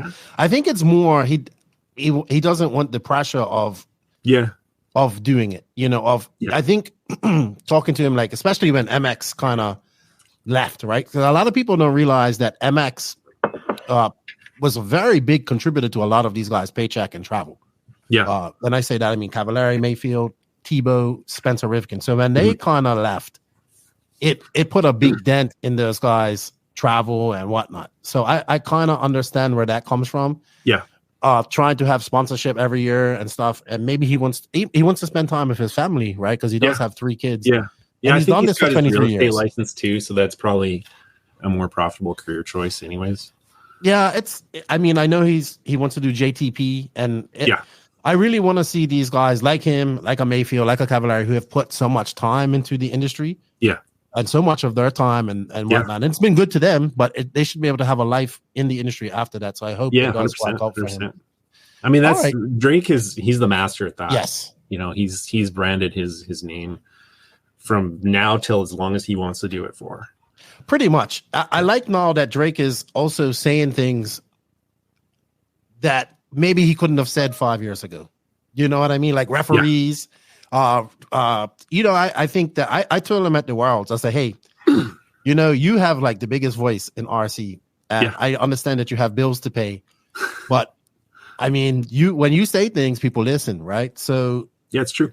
I think he has been doing that a lot more. Like he was very critical about having referees at races. Yeah. You know, I agree with a lot of things he's promoted and said lately.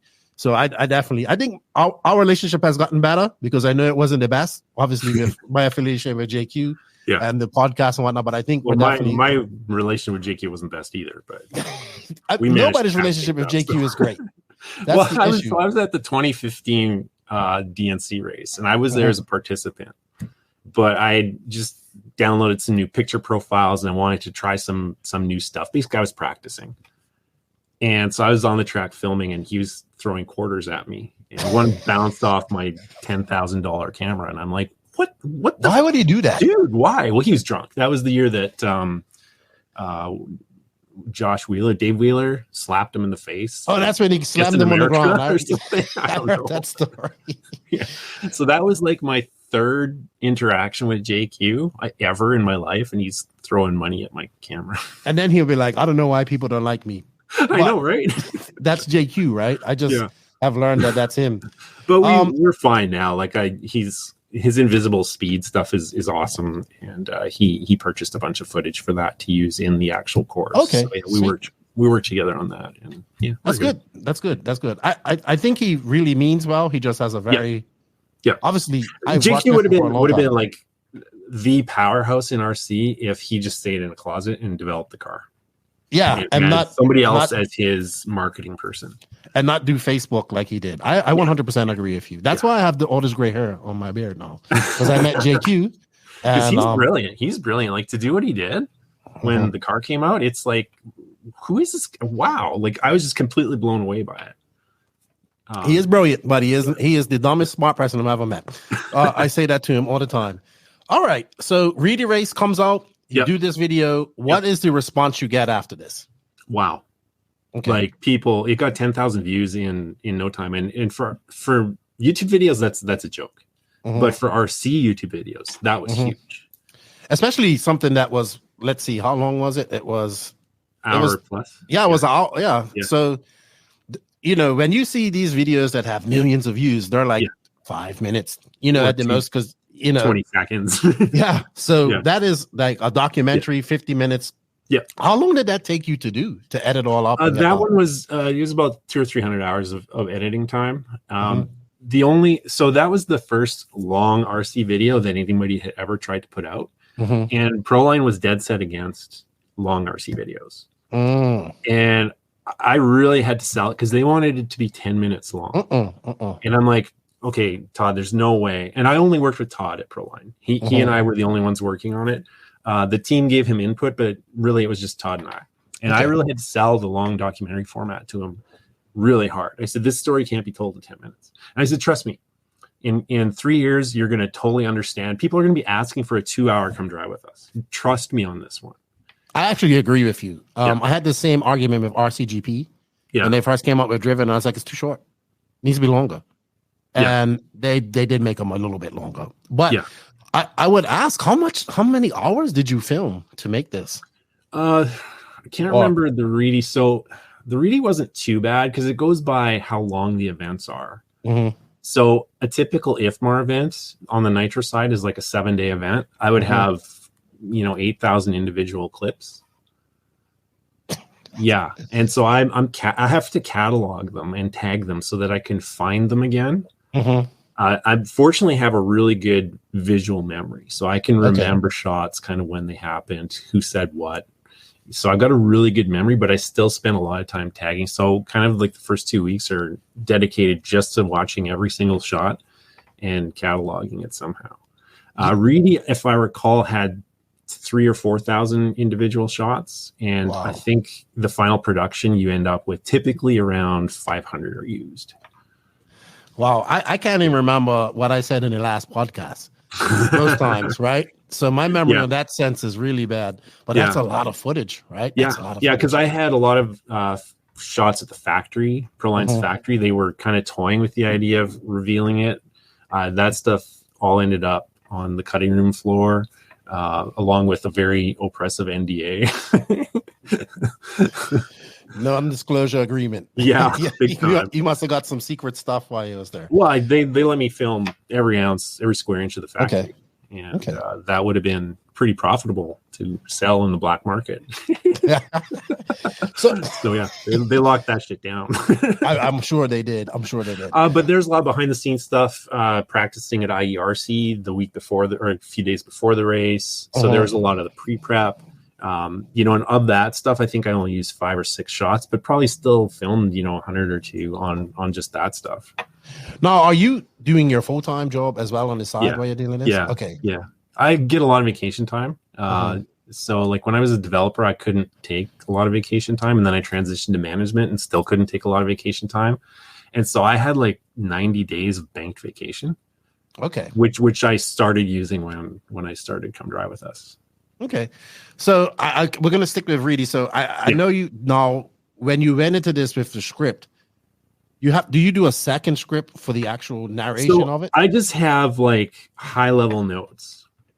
So I knew Cavalieri was a force going into Reedy, so that was the theme. And then there's the whole Tessman's dad was unable to attend that race, so it was just the moms. And the same with Dakota's dad, he wasn't there, so it was kind of like Nancy and Leanne helping the boys and just seeing how they do through all that. So you can't. Again, and this was a theme throughout all of Come Drive This, I didn't have the ability to really come prepared with a large script because it is an event video. You have to kind of stay on top of the event as it unfolds. You can't pre-plan stuff. How about the script after then, when you do the narration? So I take pretty comprehensive notes at the event so that I remember exactly what themes to cover. So I have like a OneDrive, OneNote full of notes after each race. Wow. And then after I catalog the footage, then I'll review those notes and I'll start the edit. The script I don't do till the end. Okay. Now, because that's got to be hard too. I mean, I was thinking now it might be a little bit easier with chat, the new chat, whatever how that's called, where you can type it in and it comes out in the voice. I actually thought he did a small documentary from his local track. And I said, did you use Chat AI for this? Because it sounds like it's no, I just did it and I used my voice. Now, how did that come about? Like finding different people to narrate this? With Reedy, I wasn't really sure who to use. So I used my cousin, Howie Miller, who's a stand-up comic. That's his profession. He's actually on television with a variety show as well. So he's kind of like, not a big deal, but he's somewhat famous. And he's got a really good voice. Okay. And so I used him for the first 2. It was good enough. He's no Mike Harrison. Right. And I was really close to getting Mark Meir for the Cactus Classic race. And Mark Meir is Shepherd in what's the game? It's one of the BioWare games. He's got a great voice. All right. And so you like had a real voice actor. Yeah, actual voice actor. I couldn't get him landed. So then I'm like, well, Adam has got a great voice, and he's such a powerhouse in the industry. I'm just going to use Adam for Cactus. Okay. But Adam was super nervous, and it really came out. And so if there's one script I'd like to re-record, it's the Cactus script. Okay. But still with Adam. All right, so let's move on to Cactus, because this was probably the last year that it might have been outside. It was the last outdoor Cactus, yeah. All right, so you done Reedy Race? You go into this. Has your game plan changed somewhat? Did you learn from Reedy? Nothing. Just went into it. I shot it the same. I hadn't released Reedy yet, so it was kind of the same thing. I was really intimidated by Ryan Mayfield. Ryan Mayfield was having a hell of a Cactus too, and I really didn't want to bug him. But I included him as much as I could. And with that race, there was a little bit of behind the scenes drama with JC, because their tires didn't work. So every single A-mainer was on Proline rubber. And so Jason Rono was like, he was really standoffish with me because he thought I was going to throw him under the bus for using Proline tires. But, I didn't really, that wasn't a theme I wanted to explore, because it didn't edify the production at all to throw JC under the bus. And that's not what we were after. We were just there to tell the race story. Okay. So did he end up winning that Cactus Classic? I need to watch. I think Mayfield won. Okay. I think it was Mayfield, Cavalieri, Tebow were really strong. All right. So then we have the 2014 IFMA Worlds that Ty won in Sicily. So I guess these are the 3 races that you were contracted to do. How about that? Like, it was just the first 3 that was under contract. Then as soon as I released Cactus, they were really impressed by how the 3 worked out. And I said, so can I go to IFMAR? Interesting. All right. So I missed the Nitro Challenge right there. So when Reedy Race Nitro Challenge, sorry. Correct. You did the Nitro Challenge 2014 and then Come Drive With Us. Now, had you traveled outside of North America at this point? No, not for filming. I think I had gone to Hawaii once, which is technically still North America. And my very first job in IT, I worked in Germany for a while. Okay, so you have been in Europe. Yeah, I'd been to Europe years before that, but So I guess it's about how do you get this equipment. I remember back in 2014, I had just got back into RC. Yeah. And I was actually in the UK. And I remember there's a lot of kerfuffle about people didn't want to go. It always seems like a Worlds. Whenever it's not, I'm gotta say this, whenever it's not in America, there's always a kerfuffle about the Worlds. There was like some kerfuffle about the fuel. And then it was like, wasn't it very kind of hard to get to? Because it was like on an island. It was in Sicily. So it's like on an island. I didn't think so. I made it a little mini vacation. So I landed in Rome and then drove all the way down to southern Italy and then took a ferry across. It was beautiful drive. Oh yeah. Except I was a little freaked out because Red RC, he still is the best photographer in the world. His name is Riccardo Acciari. He was the Red RC guy. He's from Italy, and he said, "Okay, when you're driving, don't stop between here and here because you'll get robbed." And it was like a 250-mile stretch. Oh wow! Yeah, okay. That's funny. That's hilarious. Okay. So you get there. Are you still using the same are you renting cameras and doing that? Well, I leased them. It's the same camera. I had a drone. The most difficult thing to get through the airport security was the drone because I had to prove it wasn't a bomb. Right. This is when drones were big too. Well, it wasn't too big. It was a Phantom. So, I mean, it's bigger than the Mavics. Mavics fit in your hand, but the Phantom was a little larger. Wasn't it the white one that? All right. So they weren't filled up at this point. They were not. No. And so I said to the border security person, because they wanted me to turn it on, I said, "Can I fly it around? Because I'd totally fly it around. It'd be a cool shot for my video." And did they agree or not? No, they said no. They just wanted to see it functioning, like that it wasn't an actual explosive device. But this is the first one, Mike Garrison, and how our partnership actually formed is he loved the series, and he's like, I have a really humble request. Like, I would be so honored if you would let me work with you on this one in any way possible. And I was playing VRC, and he's the voice in VRC, and I'm like, oh, this guy is like super good, and he wants to work with. He's my new narrator. Done. He does have a really good voice. Yeah, and very knowledgeable about RC. Yeah. So I think that was a good choice to have him on there. So going into this, your first IFMAR Worlds, this was a 7-day event. Ty was he had been a national champion because this was the year 2014. He won the nationals. 2015 he repeated. Yep. Probably one of the favorites to go into this as well. This is also when we saw this period where Ty was dominant too. I well, that whole season because he won Neo that year as well. Yeah, he was like, but this went on his stretch of a few years where he was very dominant. And the Testament, Magic, and Gords, you know, everybody was talking about Gord and all that stuff. I guess I want to ask you, because you was up close and personal with them, traveling to these races. What is it that made the Testaments different from everybody at that period of time? I think their work ethic. You know, it's like they would practice pit stops, and before that, nobody would actually practice a pit stop.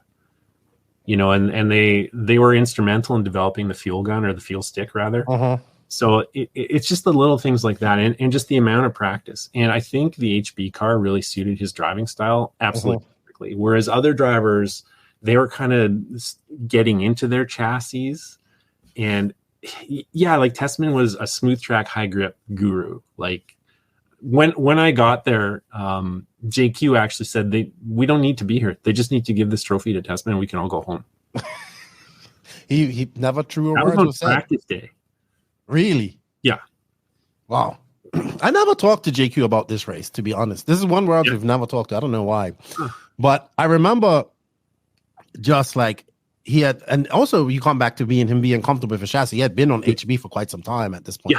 Yeah. You know. Well, and him and Torrance, the engineer, they had a really great relationship. Like, Gord would say, "This is what we need," and Torrance would fab it up. Right. We always heard that. That was one of the pluses at HB, was that when Gord said he needed something, they would get it. Something that we probably didn't see. I don't know how things are at X-Ray now, but X-Ray kind of does what they want to do. I can tell you some stories about that later. All right, cool. Yeah. Wow. Now I'm seeing a pudgy Adam Drake. So make a note of that. All right. I'm looking at Drake, and I forgot that he was pudgy, right? And he's lost so much weight now. So it's weird looking at him.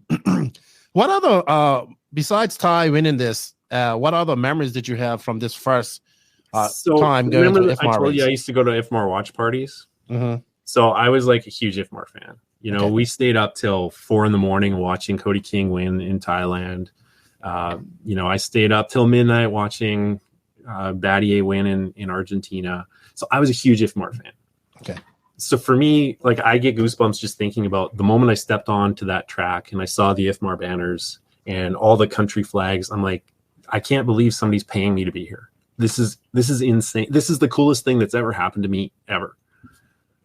I was like just in awe.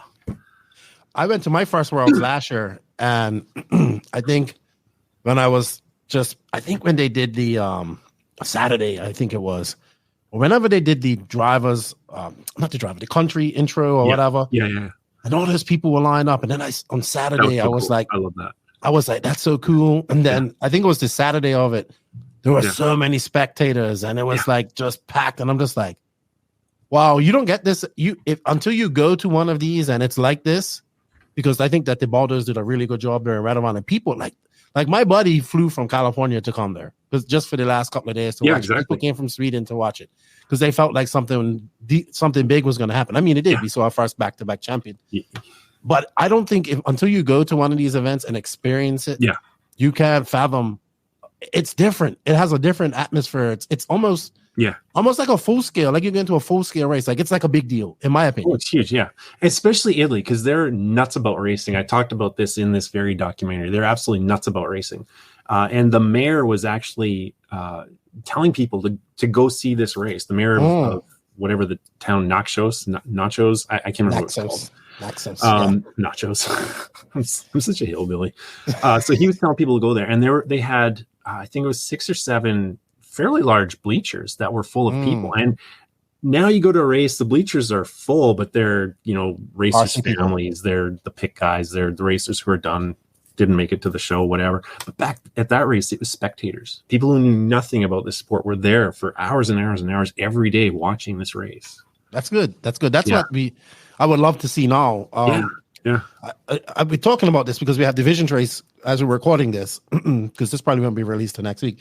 Yeah. But the divisions race starts today in Jay, Oklahoma, and I think that's the one thing that's missing from that race, right? Having that. No, I don't know. I couldn't see it on last year's coverage, but they said there were spectators there. But man, I think spectators bring a whole nother level of a whole different atmosphere, another level of pressure. Yeah. And it's even better when they don't really know nothing about RC. So they come and you have all these people next to you. You're not just driving in front of your peers, you're driving in front of people that are looking for a show, and people that are probably going to be going crazy when you do a jump that you think is basic or whatnot. So I think it adds to the atmosphere of any event. 100%. So I know people like, well, it's not a spectator sport. It can be. You can. Yeah, people who say that, just show them the last 4 minutes of this episode. Yeah. Like when Ty was mobbed, it was a selfie mob. Like really, that has never happened at any IFMAR that I can ever remember. Interesting. Because it looks so everybody nice. wanted a picture with the champion, and these weren't necessarily racers. These were just people that were there watching this race. I always tell people, we need to treat it big.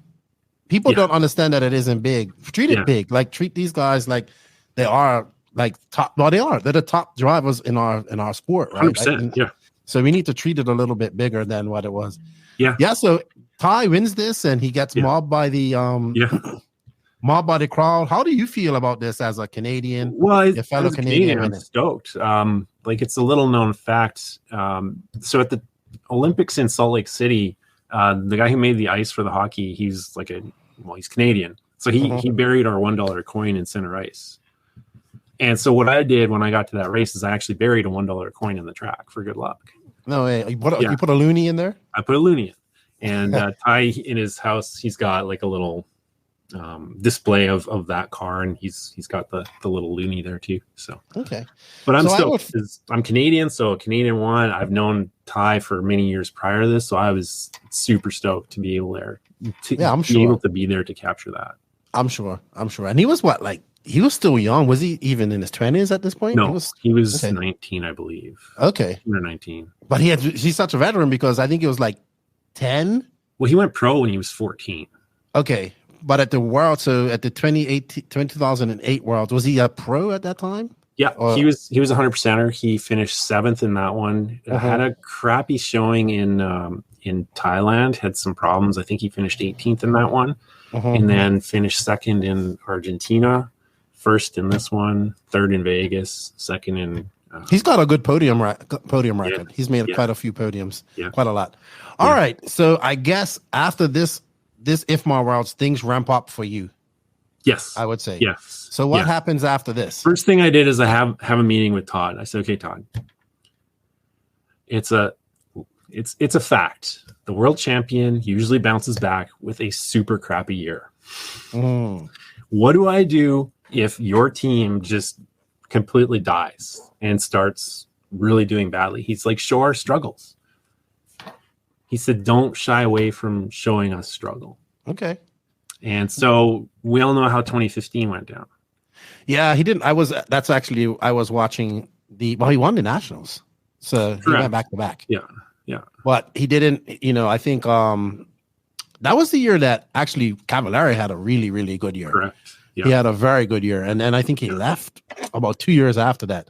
The Associated car was going through its many different iterations. I think this might have been the first time. Yeah. The first time that it went pillow ball. Ty was really fast because I watched the Neo race as well, which I thought was really good. He was really fast at that, and then everybody could sauce their everybody could sauce their tires. Gord is like a fish. If a fish should keep its mouth shut, it wouldn't get caught. And so he should not have told not one person that they were running clay. Really? Yeah, but he's a team player, so he told Cody.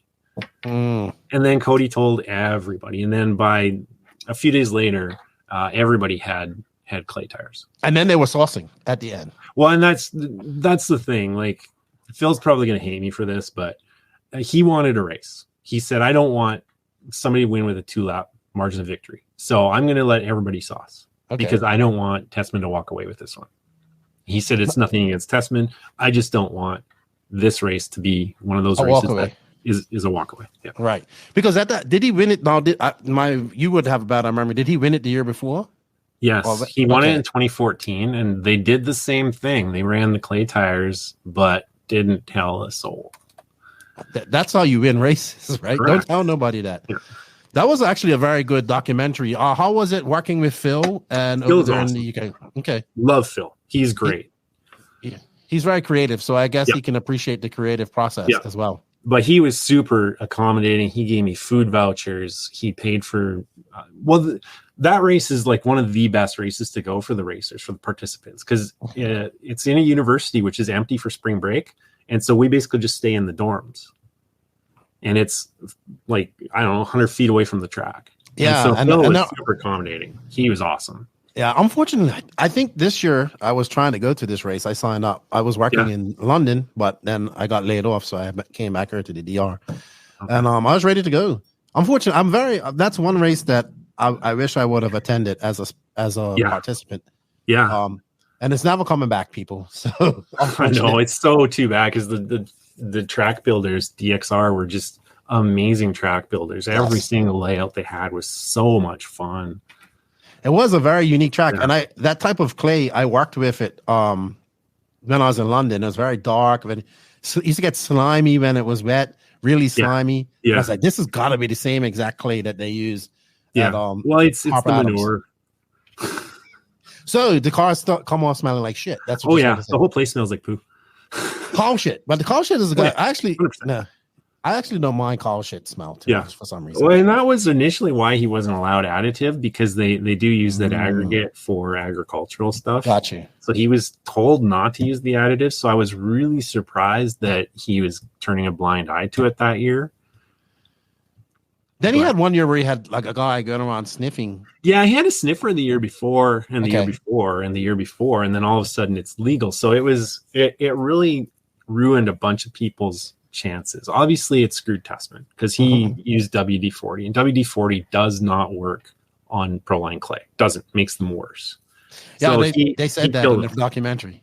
Yeah, he killed himself. He was out. And then Mayfield, he was fired up, because everybody bought the Pro Circuit. Brent Thielke bought every drop of the Pro Circuit compound that they were selling at the track. Every drop of it.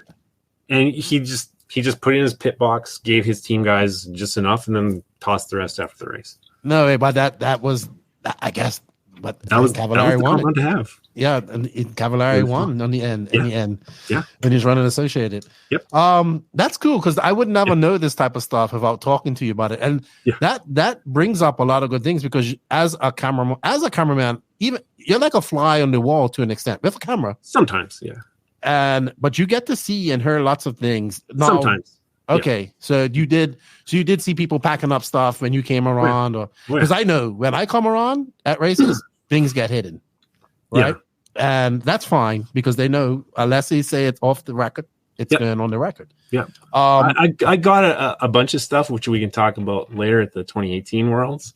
But what's an interesting story from the 2014 Nitro Challenge, that was the Jesse Roberts disaster. And Mayfield was having just a terrible time. And Cavallari, I think he was run Associated then, was having a terrible time. Mm-hmm. And Brent Thielke came up to me. He's like, look, I know you're trying to do a job, but can you just leave us out of this one? Because our team is not happy. Our car is a piece of shit. Just please don't film us. That was that time, and they didn't have. Oh, Mayfield. What about Jesse Roberts, though? Tell me about that. Mad. He was so mad. That's why Mayfield's not in that one very much. Okay. Thielke. And what about Roberts? What happened to him? He got fired for being useless. Wasn't he others? But him at one point, him and Travis Omeskia were lighting it up on fire when they were racers. Probably when they're racing, he's a good racer. He's just not a good engineer. Well, I wonder what he's doing nowadays in life. I don't know. I think he went into aerospace or some other form of engineering. Okay. Jesse Roberts, that's a name from I think at that race they had the half aluminum, half plastic nitro buggy. Right, I remember that. That was the crate. Mm-hmm. And it was the CR8 is what they called it. It was just terrible. Okay. And Mayfield was so grumpy that whole weekend. All right, so let's talk about some of, like, I call this the power team at the time. Yeah, it was Tessman's. Proline had a huge team, right? They had. I mean, this is when Proline. Let's be honest, they were the first tire company to create racing tires and do all the stuff. I don't know the exact date, but I'm sure it's 30, maybe in the 70s. I don't know. 30 plus years now. Right, and at this time, they're still the power team in RC, right? They are. If you want to win, you got to be pretty much on Proline. Well, not so much in 15 anymore. Okay, is JC making started to turn things around? The only race in 15 that Proline really dominated at was the Nationals at Chico, and that was another one where if you didn't have X1 fugitives, just pack up and go home. So what about AKA? Was not AKA not making a dent on Proline in 2014, 2013? Not at that time, and AKA still, the Black Groove tracks, they still struggle to this day on. Not as much as what Proline does, but Chico it wasn't a Black Groove, it was just crazy grip and smooth. And again, it comes down to smooth track, high grip. Anybody running HB has a huge advantage. Good stuff. So 2015, that's when JC, I guess I remember from your because I did watch that one. Yeah, JC came out with the long wear tire. Yeah, and it was a disaster. Their first iteration of it was a disaster. But and again, that's why the 2015 Nationals, it wasn't by choice. I mean, Mayfield just sucked, so I didn't really include him that much. Got you. He was pumping his shocks away though. He did that. He was really giving her, and he was like having a little. That was funny. All right, but we are talking about a time when Proline was still a very big powerhouse in RC. They had the Drakes, they had Tessman's. Tessman's on fire. The Drakes are like at Adam still, I would say, not saying that he isn't competitive now, but he's still in a competitive space of RC. Yeah, Ronda's. Yeah, Bornhorst. Yeah, Bornhorst. Ronda's obviously running as well. So I think that's when we start seeing, not that more, her popularity rising as well. I know one of the things that came up was the Cribs video, which I thought was great. Yeah. Which I thought was really good. And then obviously the secret room thing kind of that was backfired. Such a joke. Man, it was like a storage room. It wasn't painted red. There's no safe word required. I know, but you know how RC guys are. Their imaginations go crazy. I know. But I thought that Cribs thing was really good. I like that. It was from MTV from back in the day. If people don't remember when MTV used to do things like that, it was really good. And I know it was like that. I guess you're busy as well. How many races are you doing from 2015? Like 2015 comes 4 in? year. That was 4 year. That was my max. That's a lot. Yeah. That's a lot of work. It's a lot of work to grab all that content. Yeah. Put it together. Because some edits were fast. Vegas Worlds was 80 hours, which I don't even know how I did it. Which is long, and it's long. Yeah. Yeah. But some were 400 hours. Some were real widowmakers. Yeah. So I guess going into 2016, Ty's another favorite to win this. Yeah. All right. We see Ronald Falk, who is his teammate at this time, win it, his championship. I remember thinking to myself, why is Ty crying? He came third. Because I remember he was kind of like, and I was just like, why is he crying? And my buddy's like, it's passion. It's passion. I couldn't understand it at that time. He was not upset about his result. It looked like it. What was he upset about then? So a little known fact, Ty had no contract as of April of that year. He was basically a privateer who just happened to have a handshake agreement with Neidhart. He was still getting paid, but he had no contract. And Neidhart was giving them the end runaround the entire year. So he was not returning their calls. They didn't know what was happening. I think most of the industry knew that he was contractless, so people were approaching them, but they were so comfortable with the HB stuff that they really didn't want to switch in the World's Year. Even JQ offered them a contract. Right. Well, so they had no contract, but they didn't want to leave. And Ty was really upset because he knew that was his last race with HB. And they had forged a pretty strong friendship with Torrance, the engineer. So I get what you're saying.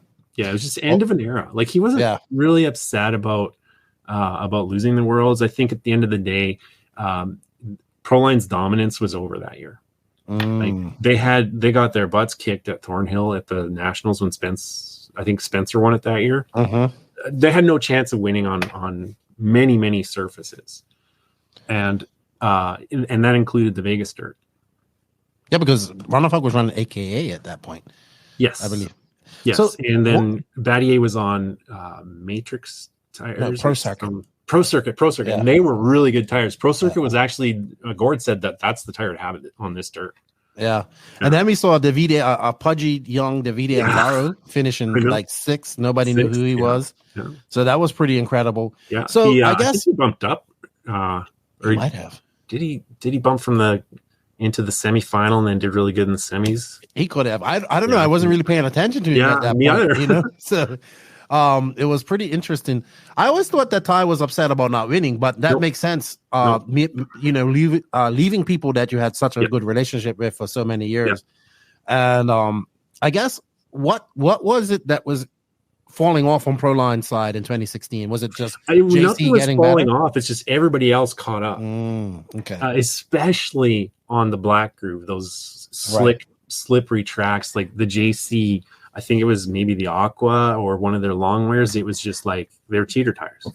Right. It's like any race on the east and the southeast. Indoor race, if you ain't on JC, you're kind of behind. It's almost like the aggregate from the Mississippi East it's more fine tuned for JC, whereas on the West Coast, like the California tracks, M3 hole shots is all you really need. Yeah, I agree with you. With you on that one.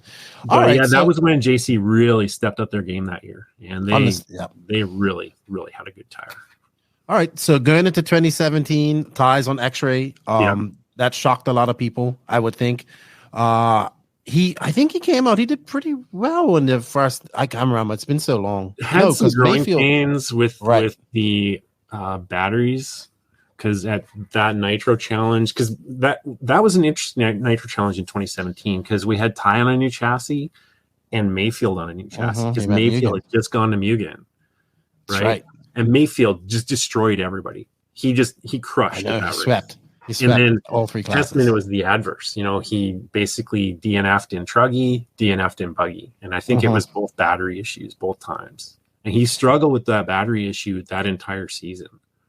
Yeah, I mean, and also when you're so comfortable on that chassis, he had been on it for so long. It was a big adjustment for him. But I think they figured it out in 2018 a little bit and whatnot. But I mean, by that time, Mayfield had he left TLR. Drake left TLR in 2015. He didn't leave. He was fired. He was fired from TLR. Yes, I remember that. I was so shocked when that happened. Like I was like, I think that that was corporate, right? I think that's when they were already corporate already, but that's and they did it at the worst time of the year because everybody already had their contract signed. So Drake was like, "Holy crap, nobody's gonna have budget for me. What do I do?" I think TLR is just getting over that on like that what they did to Drake. Yeah, publicly. Drake's not. Oh, I mean, I'm sure he isn't. I would be upset too, right? Yeah, I think huge. Yeah. I think the public perception like that, they took a big hit. They took a big hit with that. And so did Dakota's race program because Drake used to build his stuff. Yeah. Now Barry's doing it, but then we're hearing that they might be in or out too. So that's what I'm hearing. Well, I mean, we all know Dakota's car isn't actually a Losi. It's custom from bumper to bumper. Yeah, but he's I would say this. I had this argument with Joseph in this last podcast. I think he's the best all-around off-road driver in the world right now. All around. 10 scale and 8 scale. I still think it's Davide, but... Well, I mean, 10 scale and 8 scale, if you combine those two. Correct. I think, yes, 100% agree. Yeah. I think he can win anywhere. Yeah, plus his package is pretty good. It would be interesting to see what Ty could do in 10 scale, because right now their 2.0 buggy it's so terrible. He has zero chance of making the main with that car unless they actually start listening to them and make changes to it. I mean, I come back to Ty, but I watched his car so much at the Nationals, and I thought, personally, had he got around Mayfield a little sooner, he had something for Fenn. Maybe. Right? Yeah. I think so. His car just looked better, and he looked good. The X-Ray's good. It's a good car. The steering is a little weird. It's not very linear and smooth. So for guys like myself who suck, it's a hard car to drive consistently. That's why I drive the 8R. But Mugen? Yeah. But for a top pro, the X-Ray has gobs of steering. It's insane. And it's got so much rear grip to go along with that. Like, I know we're kind of jumping back to 14, but one of the big things that was different between the HB car at that race than any other car was the amount of rear drive. Like a lot of cars, they just kind of, the rear end sort of follows the front end around. Like the MBX 7R was like that. Most of the other buggies, the Kyosho was like that. The rear end just kind of followed the front. Whereas the HB, it really drove hard from the back. Okay, understandable. And it was a huge advantage on the Messina track, and on even in low grip conditions, it's a huge advantage having lots of rear grip. And so when the Tessmans went to X-Ray in 17, it really wasn't like that. It was like most other cars, with the rear end was kind of loose, and you kind of hoped it sort of stayed where it was supposed to, but you weren't guaranteed. By the time they got to the 18 Worlds, that car was quite refined. Okay. All right. That makes a lot of sense. I still think the HB is still a very good car, or one of the best out there. I think, I'm a big Mason Fuller fan, and I think they're doing extremely well. I like Cole too. I'm seeing Cole put on some of the most impressive runs ever, and I'm just like, this guy needs more victories. Victors. He's got ejaculation syndrome, though. He's good for 7 minutes, then he comes. I like that one. All right. Very cool. So we're moving on. You're doing a plethora of videos. You went to Southern Nationals quite a few times. Yeah. You're doing the what else? I'm just going through some of your videos. Obviously, you're doing the Raw Nationals, which we like. Yeah. What was it? Was it the Southern Nationals? What? So hold on. You did one Southern Nationals. I did one Come Drive With Us there, and then I did a live broadcast. This is the only time I ever did a live broadcast, and I hated it, and I really feel sorry for anybody who has to do those. Why did you hate it? It's a lot of work. It's so much work, and it's it's just so much work. Mm-hmm. And did you do it on your own? Yeah, it was me, and I just set up a couple cameras, and then had one guy, Robert Bowers from Calgary. He was my camera guy. I basically just paid his race fees, and on Mainstay, he just had to, kind of point it around. But it's a lot of work. It's a lot of work. No thanks. My buddy Danny has figured it out how to do it with one person, and maybe me. Yeah, and he's done a really good job with that. But I watch him, and he does pictures. So his yeah. So I did like a little recap of what happened in qualifying, what got us to mains, and I only broadcasted on Mainstay. Okay, right. It is a lot of work. I watched. People don't understand how much has to go right for that to go. Right. Yeah. It's live. It's not recorded. You can't. Correct. You can't. You don't have no do-overs. It happens. I mean, we literally had the internet go out during the main, even though the Dakota fan was just flying. So the internet was the nice thing about the Ike Hamilton Expo Center. It was really, really good high-speed internet. So I didn't ever have any concerns about outages. Okay. So I was able to stream 720p the whole day with, I think, 32 drop frames.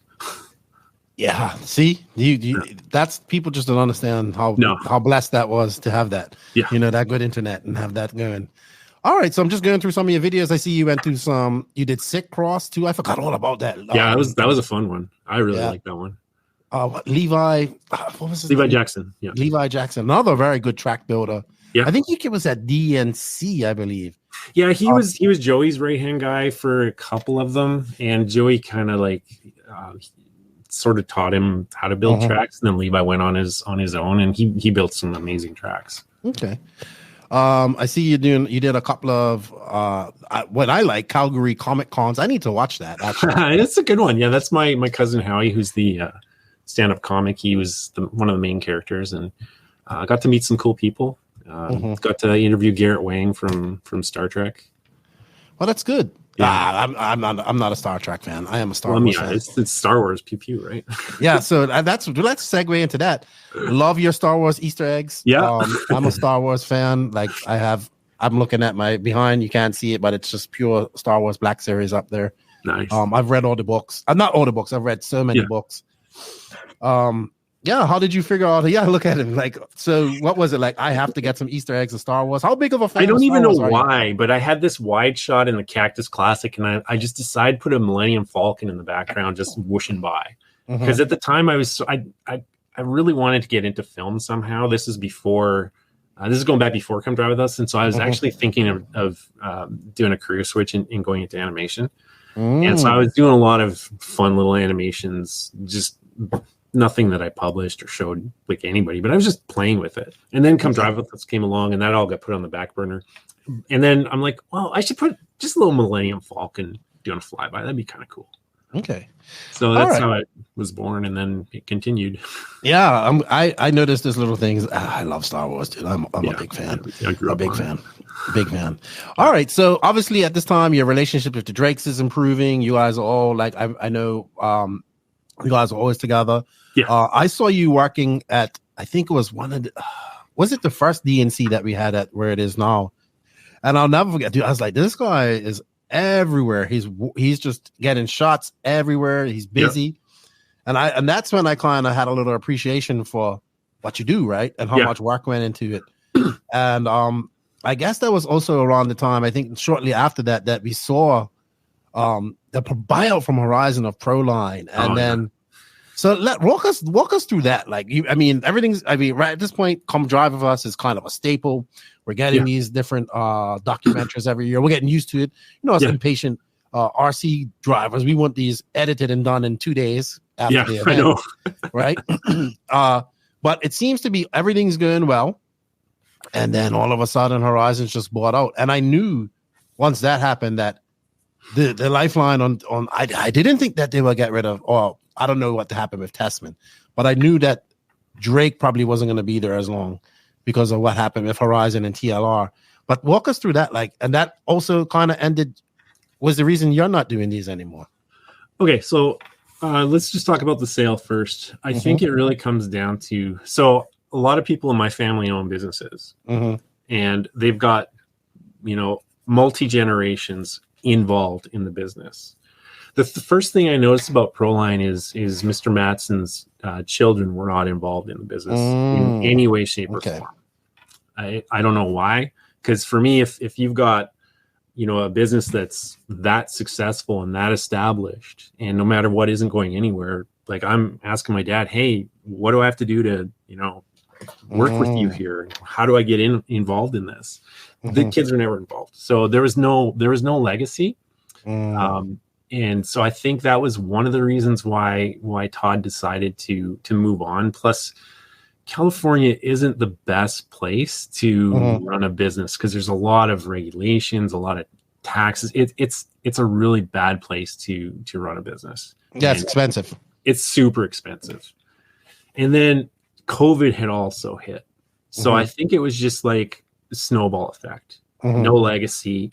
California sucks. COVID just ruined everything fun. So Horizon had been in talks with him for, I'm assuming it was a few years. Okay. And he basically just said, okay, I'm done.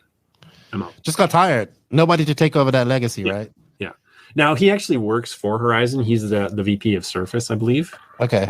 So he's still in the industry, just not with Proline. Well, that's kind of like what happened with Maxima, right? It was the old man, the older gentleman who owned everything, and he was into RC, and his son was never into RC. Yeah. So when it came to when the father passed away or retired, or when he did pass away, his son I'm not wasting this money on this RC stuff. It was no passion, right? Right. So I think that's a big thing, right? Yeah. If you don't have the passion and nobody to follow that on, it's not going to be successful. Yeah. So, but I'm quite confident that no matter what, Tessman was leaving. Really? They got really upset with the lack of quality. One of the things, not the lack of quality, but just the lack of competitiveness. That's what I meant. Okay. Competitiveness. They just didn't have it. They came out with the S compound, but it wasn't as good as anything JC had or anything AK even had at that time. So I think Tessman would have left kind of no matter what. Drake, I think he would have been Proline for life. Okay, all right. He was there for quite a long time. His entire career. Yeah, that's his first. He's on his second tire sponsor now, though. Yeah, that's incredible. He's had a very long career. Yeah. So I guess when you get this news, what are you thinking? Shit. Yeah. Now it was in the middle of COVID. I was going through a divorce. Never do a divorce during a global pandemic. It complicates things immensely. Okay.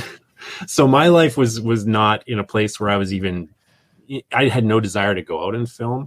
It was hard for me to even finish the icebreaker video because my head just wasn't in it. Right. I saw you and Alex get at it a few times on Facebook. Oh yeah, that guy's I saw you get at it a few times on Facebook. Yeah. And I guess we don't know what's going on in your life, right? As well. Yeah, exactly. Plus I have a phobia of needles. So I'm not a conspiracy theorist, but I never got vaccinated. Okay. And so I could not travel legally to the United States. So that until 4 weeks ago. Oh, so you don't? Okay. So I thought that mandate was lifted a long time for Canada. Nope. Oh, for America. Just for Americans. Americans can go in and out as they please, but foreign nationals cannot go into the United States unless they're vaccinated. All right. So I guess, do you ever get any word from Proline after this is sold? Not really. I'm with my hobby store. I have a few interactions with them, and I still keep in touch with Daniel Adams because he's awesome. Right. And did you just knew like as soon as they bought you was done? Yeah, I knew it. I always worked directly with Todd. I was paid from Todd, not Proline. So I thought, well, maybe he'll want to continue it, but I just assumed that it would be done. Oh wow, it's such a shame. Such a shame that happened. Yeah. Well, I never actually got paid for the 2019 Worlds. That's why I've been sort of not wanting to really release it. I don't blame you. I mean, I wish you would, but I mean, if I didn't get paid either, I wouldn't be too excited about it. Yeah, either. It's going to come out eventually, and people are going to whine and say, "Well, what's the point of releasing it?" Well, there's some good storylines. Yeah, I would love to see it. X-Ray's not going to like it because I sort of complain about how stupid a company they are. Because they literally do not listen to their best driver. I knew that was always going to be the issue. If Martin is a smart guy, and if X-Ray is watching this, I'm sure I'm going to lose my RC America account. Oh no! But Martin Bayer is so stubborn. Like he's a great engineer, but he needs to listen to his factory driver, especially in America. Well, in North America, that's the thing. North America, I would say. Yeah, and they just don't. Like, what was it? They came out with. So the Testmans were they have a backyard track, and it's super slippery. So they were practicing on that track every day leading up to the X-Ray Worlds, the Slovakia Worlds. Right. And they had their setup just perfect. They were ready for a loose, slippery track. And then they get to the race, and X-Ray puts a prototype car and says, "Build this." And prototypes ain't go together. They grind. You have to grind. You have to do this. You have to do all this type of stuff. Well, not with X-Ray. Okay. Their prototype stuff is like it's production stuff. Okay. When they went to the wide rear pivot, it was pretty early on in their X-Ray Tanner, and they asked Mr. Huddy to do a wide pivot car, and in 3 days they had the parts, and it was black anodized, had the X-Ray logo. It was like a production part. But it was a prototype part. Right. The only 3 existed, but they anodized it. They put the X-Ray logo on, everything. It was that's because they own the factories and they can do everything that they want to do. Yeah, so their prototype, that's not the problem with the prototype. The prototype was a different wheelbase. And they mandated what length they were allowed to run. Oh, wow. And the mandated length was not good. It did not work into it worked for Bruno. Not in two-wheel drive. All of them struggled in two-wheel. Bruno made the show and was sort of doing a little bit in it, but their two-wheel drive was terrible. Only because they threw a prototype car at all the drivers. And that was just a dumb move. I mean, I would say this. X-Rays existent in USA's North America. I think that the Testmans have done that, right? Yeah, but probably not as huge as it could be. Maybe, like you said, they're not listening to what. Yeah, because it's different, right? Yeah. European tracks, North American tracks are different. Yeah, each driver, each society is different and everything. And I get it. I know European stubbornness, even though we got accused of being very Euro biased on this, right? But I know how I kind of understand how Europeans think, and especially like I've never met Mr. Hootie, but I kind of know that like at X-Ray you do what he says or not, and I also know that Bruno is the prince of X-Ray, right? He is. Yeah. I believe he is their. How do you do in Australia again? I didn't make Maine, but Ty did, and he did very well. Yeah. I would think that they would listen more to these guys because Gord obviously helped make the HB what it is now. 100%. Yeah. And that was the big difference. Like Gord and Torrance had a great relationship. Ty and Torrance had a great relationship. Whatever parts they wanted, they got. With the exception of their two-wheel buggy, but that's a whole different story. Yeah, that's still not done properly, actually. So it's weird, and I guess that has to wear you down as well as a driver. Because they sort of, at the tail end of the HB Tanner, they sort of went through that because they had the Franken buggy in two-wheel, and they said to Torrance, here, build this. And then executives said, we're not going to build that. It's a Kyosho that had sex with an associated. We don't want that. We're going to build our own car. And then it was a piece of crap. So that was kind of like, that was right when Testments were leaving HB. And then they go to X-Ray. And it's sort of the same thing, but not initially. Because initially they said, please go to a wide pivot because it'll give us so much rear grip that'll suit our driving style, it'll suit almost everybody's driving style. Because this car has tons of steering, but it needs more grip to handle that amount of steering. So they listened then, but then there's other stuff that's just been going on since then that they just don't listen. Like the zero rebound shocks. It was a game changer on North American tracks. They're basically an HB shock. But X-Ray did not want to build them. And the testmans were probably testing with HB shocks, and they saw how much more grip those shocks generated versus the kit shocks. But X-Ray was so stubborn. And to this day, the zero rebound shocks are not included in the kit. They're a separate purchase. So you got to fork out another $200 if you race on North American tracks and want to be good. And then so you have a lot of I guess you have up close and personal experience with from being with the Testmans and stuff like that. Yeah. So it kind of seems that way, you know. I don't know what the future holds for Ty. Is he 30? No, he's in his 30s now. Or? Yeah, he's over 30. Okay, so he still has time. Yeah. To do things. I mean, he looked really good at the nationals and stuff like that. He looks. I will say this. He looks a lot more relaxed at races now than he did. Yeah, totally. In previous years, he's more joking.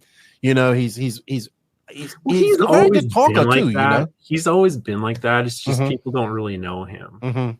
Maybe I'm getting to know him a little bit better. I need to get him on this podcast. Yeah. Being as I've seen him a lot more, he seems to be a bit more comfortable when we're doing interviews. He's very good at doing interviews as well. Yeah. Well, I got something. Being as we're talking about visions and we're talking about Ty, what did you think about the incident with Mayfield last year? I love that kind of drama. Me too. Because okay, so we have a show that is about cooking. Like, who the crap wants to watch a documentary or a reality show on cooking? But Gordon Ramsay is a psycho. Yes. And he makes it entertaining. So I always wanted more drama in RC because people are like, oh, it makes the industry look bad. It makes us all look like a bunch of kids. I disagree. I think that I'm with you. Mayfield and Ty was great. Adam, I think that's the amount of violence that I want to see. Right? Push.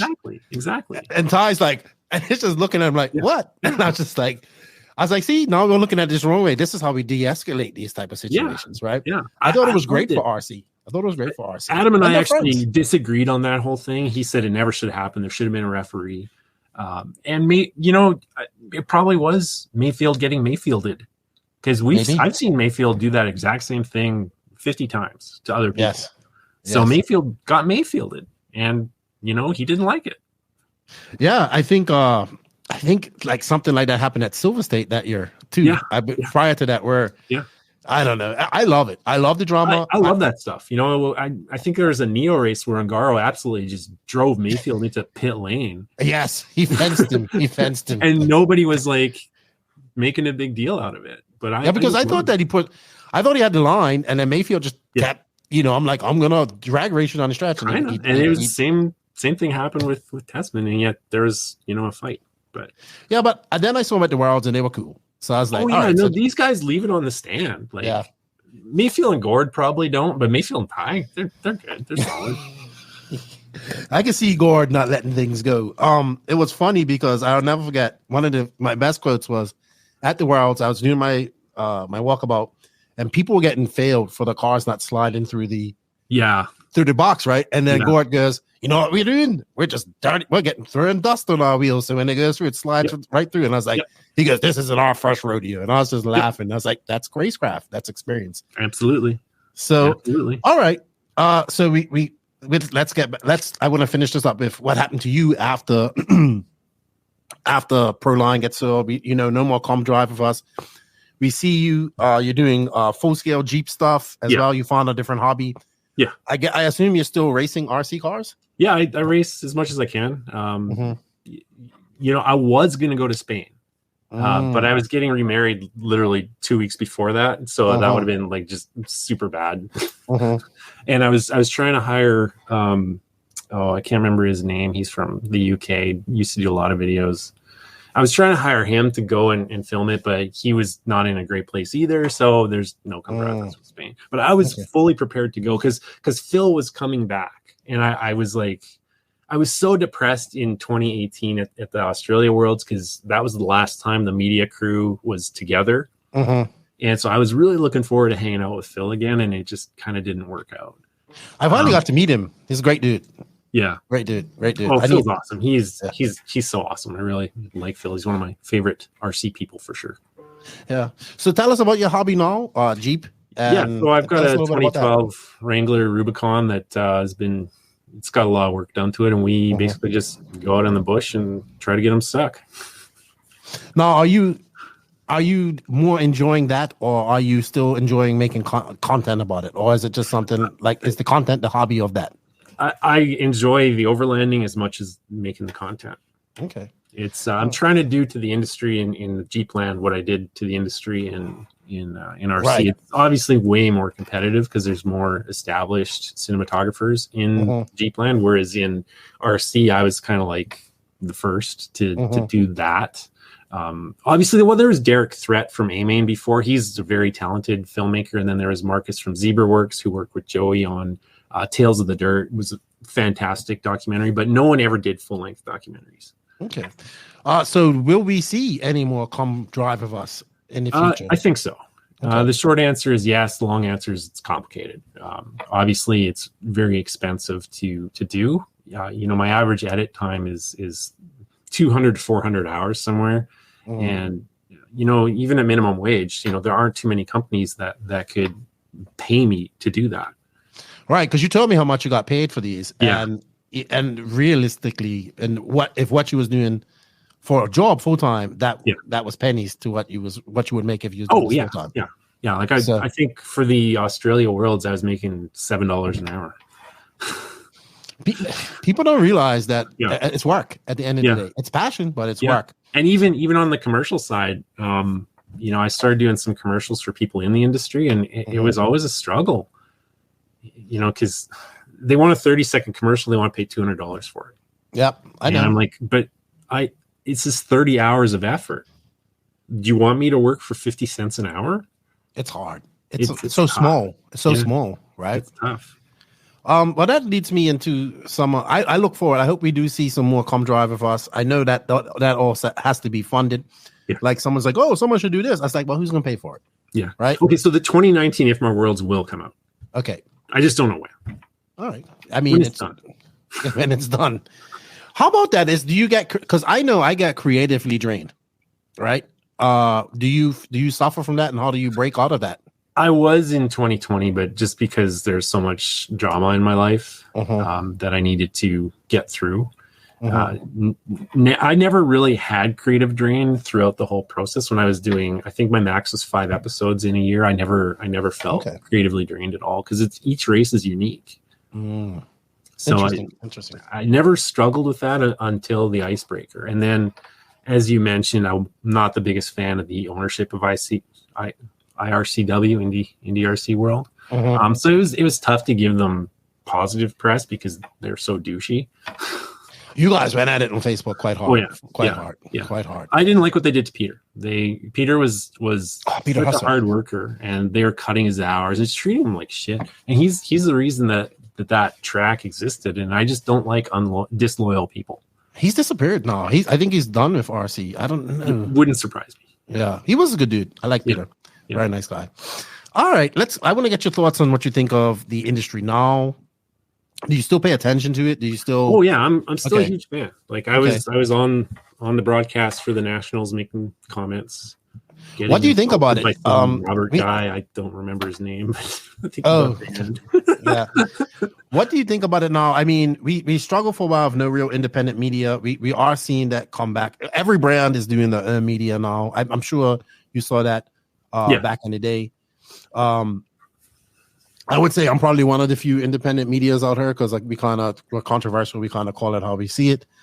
But what do you think about what's going on in the industry? Maybe we always heard we want this to go mainstream. I think that we don't have a product yet to go mainstream. No. I know RCGP tried to make a product. Lots of other things happen with that. But when I say that to people, when they say we don't have a product, is nobody's going to sit around and watch a live stream for 4 days unless you're an RC geek. Unless you're in a participant or a fan, you're not going to watch that kind of coverage. But stuff like what you do and stuff like 100%. what I think RCGP do and what other thing is what we need to promote.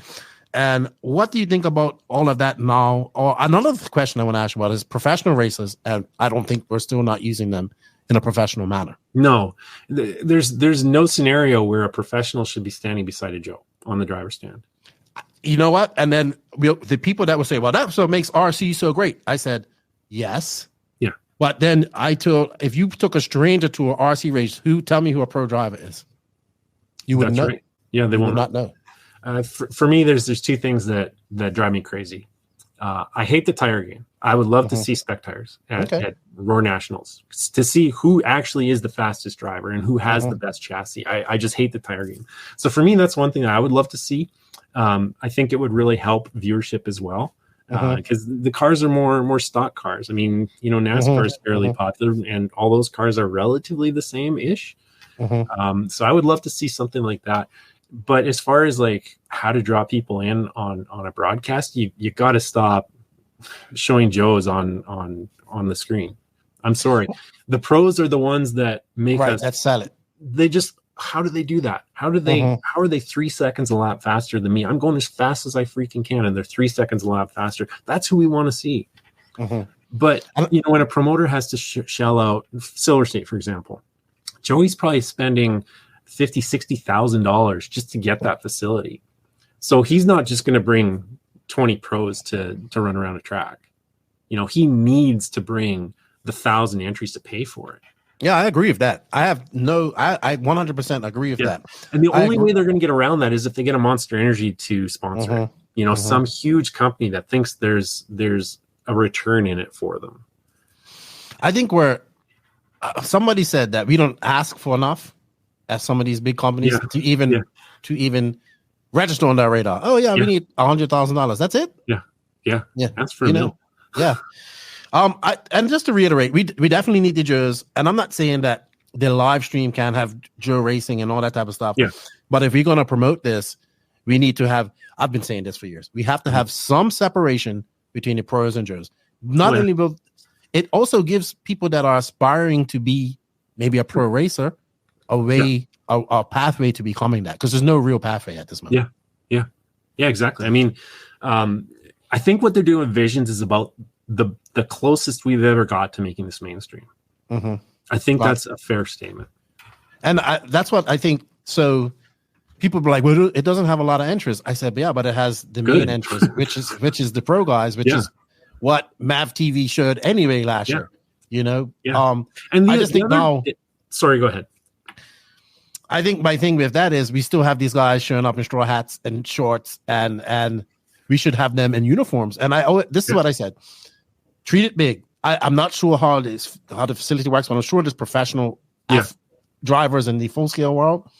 I don't know if they have autograph signing sessions, stuff like that, and put them guys up there in uniforms with pictures of themselves. Yeah, like people think I'm crazy, but I think his team was spot on for sure. Yeah, it's crazy. I think we need to utilize. So one of the biggest things was RCGP, right? They had a media day, and these teams that paid money to be a part of this would not show up for the media day. So what they actually did in the second year was make media day a practice day. Now the media day was for them, right? It's to get shots, to get interviews, get all this type of stuff. You're paying all this money to be a part of it, but you're not sending these people to. It's the mindset, right? We have to change the mindset in RC to be a bit to be more professional, be more people friendly, more public relations. I would say 100%. Yeah, and RCGP, that was I mentioned visions. I think RCGP was definitely on the right track to making this more mainstream as well. And that's when I found out how much work this is. Oh yeah, it's insane. How much work? You was about to say something, then I cut you off. I have a bad habit of doing that. I can't remember. It's okay. That's 3 minutes ago. I do talk too much. I really enjoyed this chat. I was wondering how it was going to go because I've never really talked to you in person. Yeah. I think it was good. I enjoyed that you was very candid about everything. I think I would love to see the 2019 Worlds come out. I don't care who gets pissed off about it. And I think we need to have you back doing these documentaries and stuff because it's going to be a history. It's a history of RC too, right? Well, so that's why Todd did it. He wanted a legacy. He wanted to kind of show what his company did. I think the quote that sticks with me with one of my very first meetings with Todd Madsen was, I want to be sitting in the senior center, kind of bragging to my buddies in our wheelchairs or our walkers or, our beds. And I want to show them, what I did 20 years ago, and here's what I did. Okay. So that was what he wanted. And plus he also wanted to really draw people into the sport. And I think I got tons of messages saying, oh man, these are so good. This is why I race RC. A lot of people have discovered it. Yeah. It's good. Yeah. So that was why Todd did it, for legacy and to get people into the sport and just to tell cool stories. Well, you definitely done that, man. Your editing. I really thought that this was your full-time job. So I didn't know. A lot of people did. I was on the tour bus in the China Worlds, and earlier that day, so they had a shuttle bus taking us from track to the hotel and vice versa. And earlier in the day, Lee Martin just asked me, what kind of films I've worked on in Hollywood or, what I do. I'm like, dude, I work for a construction company. He was like mind blown. And so on the tour bus, he gets up at the front. He's like, everybody, let's play a game. Let's guess what Cory Drachenberg does for a living. And he's like, nobody's going to get this. And it was varying guesses, all in film and television. And he said, no, he works for a construction company. He's a computer nerd. That sounds like Lee Martin. That definitely sounds like him. Yeah, I actually, I was contacted by a company, by a studio of directors. They want to make a Rad meets Cobra Kai with RC type of film. So I've read their script, gave them some advice, and I just hey, because they kind of want the RC thing to be genuine as possible. So we'll see what happens. That they're still talking about going through with it, but man, I would love to see something that you do or something that represents what we do on Netflix. I mean, well, I do have a standing agreement with them. They wanted to do a 10-year documentary. Unfortunately, COVID, I think, has sort of derailed that. So I'm going to have to see what happens in the next couple years. But they wanted a 10-year segment because it would have been an interesting story to show, you've got Ty winning, you've got David winning and Davide winning. It would be nice to see, okay, what are they going to do in 7 years from now? Where are they going to be at? Ty's probably going to be, maybe post RC career.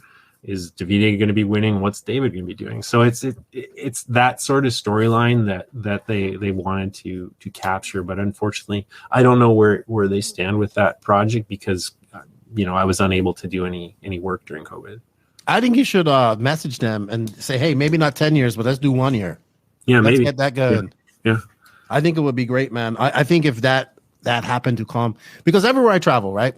I tell people all this time, I tell people all the time, we don't have enough RC content in the algorithm. Yeah. And people just don't know what we do. So they'll see me, oh, what's the No Name RC podcast? Oh, I do this, I do that. Yeah. I'm in the airport having a drink or something. Then next thing I got my phone out showing them what we do. And people are like, I didn't even know you could do this. You're going to a race to do this? I'm like, yeah. So I remember what it was I wanted to say, because you're asking about my thoughts on the industry. So one of my favorite worlds is, as you can guess, was 2014. One of my least favorite was the Australia Worlds. Not because of organization or anything, but just because that was the last time that Red RC, myself, and Neo Buggy were at a race. Like the 2015 Nationals, Phil was there. Red RC, the Owen and Oseen were there. Everyone was there. Nationals this year, there's no media. Well, they had us Live RC and then my buddy Danny who does pictures. He came on the Saturday. He was his flights. He didn't get there until Saturday. But you are correct. There was no media. There was no written blogs. No photo. No. He did photographs and he did a damn good job. But it was like, this is the Nationals, right? Yeah, it's the biggest race in the United States of America. And before, like you said, I looked at the 2015 Nationals, which was 8 years ago. Yeah. Phil was there, all this type of stuff. And I think since Phil's been gone, that spot has not been replaced. What Neo Buggy bought and what Phil. Chris has done a great job. Chris has. He's a super nice guy. I really, really love his work. His photos are amazing, but it's just not the same when it's just Chris. Because he used to be Phil and Arno. And then it was with Red RC. There was like 3 or 4 of them with Red RC. So like at the 2014 and 2015, 2016 Nitro Challenge, Joey gave us a C-can to film from, and it was full of media guys. Now there's no one. And so for me, 2018 was my least favorite Worlds because it was kind of like the end of an era. I saw, a negative trend starting in the industry. Yeah, because everybody's doing their own stuff now. Yeah. Well, Phil's off in the Bahamas doing, his thing. And but I could see, when I saw him at last year and I met him, he still has I think he still enjoys RC. He's there taking pictures. So, yeah. And I said, he definitely got burned out. Yeah, I could see that. Yeah. Like I said, and he does have like a really, like a lot of people don't understand that his family he owns a hotel. Yeah. An island. Yeah. I'm sure that is way more fun than being around RC nerds. Oh yeah, what would you rather do? Sit in a hotel in Bequia or at a dusty RC track where there's a Black Widow hanging right above your head? Yeah, but he's definitely missed in his Neo Buggy. He's awesome. Yeah. Neo Buggy is definitely missed. So are too. You are too. Let's not forget what you've done. So you are too. I hope that we get to have some more come drivers. I would revisit that Netflix thing. Yeah. And I hope to see you at a race, and then we can have a chat in person. Yeah, for sure. And thank you for what you've done, right? Because what you've done was incredible. Like I can go in there and I can respect the editing, I can respect the creative process, and all that there. And I'm just like, man, we haven't seen anything like that since you've done it. Yeah. So I like the later seasons because I wasn't as shy and it was a lot more agnostic. It was not so much brand specific. 2014, at the Worlds, I had no choice because there was nobody that could touch Tessman, so I had to obviously focus on him. But some of the other races in the later seasons, I got lots of screen time with Mayfield, and the beautiful thing about Proline is they didn't care. Todd always said if they're winning, get them in there. Well, unfortunately, Proline's on our horizon. It's all corporate, and the brands go to die. I don't want to get a cease and desist like JQ. No, I'm on pretty good terms with the TLR guys, so I don't. I think it's a shame, right? It's a shame that we didn't have you at the 2020 2 Worlds. To make. I'll tell you what. No matter what happens, if Mar doesn't do something stupid, like holding the Worlds in Brazil. It's going to Brazil, I'm pretty sure. It can't. It's got to come to the U.S. If it's in the U.S., and I heard rumors that it is. I heard that it might, but my sources say that it's going to Brazil. But they have to have their Worlds too, right? They're supposed to have it. From where? Now, I'll be honest with you. I know people's like, well, I've been to the track. I've been around the people. Yeah. I recently was there in the last 6 months. Yeah. I know if they get it, what they're going to do. A lot of people think it's unsafe. Look. It's not the safety. It's just like, how much does it cost to get through customs? That was when I sat down and talked to those guys. I said, it's not, I said, people are aware of how much it's going to cost them to get there. And they said, when you think about it, everybody thinks about 2012 Argentina and what happened there. And I was like, look, I don't know. You got a lot of money. You got connections. Make sure that people come through smoothly somehow, some way. So I don't know. We still haven't found out what's going to happen. Yeah. I did hear that it might be in the States too. Yeah. But we still haven't heard where, what. Anything it depends what A-Main does, because there's rumors that they want to create an RC Mecca with that facility. every style of track. So we'll see. And then, of course, now we had the passing of Kevin, which unfortunately throws a monkey wrench in that stuff. But we shall see, man. But the Worlds is awesome. I encourage anybody that is a racing fan to go. Oh, I'm a huge IFMAR fan. I love IFMAR events. It's the only place you get the best of the best of the best. I agree with you. All right, Cory. Well, thank you for your time, man. This was a great chat. I enjoyed it. I got to know you a little bit better. And thank you for your time, man. I really appreciate it. I appreciate what you do as a content creator as well. And I really want to see you do some more work. And I know that we want to see the 2019 Worlds. Okay. The good, bad, and the ugly. That's what we want to see. So thank you. And maybe you want to say thank you to some people before we leave, if you want. Well, just thanks to the Testments. They're the ones that got my foot in the door. They're the reason that this all exists. So huge shout out to them. I know they're kind of polarizing. Who isn't? Everybody that's got followers is polarizing. But yeah, huge shout out to Ty and Gord and Leanne, and just special thanks to everybody who's supported the series. And obviously a big shout out to Todd Matson, because he basically took a chance on somebody that he didn't know, and it turned into the series we have. Sweet, man. Well, thank you for your time, and we look forward to the future of Come Drive with us. Yeah, you bet. Thank you, Cory, for your time. It was a great chat with you. It was honestly, I did not expect the chat to go that way. He was very open about his dialogue, and he was very candid. I appreciate that. He's obviously seen a lot, been to a lot of these races, so he's seen a lot of things happen at these races. And if you guys haven't checked out this channel, which I don't, if you listen to this podcast, you probably already have, but check out 5150 on YouTube. And let's encourage him to release that Worlds video that he's done. He's done some great documentaries, and it was good to pick his brain. So thank you, Cory. Maybe we'll have him back on her at some later date to get some more of the stories. All right, Max. So now we're going to get ready to go into the HotRace Hot Lap section. You are now, so in case you guys don't know, we had to re-record this. Max actually moved his whole entire area. He's now back at home. As you can see, all his trophies are back there. And someone's talking to him, so he can't really listen. Is that Henry talking to you? Or is that your imaginary brother, Rex, who I have yet to see a picture of? Okay, so it's really busy talking to somebody. It's probably Henry. My mom was asking about something. I thought it was your imaginary brother, Rex. No, he rarely talks, He only talks when he has something to say. Or we rarely see him. Or have not seen him. So I think he's just an imaginary friend or ghost. No, he's real. He's very real. But I drove home today from Lappeenranta, and we're staying here, going to practice for a few days, and do some testing. Right. You actually have an announcement too, because the Nordics are coming out. It's going to be at Vasa, and the Vikings going to be there. When is that? So let me actually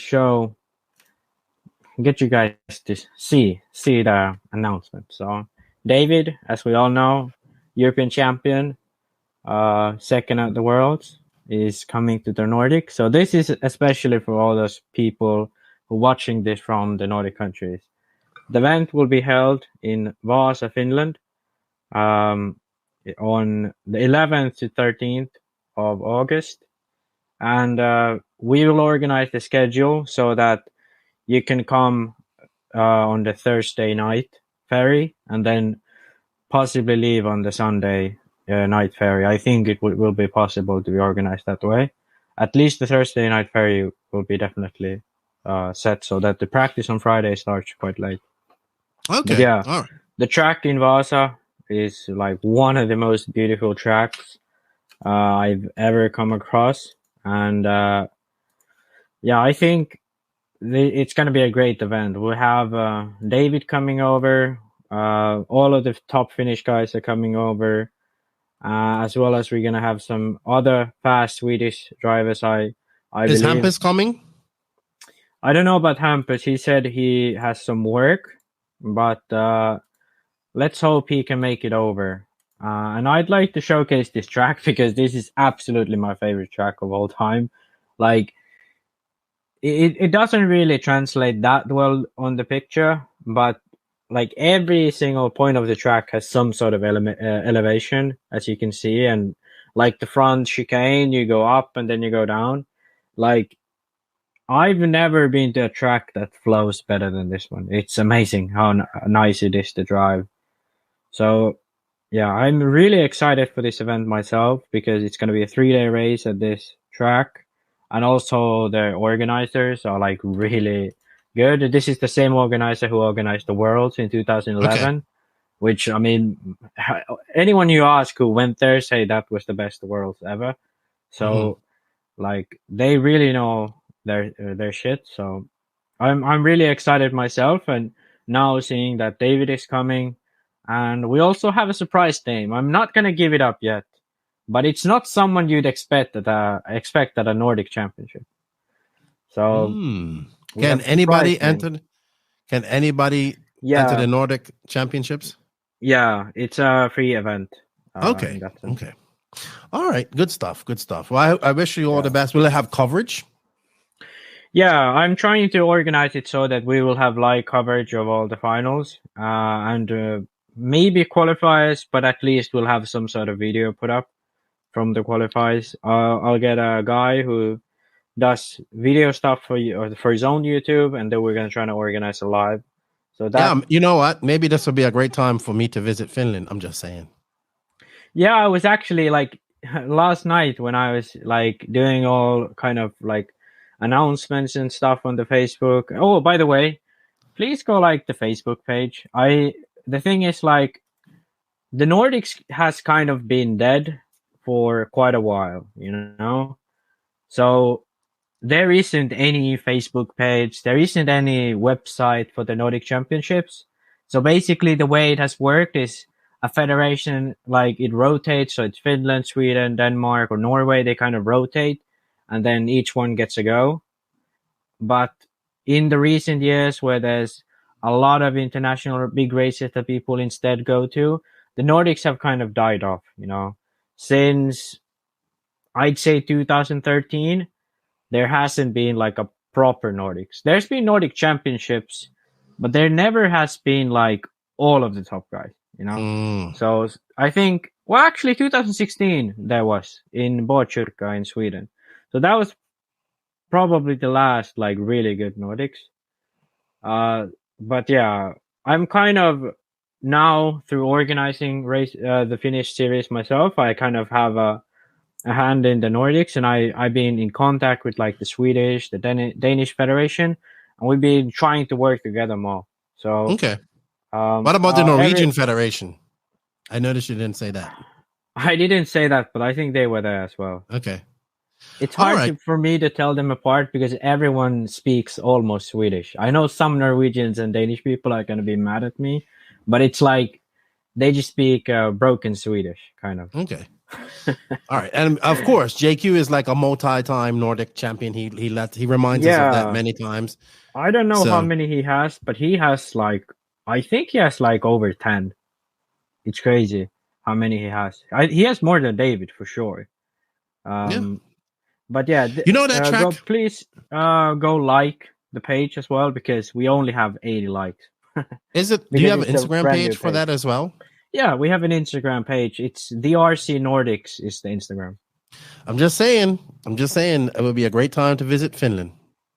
Yeah, I was like, that's what I was thinking, you know, like last night I was doing all this. I was like I should get Joseph or someone to pay you to come here for the event, because you could do like great coverage. You could do you could be the commentator on our coverage. So we need to chat to JQ about this, because he's come to Finland finally. Tell JQ come out of pocket. Yeah. He's like multi-time Nordic champion, but that would be great. I would love to visit Finland. And this track reminds me of the 2017 Euros track in Sweden with the forest in the background. So it's very different. The actual track is very different, because that was like the roughest track I ever known. But this is like really smooth. It's slippery, but it's like nice flow. But yeah, it's kind of like that's what I do like about racing in the Nordic countries. It does, you can see that it's a Nordic country. You know, the trees, all that. very very specific to the region. Okay. All right. Well, good stuff. I wish you all the best. Hopefully I'll be there. That would be great if I can make it there. Yeah. I think that weekend I'm going to be free. So it's like the week after I get back from Wicked Weekend. All right, Max. So we're going to go on to the HotRace Hot Lap section. Thank you to Nicola, Robert, and everybody who's supporting us with HotRace Tires, who just recently won the Italian race. So HotRace has been on a roll recently. They won the Visions race. They won the HotRace race because Ty was running HotRace. It's good to see them winning in multiple countries as well. Boots won with HotRace Tires at the Italian race. So congratulations to them, adding to their list of victories this year with Silver State. What else was there? IBC. And yeah, I think that probably won a plethora of other smaller races throughout Europe. So congratulations to HotRace Tires. Thank you for their support. It was great to see Nicola at the Nationals. But we're going to do our quick little HotRace Hot Lap section. Max, I'm going to start out with you. And the object is we're going to ask some questions, and you have to answer them honestly and as short as possible. Max, Tyrone Tessman, is it a comeback or he never left? Never left. I have to admit, never left. Okay. Dakota fan not showing up at Visions. He has his off races. Silver State the past 2 years. This year he was fast. Now Visions. Mm-hmm. Davide Ongaro at the Davide Ongaro at the Italian race. Out of his comfort zone. Let's put it that way. HotRace Tires right now. Dominating. In Europe, like so much better than anything else, really. I would say so. That and Seismic seem to be the two fastest ones in Europe. Yeah, but Seismic is, in my opinion, only great when it's track specific. Yeah. When they wear down faster than HotRace. Okay, HotRace is slowly starting to creep in J Concepts territory in America too. I would say Visions race, Silver State. I would say where they're gonna have to really start getting up to speed would be at these these East Coast races. Is their week spot. J Concepts is like so good on that red dirt. Oh yeah, so it's very good, very good. Okay, let's think. All right, quick question for the Skidmores because they know they love this. Warm up races and practice prior to. I know you already said this, and you had a rant about this, but warm up races. Warm up races are stupid. Someone's always going to have a home advantage. That's how it is. Okay. Someone lives in a region, lives close to the track. Warm-up races don't really do any difference unless the track is like crazy difficult, Okay. And that shouldn't be the case. And my last question of the day for you will be JQ's chances of repeating as Nordic champion. I don't think he's racing. He said he would want to race. But now he has to range for Pecco, and actually, I have to go on a little tangent here. Joseph, I told Joseph about the Nordics, at the Electric Euros, and then I was like, let's get David to go there, So David's coming, and now he's like, he kind of is. I've seen this all year, first race, first national. I saw it in his eyes, when he was watching Pecco drive. It was just like, he feels like he's the one driving, Like, when Pecco wins, he's like, that's me, So, right now, what he's doing, they are right now in Vasa, practicing for the Nordics, and trying to get Pecco so good, so comfortable, have a little bit of a home advantage, and then beat, David and all the top guys that are going to come that will be announced, even the surprise one. And can we even get a hint? That way, Joseph will, have his, validation of I won somehow. I'm like very confident that like he's living. He's vicariously through Pecco. Yeah, he's living his childhood vicariously through Pecco, like he sees himself in like, I would like to be in this situation. Yeah. What do you think of Pecco? Okay, Pecco versus David at the Nordics. I think it's possible, but they like Pecco needs to get a good start. That's really important because, like, I think it will be difficult to beat David at this track purely on pace because, like, if David gets a little bit tangled in the start, then I can see Pecco win because it's really hard to catch and pass at this track. So, like. JQ living vicariously through Pecco. I would agree with that. I haven't seen him this excited about like a young racer in a long time. Yeah. All right. And it's also good because Pecco is like already quite fast. He doesn't really have any opinions about setup. He's just like, is the car good? Is it bad? You know, like he doesn't have shit. like, I need, okay. I need, yeah. It's like he doesn't like, I want this type of front end, you know? He's not the driver like that. He just wants the car to respond to his things. So that's kind of like Joseph's dream, you know, a driver that's fast and all he needs is for you to make the car fast for him, you know? So I think he's like, oh my God, he's living his best life right now. He's all serious. He's there getting that home court advantage. All right. But I will hopefully we work it out where I'm there. That'll be great. All right, my turn. You got for me. Okay, I actually prepared this time. Yes. As you asked me. So I wanted to ask this because we kind of referenced this during the podcast. You was very skeptical of RC racing. So I'm going to ask you, what do you think the future of professional RC racing is? One word, only one. Semi-professional. Semi-professional. But that's actually a great answer. Okay. I don't know if I agree with that, but that's a great answer. I don't want that to happen. Yeah, me neither. But I mean, that is very possible. Okay. The next one, Euros versus US. Drivers wise, who are you rooting for? I think you're biased to the Euros. Really? What race are we talking about? Or just period? No, I mean like are you a fan of European drivers more than American drivers? Like, I know you love Cavalieri. Well, actually, I know you also fan. Love. Oh yeah, that too. So is it? I have Fenn as the best all around.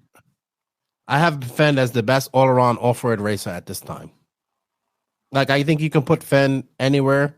Okay, obviously not Visions, but you could put him anywhere, and he will be competitive, and he could probably win. I think right now the only other but person I'm not asking about facts. I'm asking about feelings. You know, feelings. Yeah. Oh man, Runnerfolk's still my favorite. Yeah, that's what I wanted to hear. I want Runner because he's my friend. I like him. But I also like that he's professional, right? Yeah. That he gets the media side of things, and he's always open to that, and he pushes that. And I think if more drivers can be like that, we would definitely be using those guys in a more professional way. Yeah, 100% agree. No, I still think he can win anywhere. I personally think that the tires have been a hold back for him. Yeah, as we see with Ongaro. But I also admire the fact that he isn't. As much as I wanted him to switch over to a different tire at DNC, he would not. Right? He took his lumps. Yeah. He took his lumps, and he's taking his lumps. And we said this on the last podcast that if anybody can come back from this and they're going to work it out, it's going to be him. And like I said, bad results just kind of some people, bad results discourage them, and I think with him, bad results just make him work harder. Oh, for sure. And he knows he can't be the best. So I think that motivates him. Okay, so 10 scale versus 8 scale racers. What do you see as the main differences between the two? 8 scale racers like to get dirty.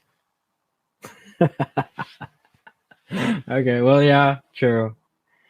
Okay, that was a good one. You kind of answered this already, but who would you hire if you were an RC car company? This can be a designer too. It can be anyone. Like if you were any RC car company and you can pick anybody in the world to work for your company, who would you pick? Ooh, That's a good question.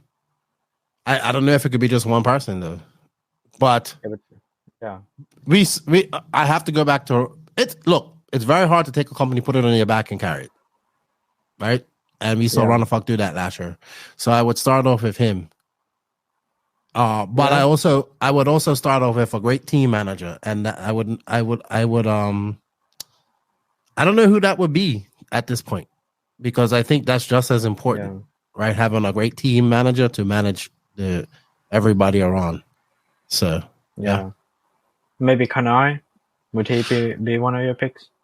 No, because I think he's stuck in his race with Kyosho, and I think that I admire Joseph's engineering, but I would need him to just have a filter, right? You know, and if Joseph could have what Kanai has at his disposal, which is Kyosho's money, I guess, and ability to get stuff done quickly and whatnot, I guess, or whatever, I think he would. And he will also need his ability to listen to people a little bit more, which you don't have. Yeah. So somebody to manage him. Yeah, for sure. He needs like a full-time therapist. He needs a handler. Yeah. Okay. Most underrated driver. Ooh, most underrated driver. I mean, most would say it was Boots after our last podcast, but I would say most underrated driver. It was this podcast. Well, last podcast, JQ and I talked about Boots. Oh, okay. Not last one, but last 240. Most underrated RC driver. That's a very good question, man. Johnny Skidmore. Really? I mean, yeah, it makes sense.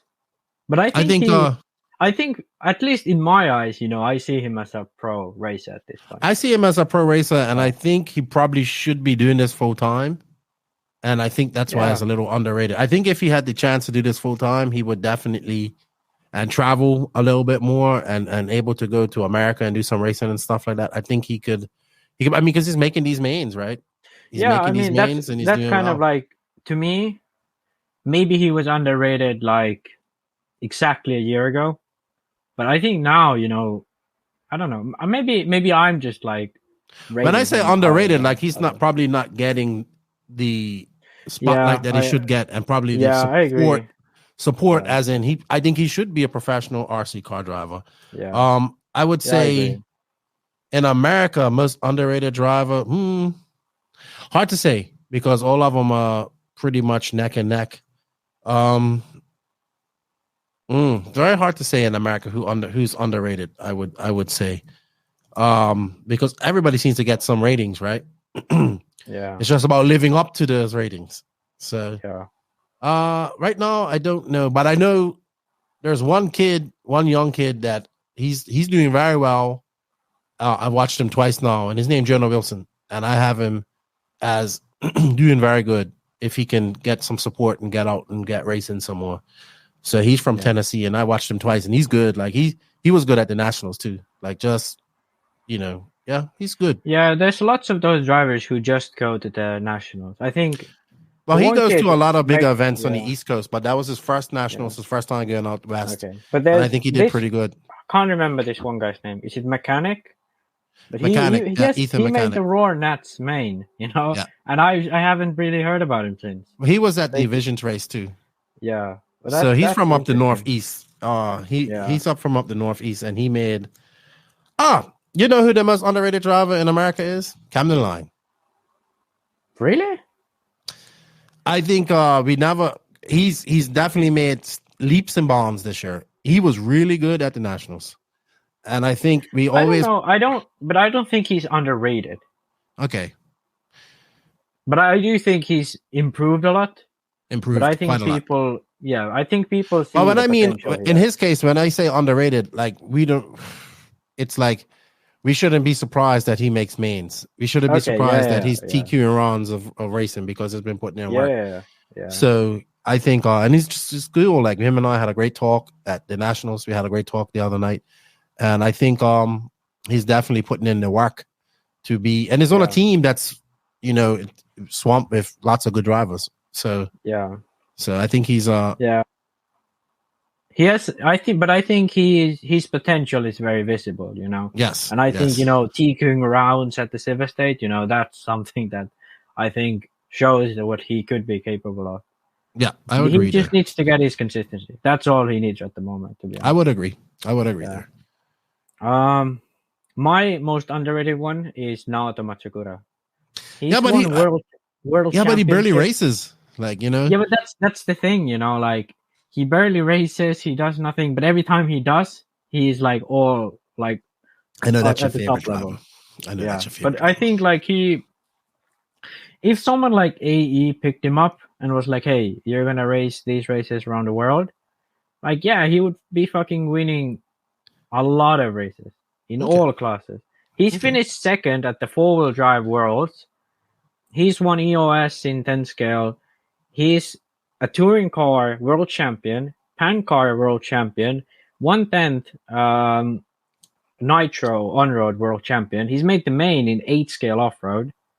Like, come on. Who's like Hara is the only one I can imagine because he has so many world championships, but that's amazing. Yeah, very underrated. Not known. Yeah. That would be one of the things. Not known. Okay, now is the tough one. Most overrated driver. You're gonna have to throw someone under the bus here. Most overrated driver at this moment. Ooh. Yeah. Oof.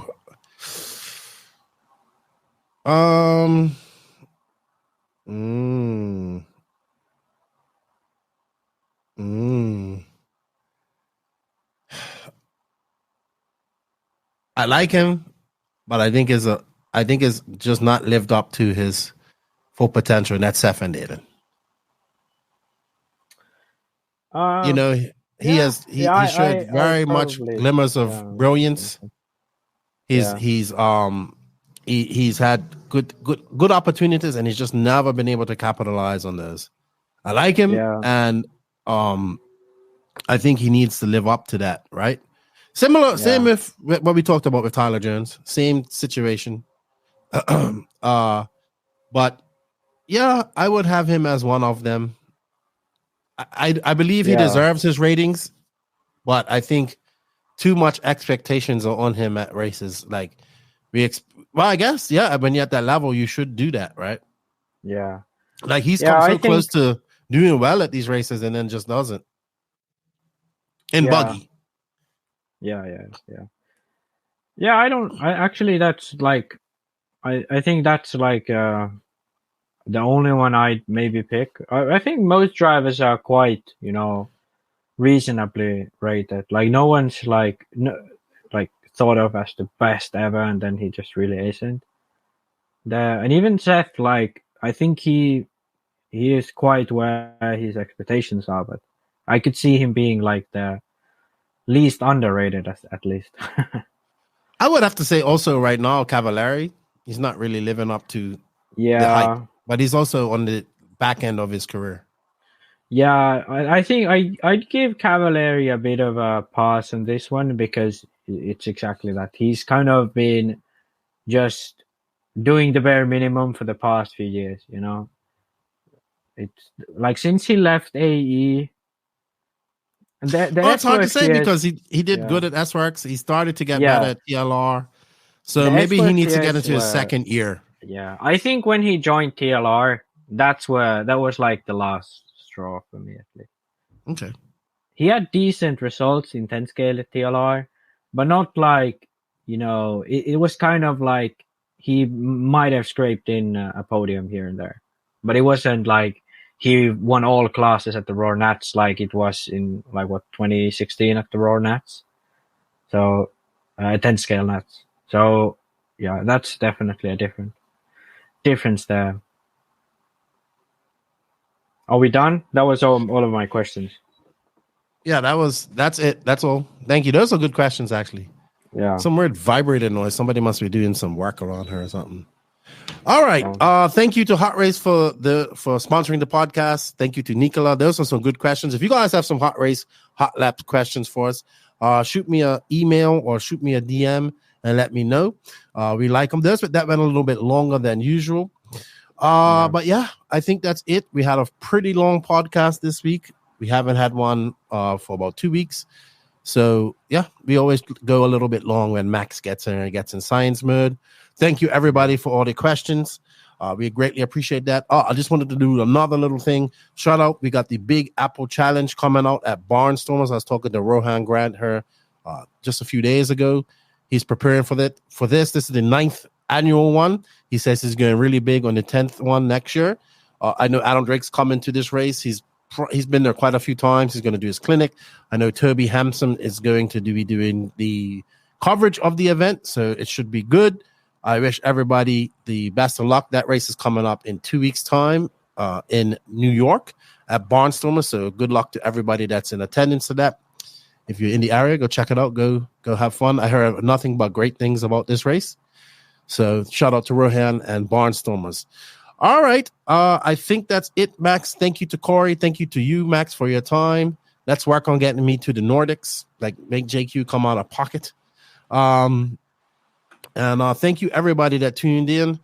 I'll be doing a live next week. Thank you to everybody also with the waffle. At this point, it's now Wednesday when we're recording this. We have 62 spots left.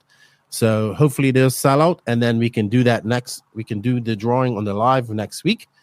And may the best person win. And yeah, man, I'm just thank you to everybody that supports us, everybody that's hitting that like button, that notification button on YouTube. We are at 3942. It's like it goes up one and goes back down one. So we have about 50 something more subs to go to get to 4,000.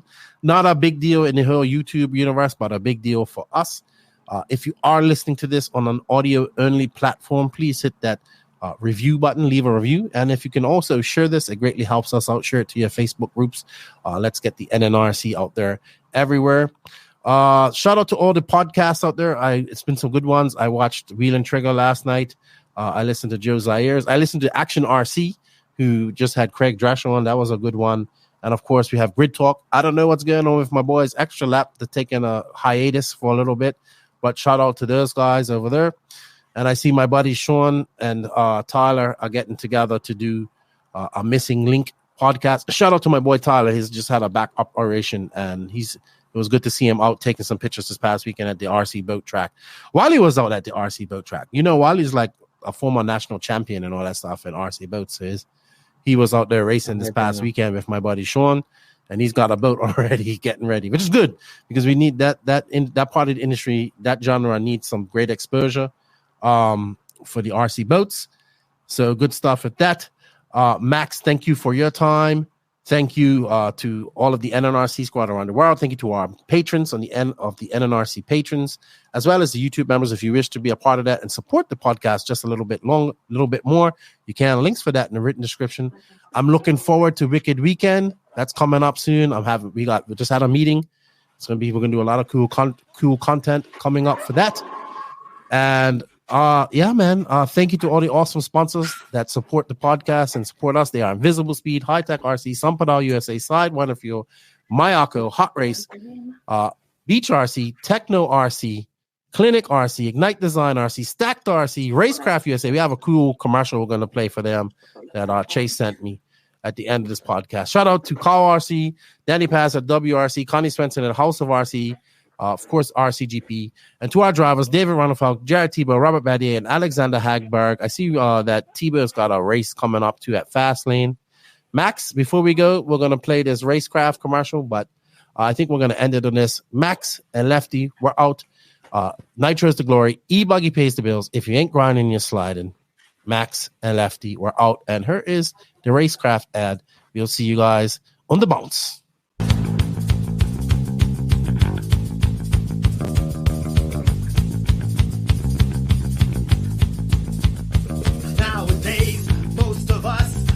Someone to run our personal life, someone to see that the plants are watered, someone to make sure the place is clean, someone to make sure dinner is waiting,